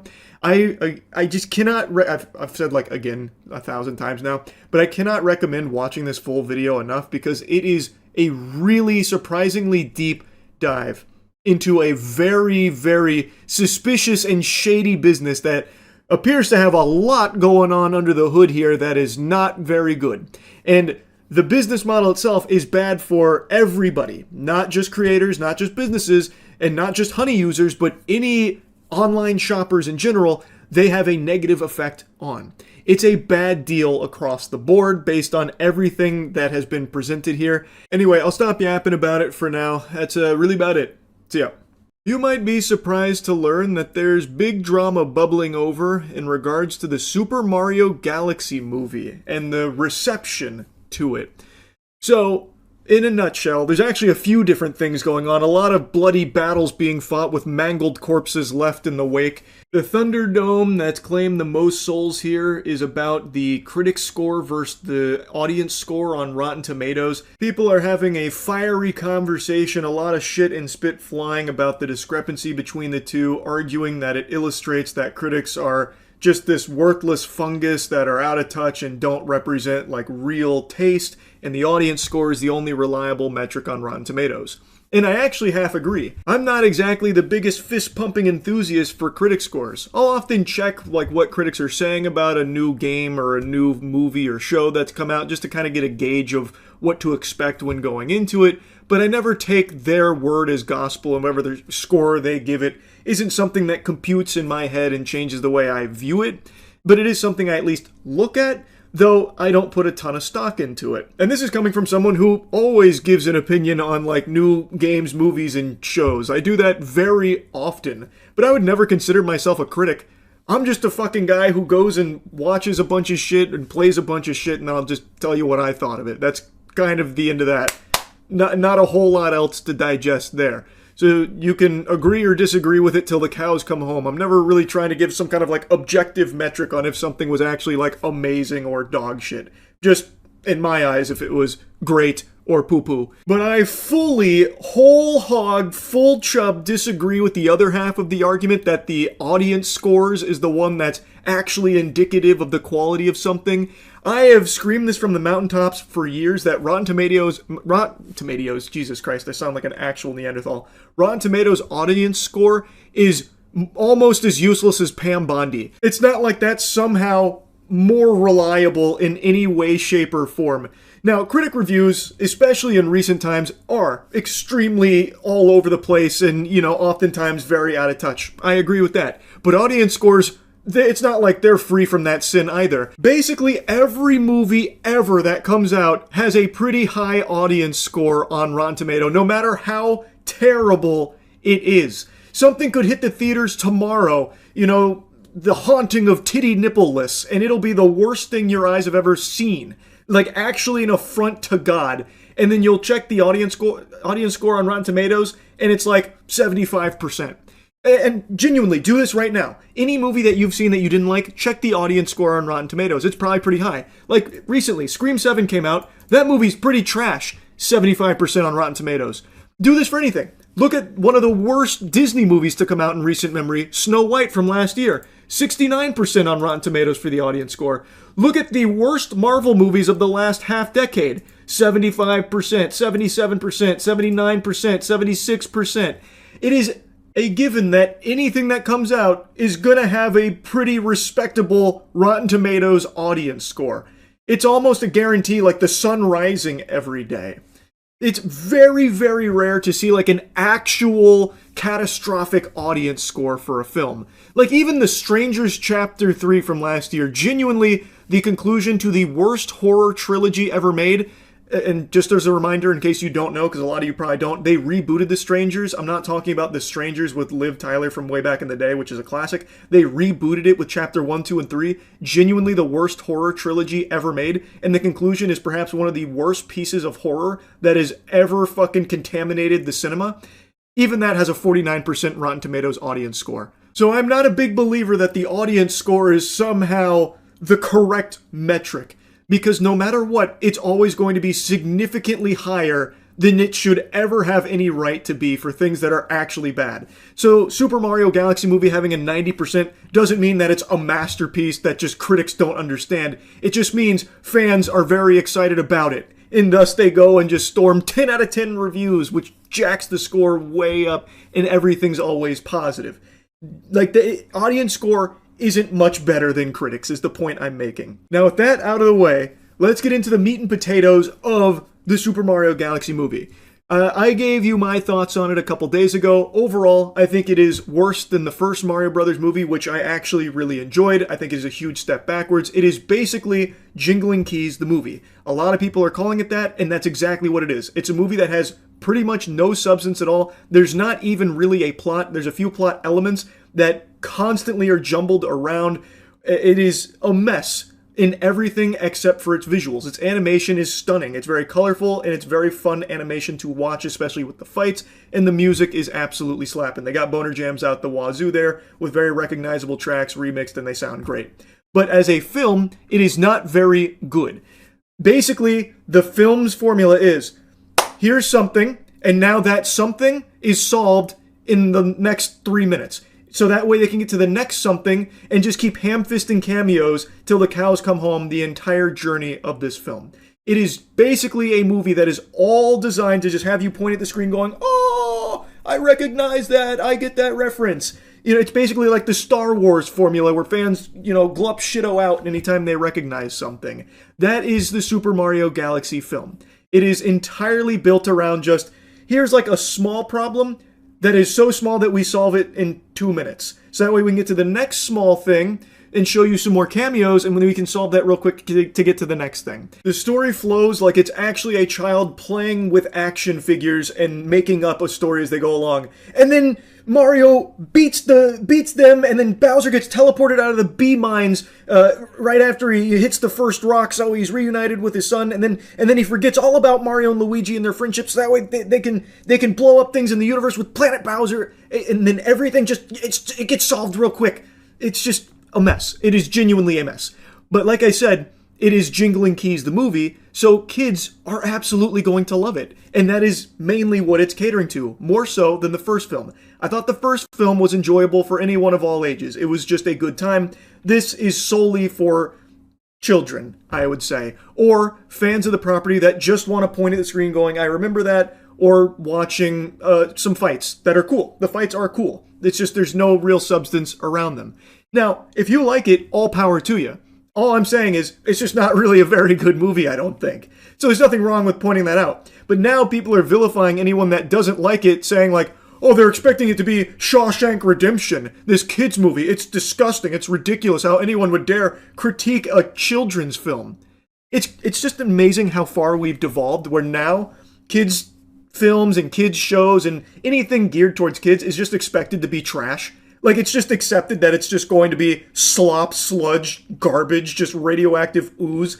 And if you try and, like, point out, some flaws in it, you're the bad guy. It's weird to say that something like this has problems. It makes no sense to me, because it's not like we were always this way. Look at the Emoji Movie. The Emoji Movie came out like a decade ago, and everyone hated that. Everyone was critiquing it, rightfully so. It was a dog shit film, but it was solely for children. If the Emoji Movie came out today, I bet people would keep this same energy of, well, why are you critiquing the Emoji Movie? It's for kids. This is dumb. It does exactly what it needs to do. My kids love it, which means it's the perfect film. You're dumb for pointing out flaws. It's just very interesting to see how we've reached this point in a pretty short period of time. Just because something is catered towards a young audience doesn't mean it has to be bad. Take, for example, Transformers 1, to go from recent memory. That is an animated feature film that is geared towards children, but it's also just a genuinely good movie. And there's plenty of other examples to pull from, like Toy Story. I just find it so fucking lame that we're in this era where the prevailing perspective is, yeah, it's a kid's movie, so of course it's gotta be slop. Get over it. Like, that's like the main perspective now. Very fucking dumb. But by far the dumbest part of this genre, and what I've been saving for last, the best part of it, is now Super Mario Galaxy has been fully politicized. Like, now it's become a huge political battle about conservatives versus liberals, because, I mean, in the age of Twitter, it's gotta be. So I shit you not, there's been a huge debate about it, because people are saying, oh, all these critics are giving Mario Galaxy bad reviews because they're all woke fucking liberals that just can't tolerate a good old-fashioned conservative film with conservative values. Which blew me away. Which, like, I found it to be a crazy take, but this tweet right here is one that I've seen reposted on a ton of pages.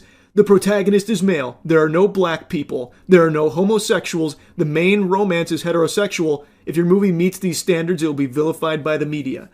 Different iterations of that have been spewed out and regurgitated by the thousands of drones that do rage bait on Twitter, the blue check marks. But this is something that people are having a real conversation about, which is crazy because The last Mario Brothers movie was applauded far more by most people, myself included. It was just a better film. But it was the same thing. Protagonist was male. There were no black characters. There were no homosexual characters. And the romance was still heterosexual. It's like they forgot that this is the sequel to a movie, and that the main complaint about this one is that it's worse than the last one. This film relies solely on, remember this, remember this, remember this, who gets this reference, who gets this reference, oh, come on, jingling keys, don't fall asleep, come on.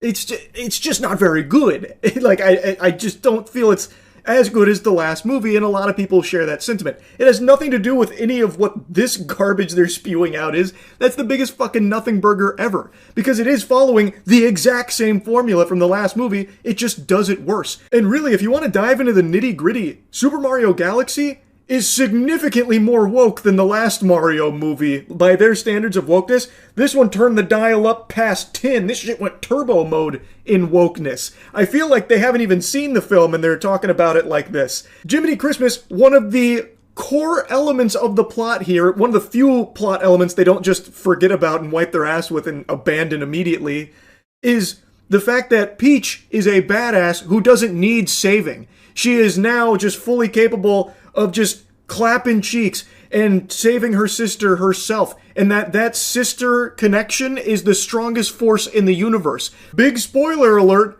the entire day is saved, the whole universe is saved by Peach and Rosalina touching hands, and the force of their sisterhood and their powers together combined instantly saved the day.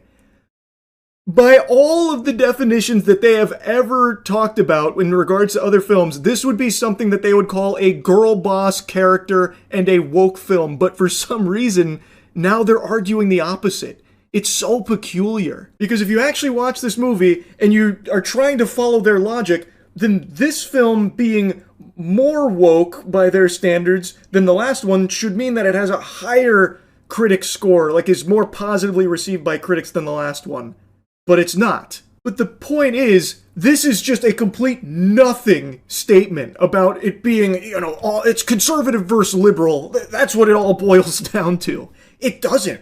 It's just not really a great movie, and it's a huge step back from the last Mario Brothers movie.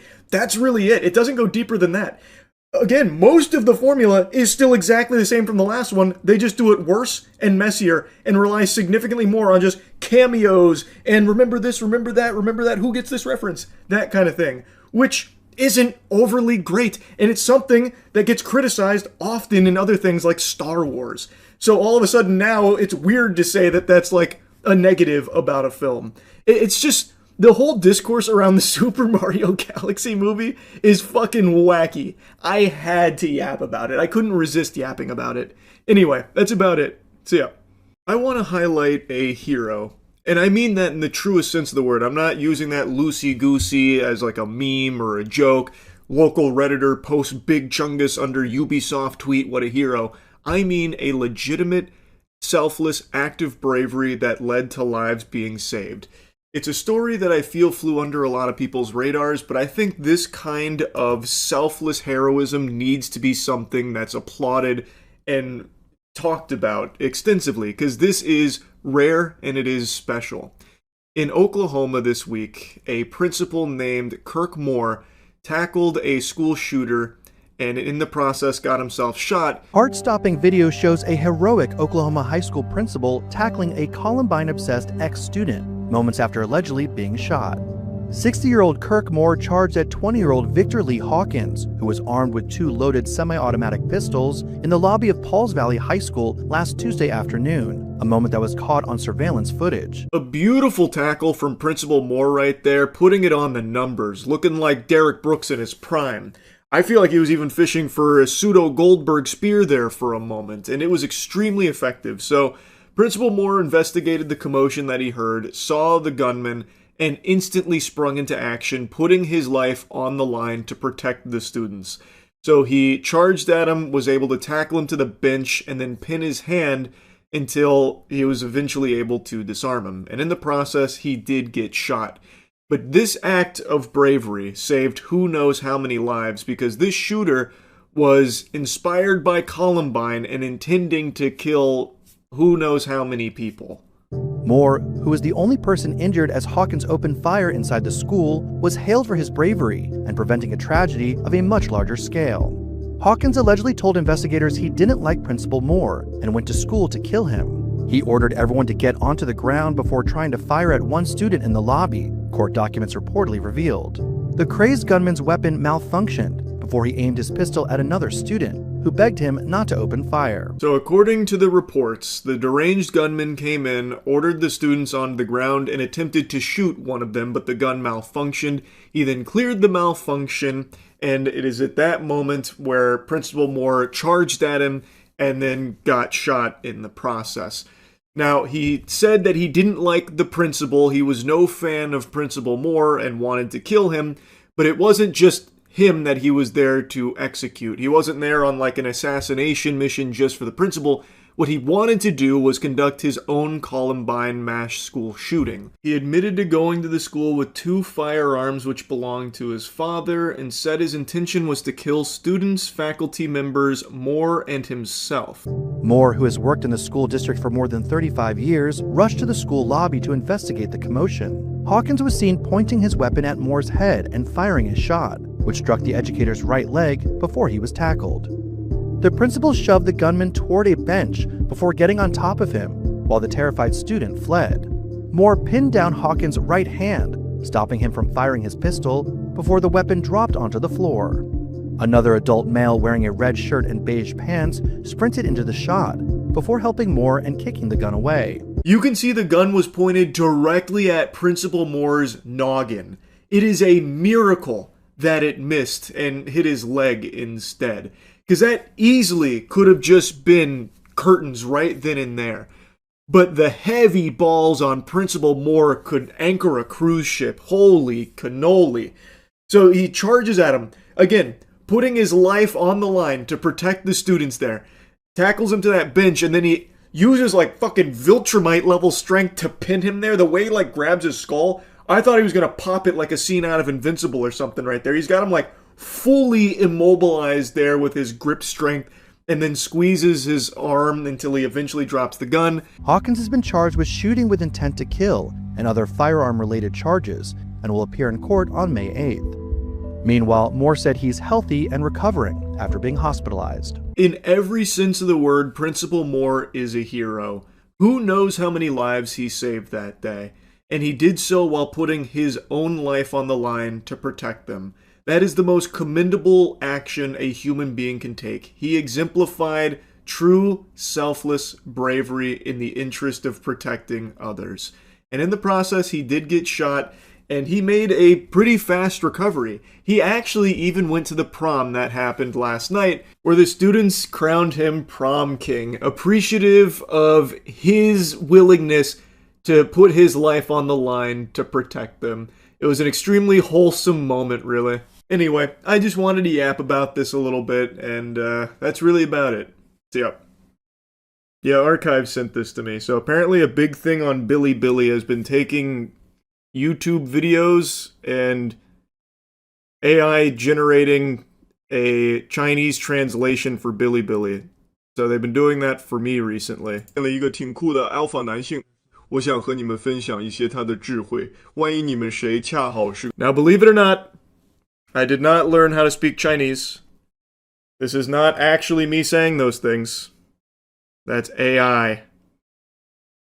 And based on the one comment I can read without having an account, this guy liked it. So man, I'll start learning Chinese. There's a whole new market out there. This was the alpha video, so even the alpha's dubbed in Chinese. 真正男人的傻瓜呢？软弱的男人每隔15到20分钟就往厕所跑，他们会有点紧张，他们得去拉屎，他们得去撒尿。当你走进公共厕所，看到一个男的正在拉屎。 But is it accurate? I have no fucking clue if it's accurate or not. I have no idea. Not just a robot voice either, it sounds like you. Yeah, the AI dubs are getting really good. They're getting very good. You're going to sue them. You kidding me, man? Do you know nothing about copyright law in China? I would get nowhere. What the fuck? Even if I wanted to. Fight AI with AI. Use ChatGPT to translate to Chinese yourself. What I didn't check is if this whole channel is just my videos in Chinese. Let me see. No, it's a wide array of content, it seems. Is that Jeffrey Epstein?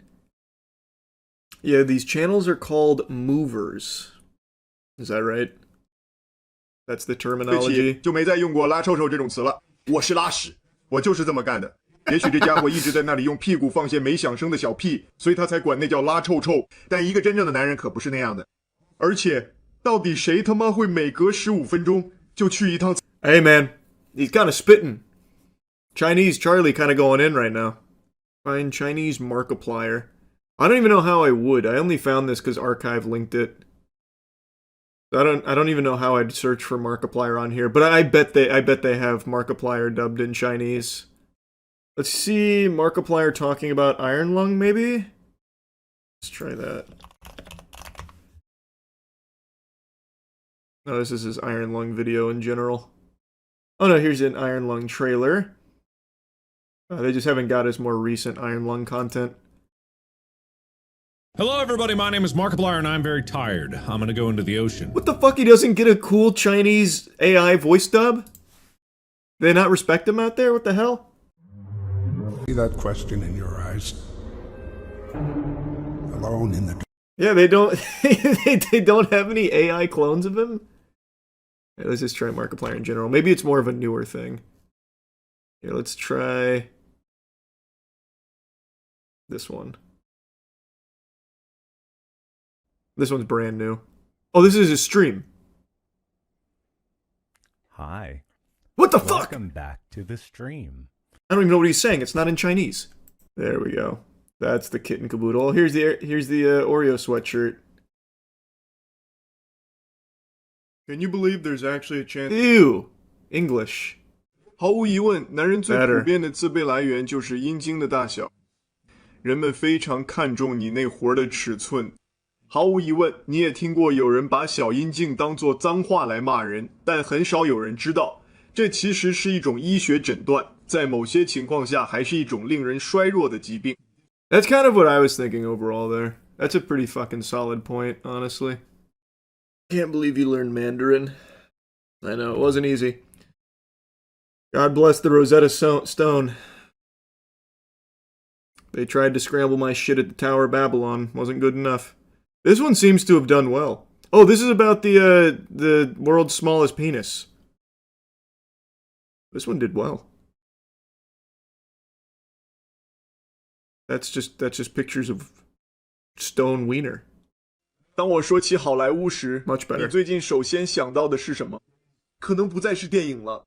我有一种直觉，你可能立刻联想到的是邪恶，或者是那些牵扯进许多烂事的非常糟糕的人。因为好莱坞现在看起来就像个大粪坑，里面全是些真正的混蛋，你知道的，他们干过一些非常恶心的破事儿。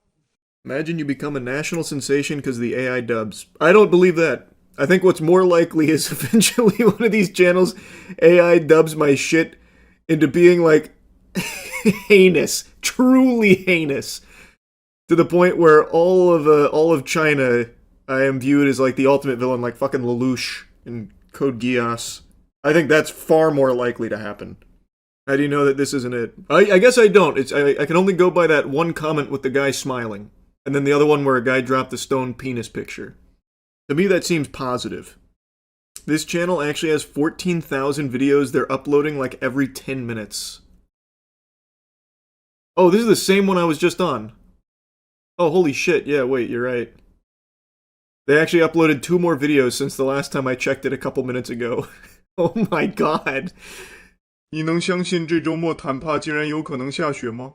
外面非常冷，这就是为什么我穿着这件奥利奥毛衣。这是我父母送给我的圣诞礼物。我刚看了铁肺，这是来自 Markiplier 的一个心血之作。It's so true, man. That's what I always say about Mark, to be honest. Who else do they auto-dub into Chinese? Oh, hey, they got the AI one. They stay on top of shit. 哦嚯，他来敲我们的门啦！好莱坞那些来讨糖吃的捣蛋鬼们，带着他们的 AI 作品登场了。现在达伦·阿伦诺夫斯基这位世界知名导演，我敢肯定你至少熟悉他的一些作品。I wouldn't have gone that far. I think we could have done without the slurs, but whatever. I don't remember saying all that. Man, this channel actually does upload infinite videos, huh? Try XQC, he must sound wild. Oh, do they have XQC on here, you think? You think this channel does XQC? Hello, the consciousness... Nope. English, cringe. Maybe this one? You have all the... Come on, show some respect. Give this man an AI-generated Mandarin dub.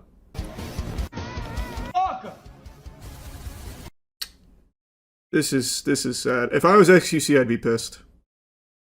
Oh, this looks like it'll be dubbed. There it is. Nope.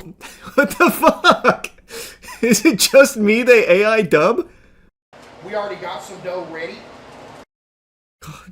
Jiminy Christmas! Where are my fellow Mandarin-speaking brothers in here? Let me go to this channel and let me see. Because this one seems to be the main one that's doing the AI dubs. He's already uploaded 2 new videos in the last 4 minutes. Is this sort by newest here? Okay. Let me see who I see.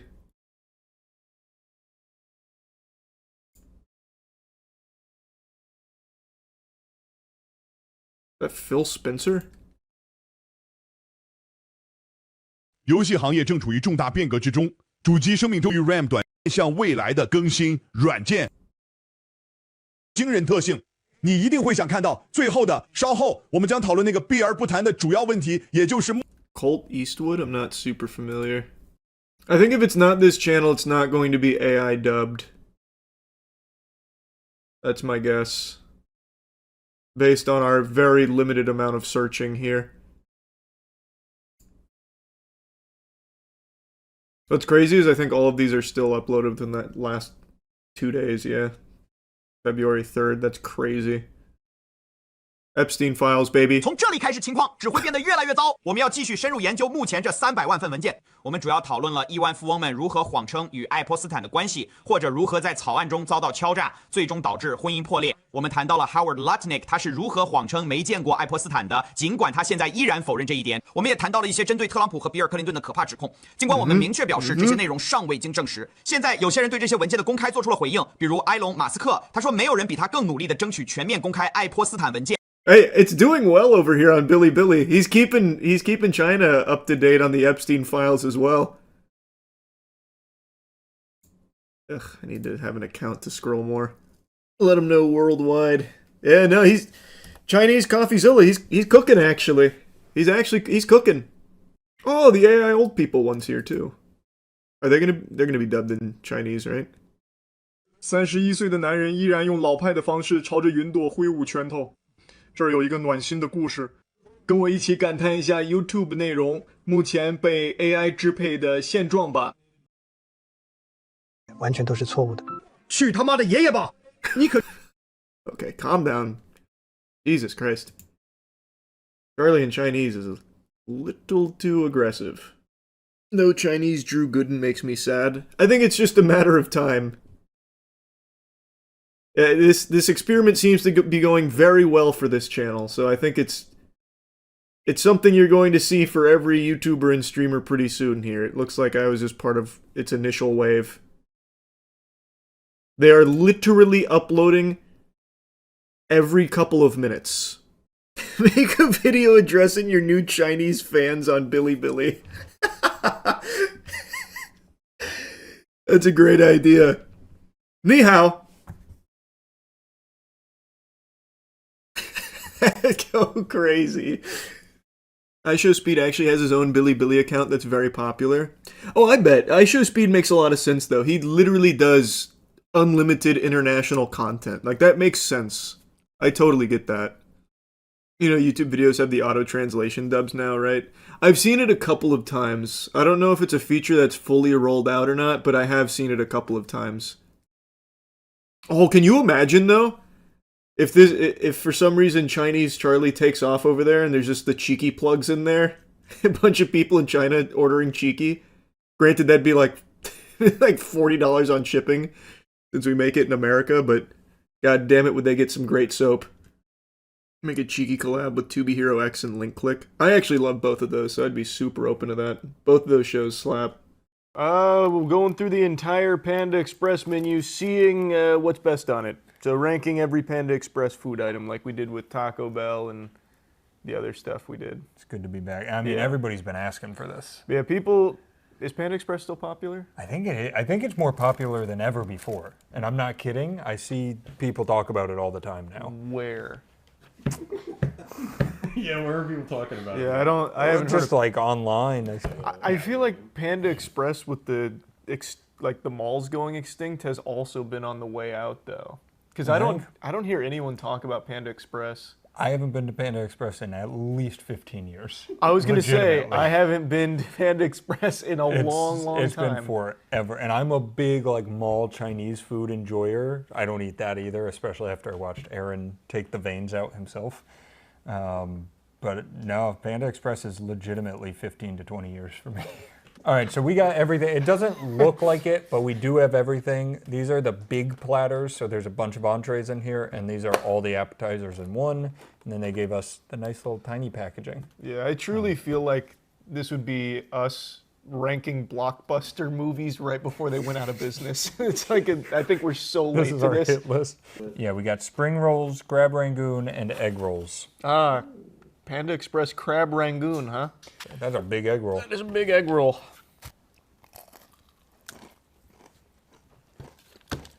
Yep. That's some mall Chinese food right there, baby. I have a feeling that's all going to taste like that. I think you might be right. Mm-hmm. It's fine. When they give you one of these containers and they can't even close it because how much food they stuff in there, and then it's $8 and you know how bad quality that food is, there's just something about it. Yep, that's a B tier. Are we ranking them like that, or are we just... I don't remember. Whatever you want. Are you editing it because they won't pop up on screen? No, since we're using lobs, it's going to have to be Chaser, Aaron. That's above my pay grade. All right, cool. Yeah, I agree. B, that'll now be our baseline. Yes, this is a spring roll. Mm-hmm. Very playful. I like it better.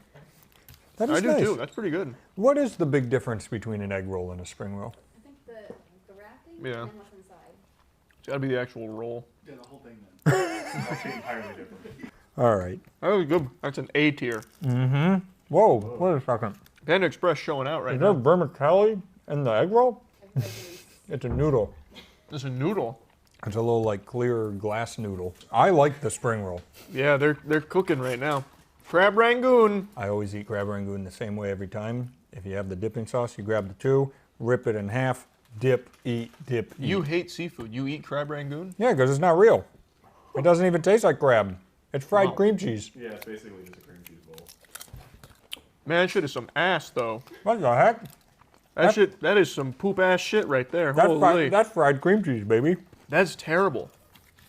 It might get worse, though, so I'm going to go D. That's great to me. As far as crab rangoon goes, not amazing, but that's still a B for me. That's just fried cheese. I don't know. There's nothing about that hits nicely for me. You probably needed the sauce with it. I think it's probably just because I like crab.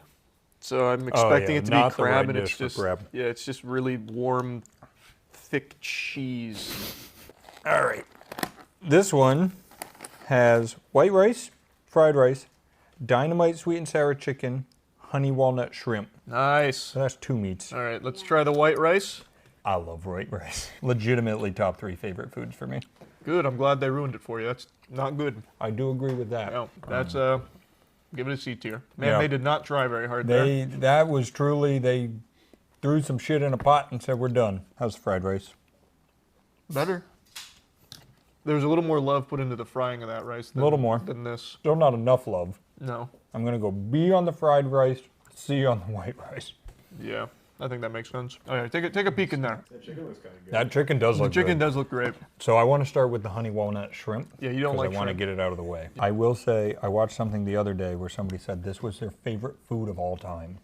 The honey walnut shrimp from Panda Express. Mm-hmm. That's a banger, though. You know? That's a banger, though. That made me like shrimp. That is a banger. I don't like shrimp. I like this shrimp. S tier. That is really good. It's like honey chicken, but Yeah. it happens to be a different meat inside. They're cooking when they said this is their favorite food.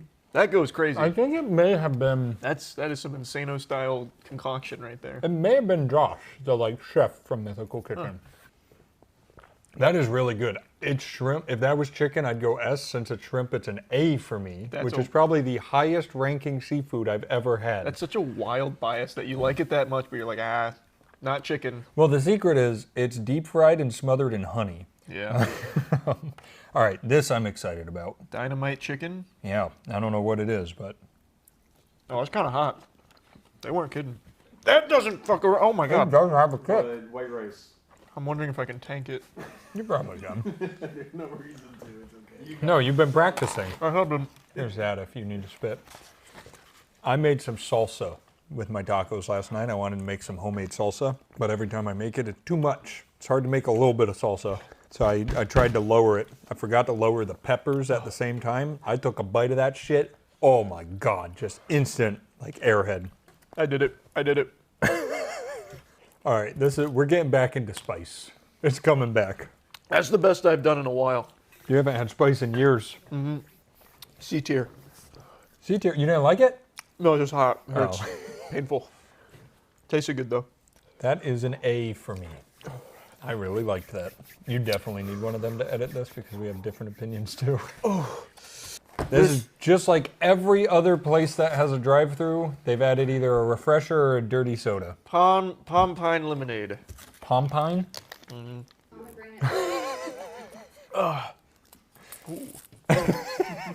That's good.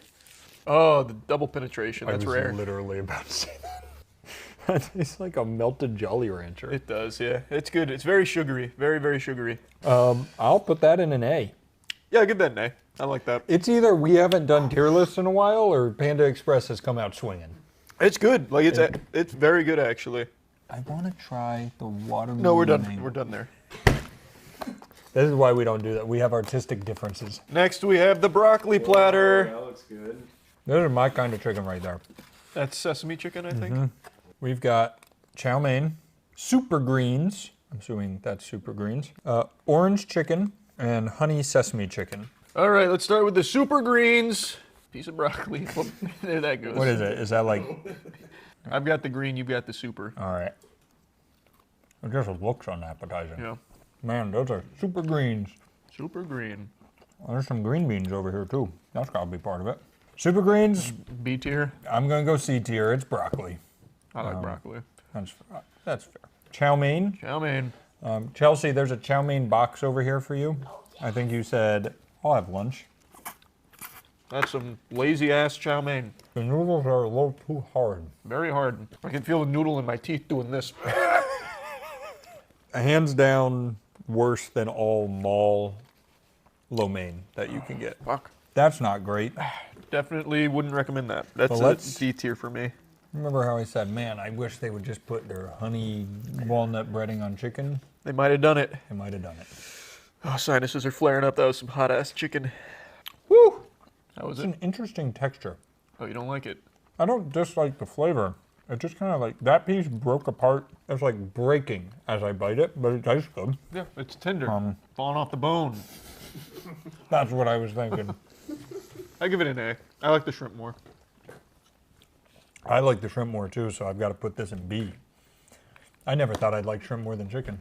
That's the magic of Panda Express. That's what they do to you. Open your third eye. This is the orange chicken. Orange chicken. That's good. That's the consistency I like my chicken. Yeah, a little thicker. Yeah, Panda Express is a lot better than I thought. Oh yeah, that's the stuff. So just take a little white rice, grab a piece of that orange chicken, I'm good to go.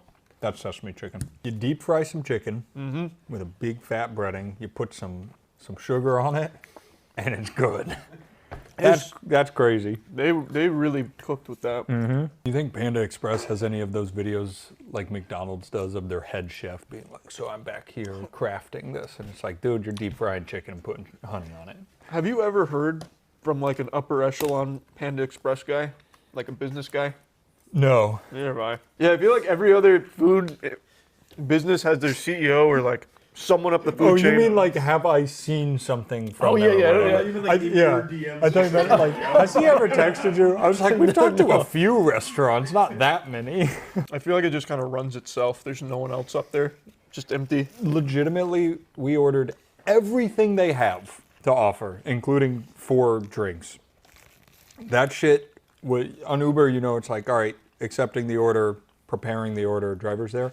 That shit just went straight to drivers picking up food. I'm pretty sure he walked in, scooped this shit, and walked out with it. Nobody's there. He deployed like in Battlefield. Go, go, go. I want to see what the Panda Express CEO is like. I'm getting like Doug Bowser vibes for some reason. I'm getting like Super Smash Bros. When you haven't unlocked the fighter vibes.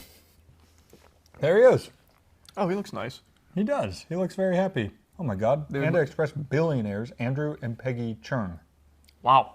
Billionaires off Panda Billionaires. Express, huh? What are prices like on this? I know we're like halfway, but So, because we ordered different things, we did the bigger plate, and that was $12.50, and that gets you 3 types of meat and then a side, and you can do half and half with the side as well. It feels like decent value. Yeah. Actually pretty good value. Yeah. And then for we ordered, those are like the small sizes. For sun meat, it's $5.40. So like for the dynamite sweet and sour chicken, it was $5.40. But for like the honey walnut shrimp, that's a little bit more expensive at $6.90 for the small. In these. Yes. Yep. That's a little pricey. But then. one of the platters really is this. So like this is a platter for, you said $12.50? Yeah. That's a good deal. Don't order Yeah. a small box of meat, I guess. Yeah, just do the platter, I guess. Yeah, that's because you get 3 of these plus 2 sides for $12.50. That's a good deal. And the refreshers are $3.50. Terrible. Just stop buying refreshers. The appetizers are $2.10. Just drink water. Yeah, drink water. True, though. Just drink water. All right, what's in this little box? This is the grilled teriyaki chicken. Oh. Whoa. Wow. It's like a grilled strip. Remove the box. Oh, yeah, here. Here, and I'll hold one up for you. There's the front. Wow. Oh, that's a shot. Thank you. This is not how I expected their grilled teriyaki chicken to appear. I mean, that is grilled chicken. I hate that. I actually hate that. I don't hate it that much. It's rubbery, though. That is I can't stand when they do chicken that way. It's That's like F. that gamey rubbery where like it's falling apart. That piece I just got much better. Is it? Yeah. Do you think it goes Like, try piece by that piece? It's the darker meat is better. That's Didn't- better. Didn't help. That's better. All right. I still don't like it, but Yeah. you saved it from being an F tier. I'll give it a D tier. I'm gonna go C. Compared to these, just don't buy that. Yeah. Like, Yeah. it's. Yeah. Oh, we are so I don't back. like that. We are so back. I don't like that very much. Why don't we wash it down with a watermelon mango refresher? Did you guys see what the Chipotle CEO said today? Yeah, he said if you want more food, just ask for it. Ask for it. Brother, when I sit there and for the 4th time say, please more black beans, and they give me 3 beans, I don't want to be there anymore. I think I got in a call with you right after. The last time I got Chipotle, the burrito was so little, and I was like, it's whatever. I'm gonna ring it up. It's $8.50.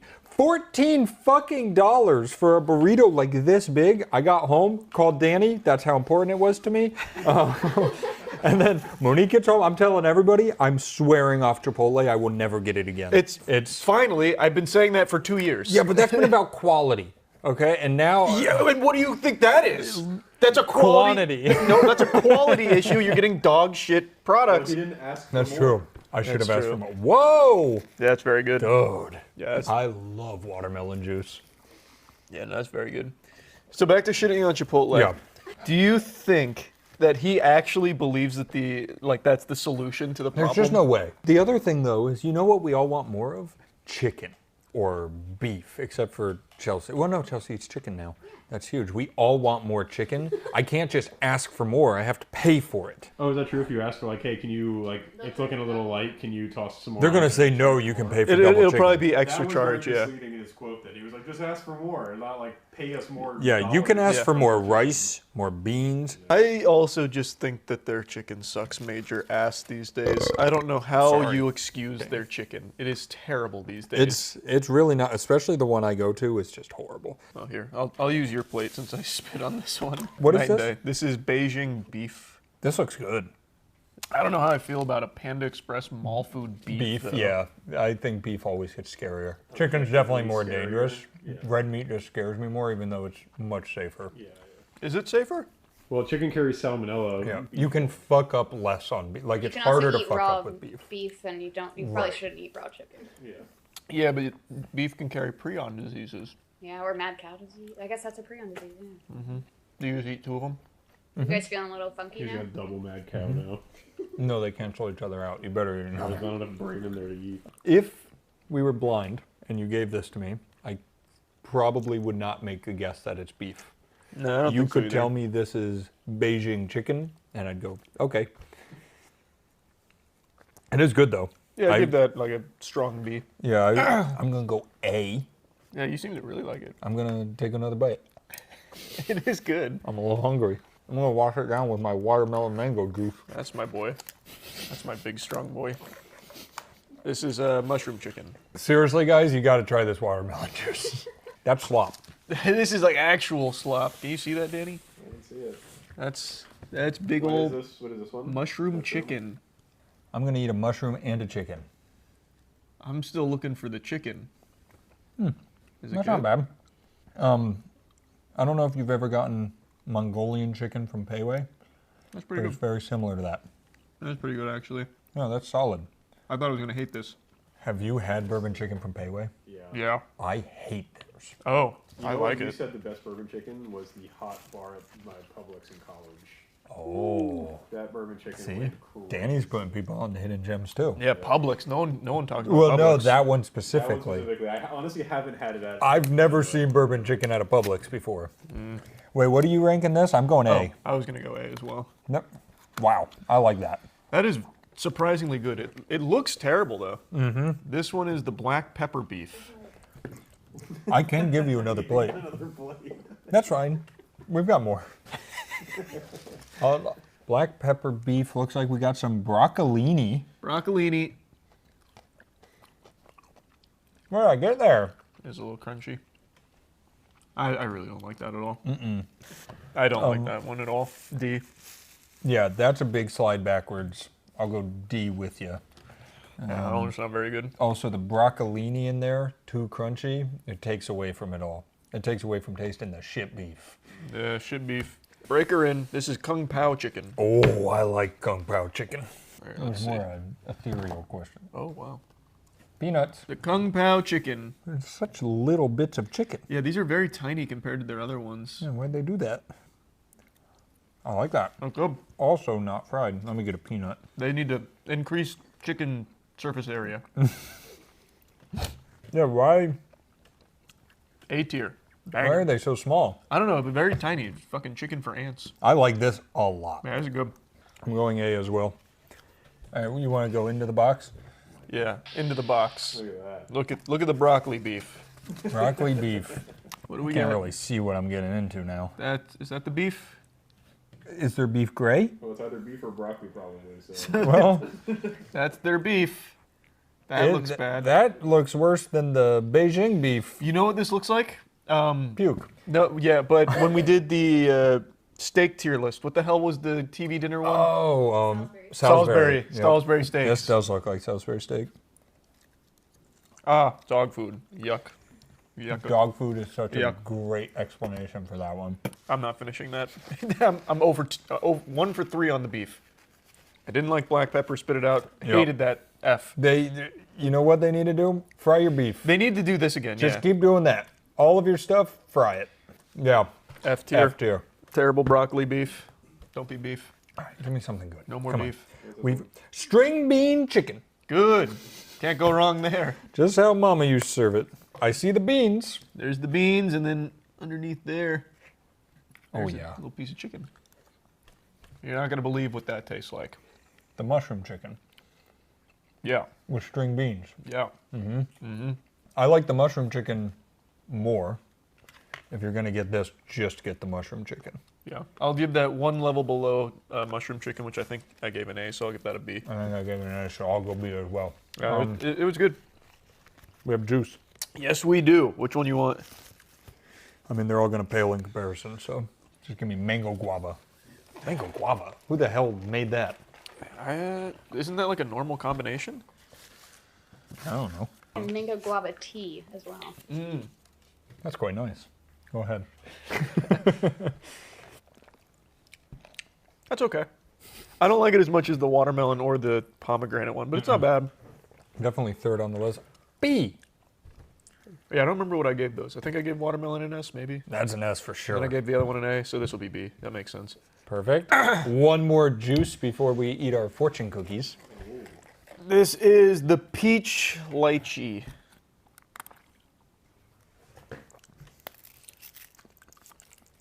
Not bad. Okay. It's not this, but it's not bad.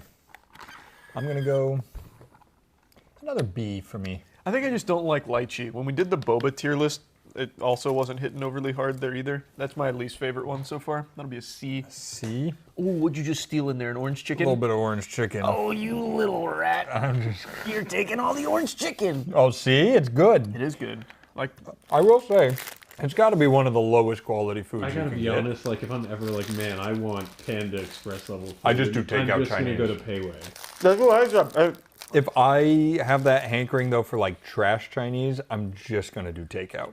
I guess Panda Express is takeout Chinese. It's just, I'm not going to Panda Express. Okay, stop trying to make me. Eating it or just reading your fortune? I'm just reading it. I don't like fortune cookies. True love is worth waiting for. It's good to know. A great day is around the corner. It's here. That's a real fortune. That is a fortune. Mine is not. Much better than I ever would have expected. Yeah, same. I thought it was going to be pretty ass, but it was good. I probably won't go there, but it's good. No, you won't catch me at the Panda Express, but this inspired me to get some more Payway. Yeah, now I want Chinese food. Yeah. So Payway is not all over the U.S. They only have 130-ish locations, whereas Panda Express has 2,500 locations. Okay. So Payway is just kind of more local for us. Wow. Okay, I always just assumed it was always Panda Express and Payway. I didn't. Payway's good. I get their sesame chicken, man, with white rice. Fuck Unreal. yeah. I fuck Shit, that shit my up. God. Oh, I remember you and I went there one time. We were sitting in a booth, super cute. It was like, I've never tried that. And I was like, take a little nugget of chicken. Takes one, eats it. He was like, oh shit, it's good stuff. It was so good. It's good stuff. This is now a Payway video. We should have done ranking everything. We should have done. Payway's nice. All right, Payway's nice. We can do Payway/PF Chang. There was way too much at PF No, PF Chang's. Chang's is a separate one. Yeah. Yeah, Panda Express was good though. It was pretty good. Yeah, I don't want to shit on it. I don't either. I enjoyed it. Exceeded all expectations except on the non-fried beef. Yeah. It definitely hit above its weight class. Yep. Also, Payway does not have watermelon juice. They don't. When's the last time you checked? Never. Great job. Keep it up, Andrew and Peggy. Yeah, I think that was their name. Good quality. Yes.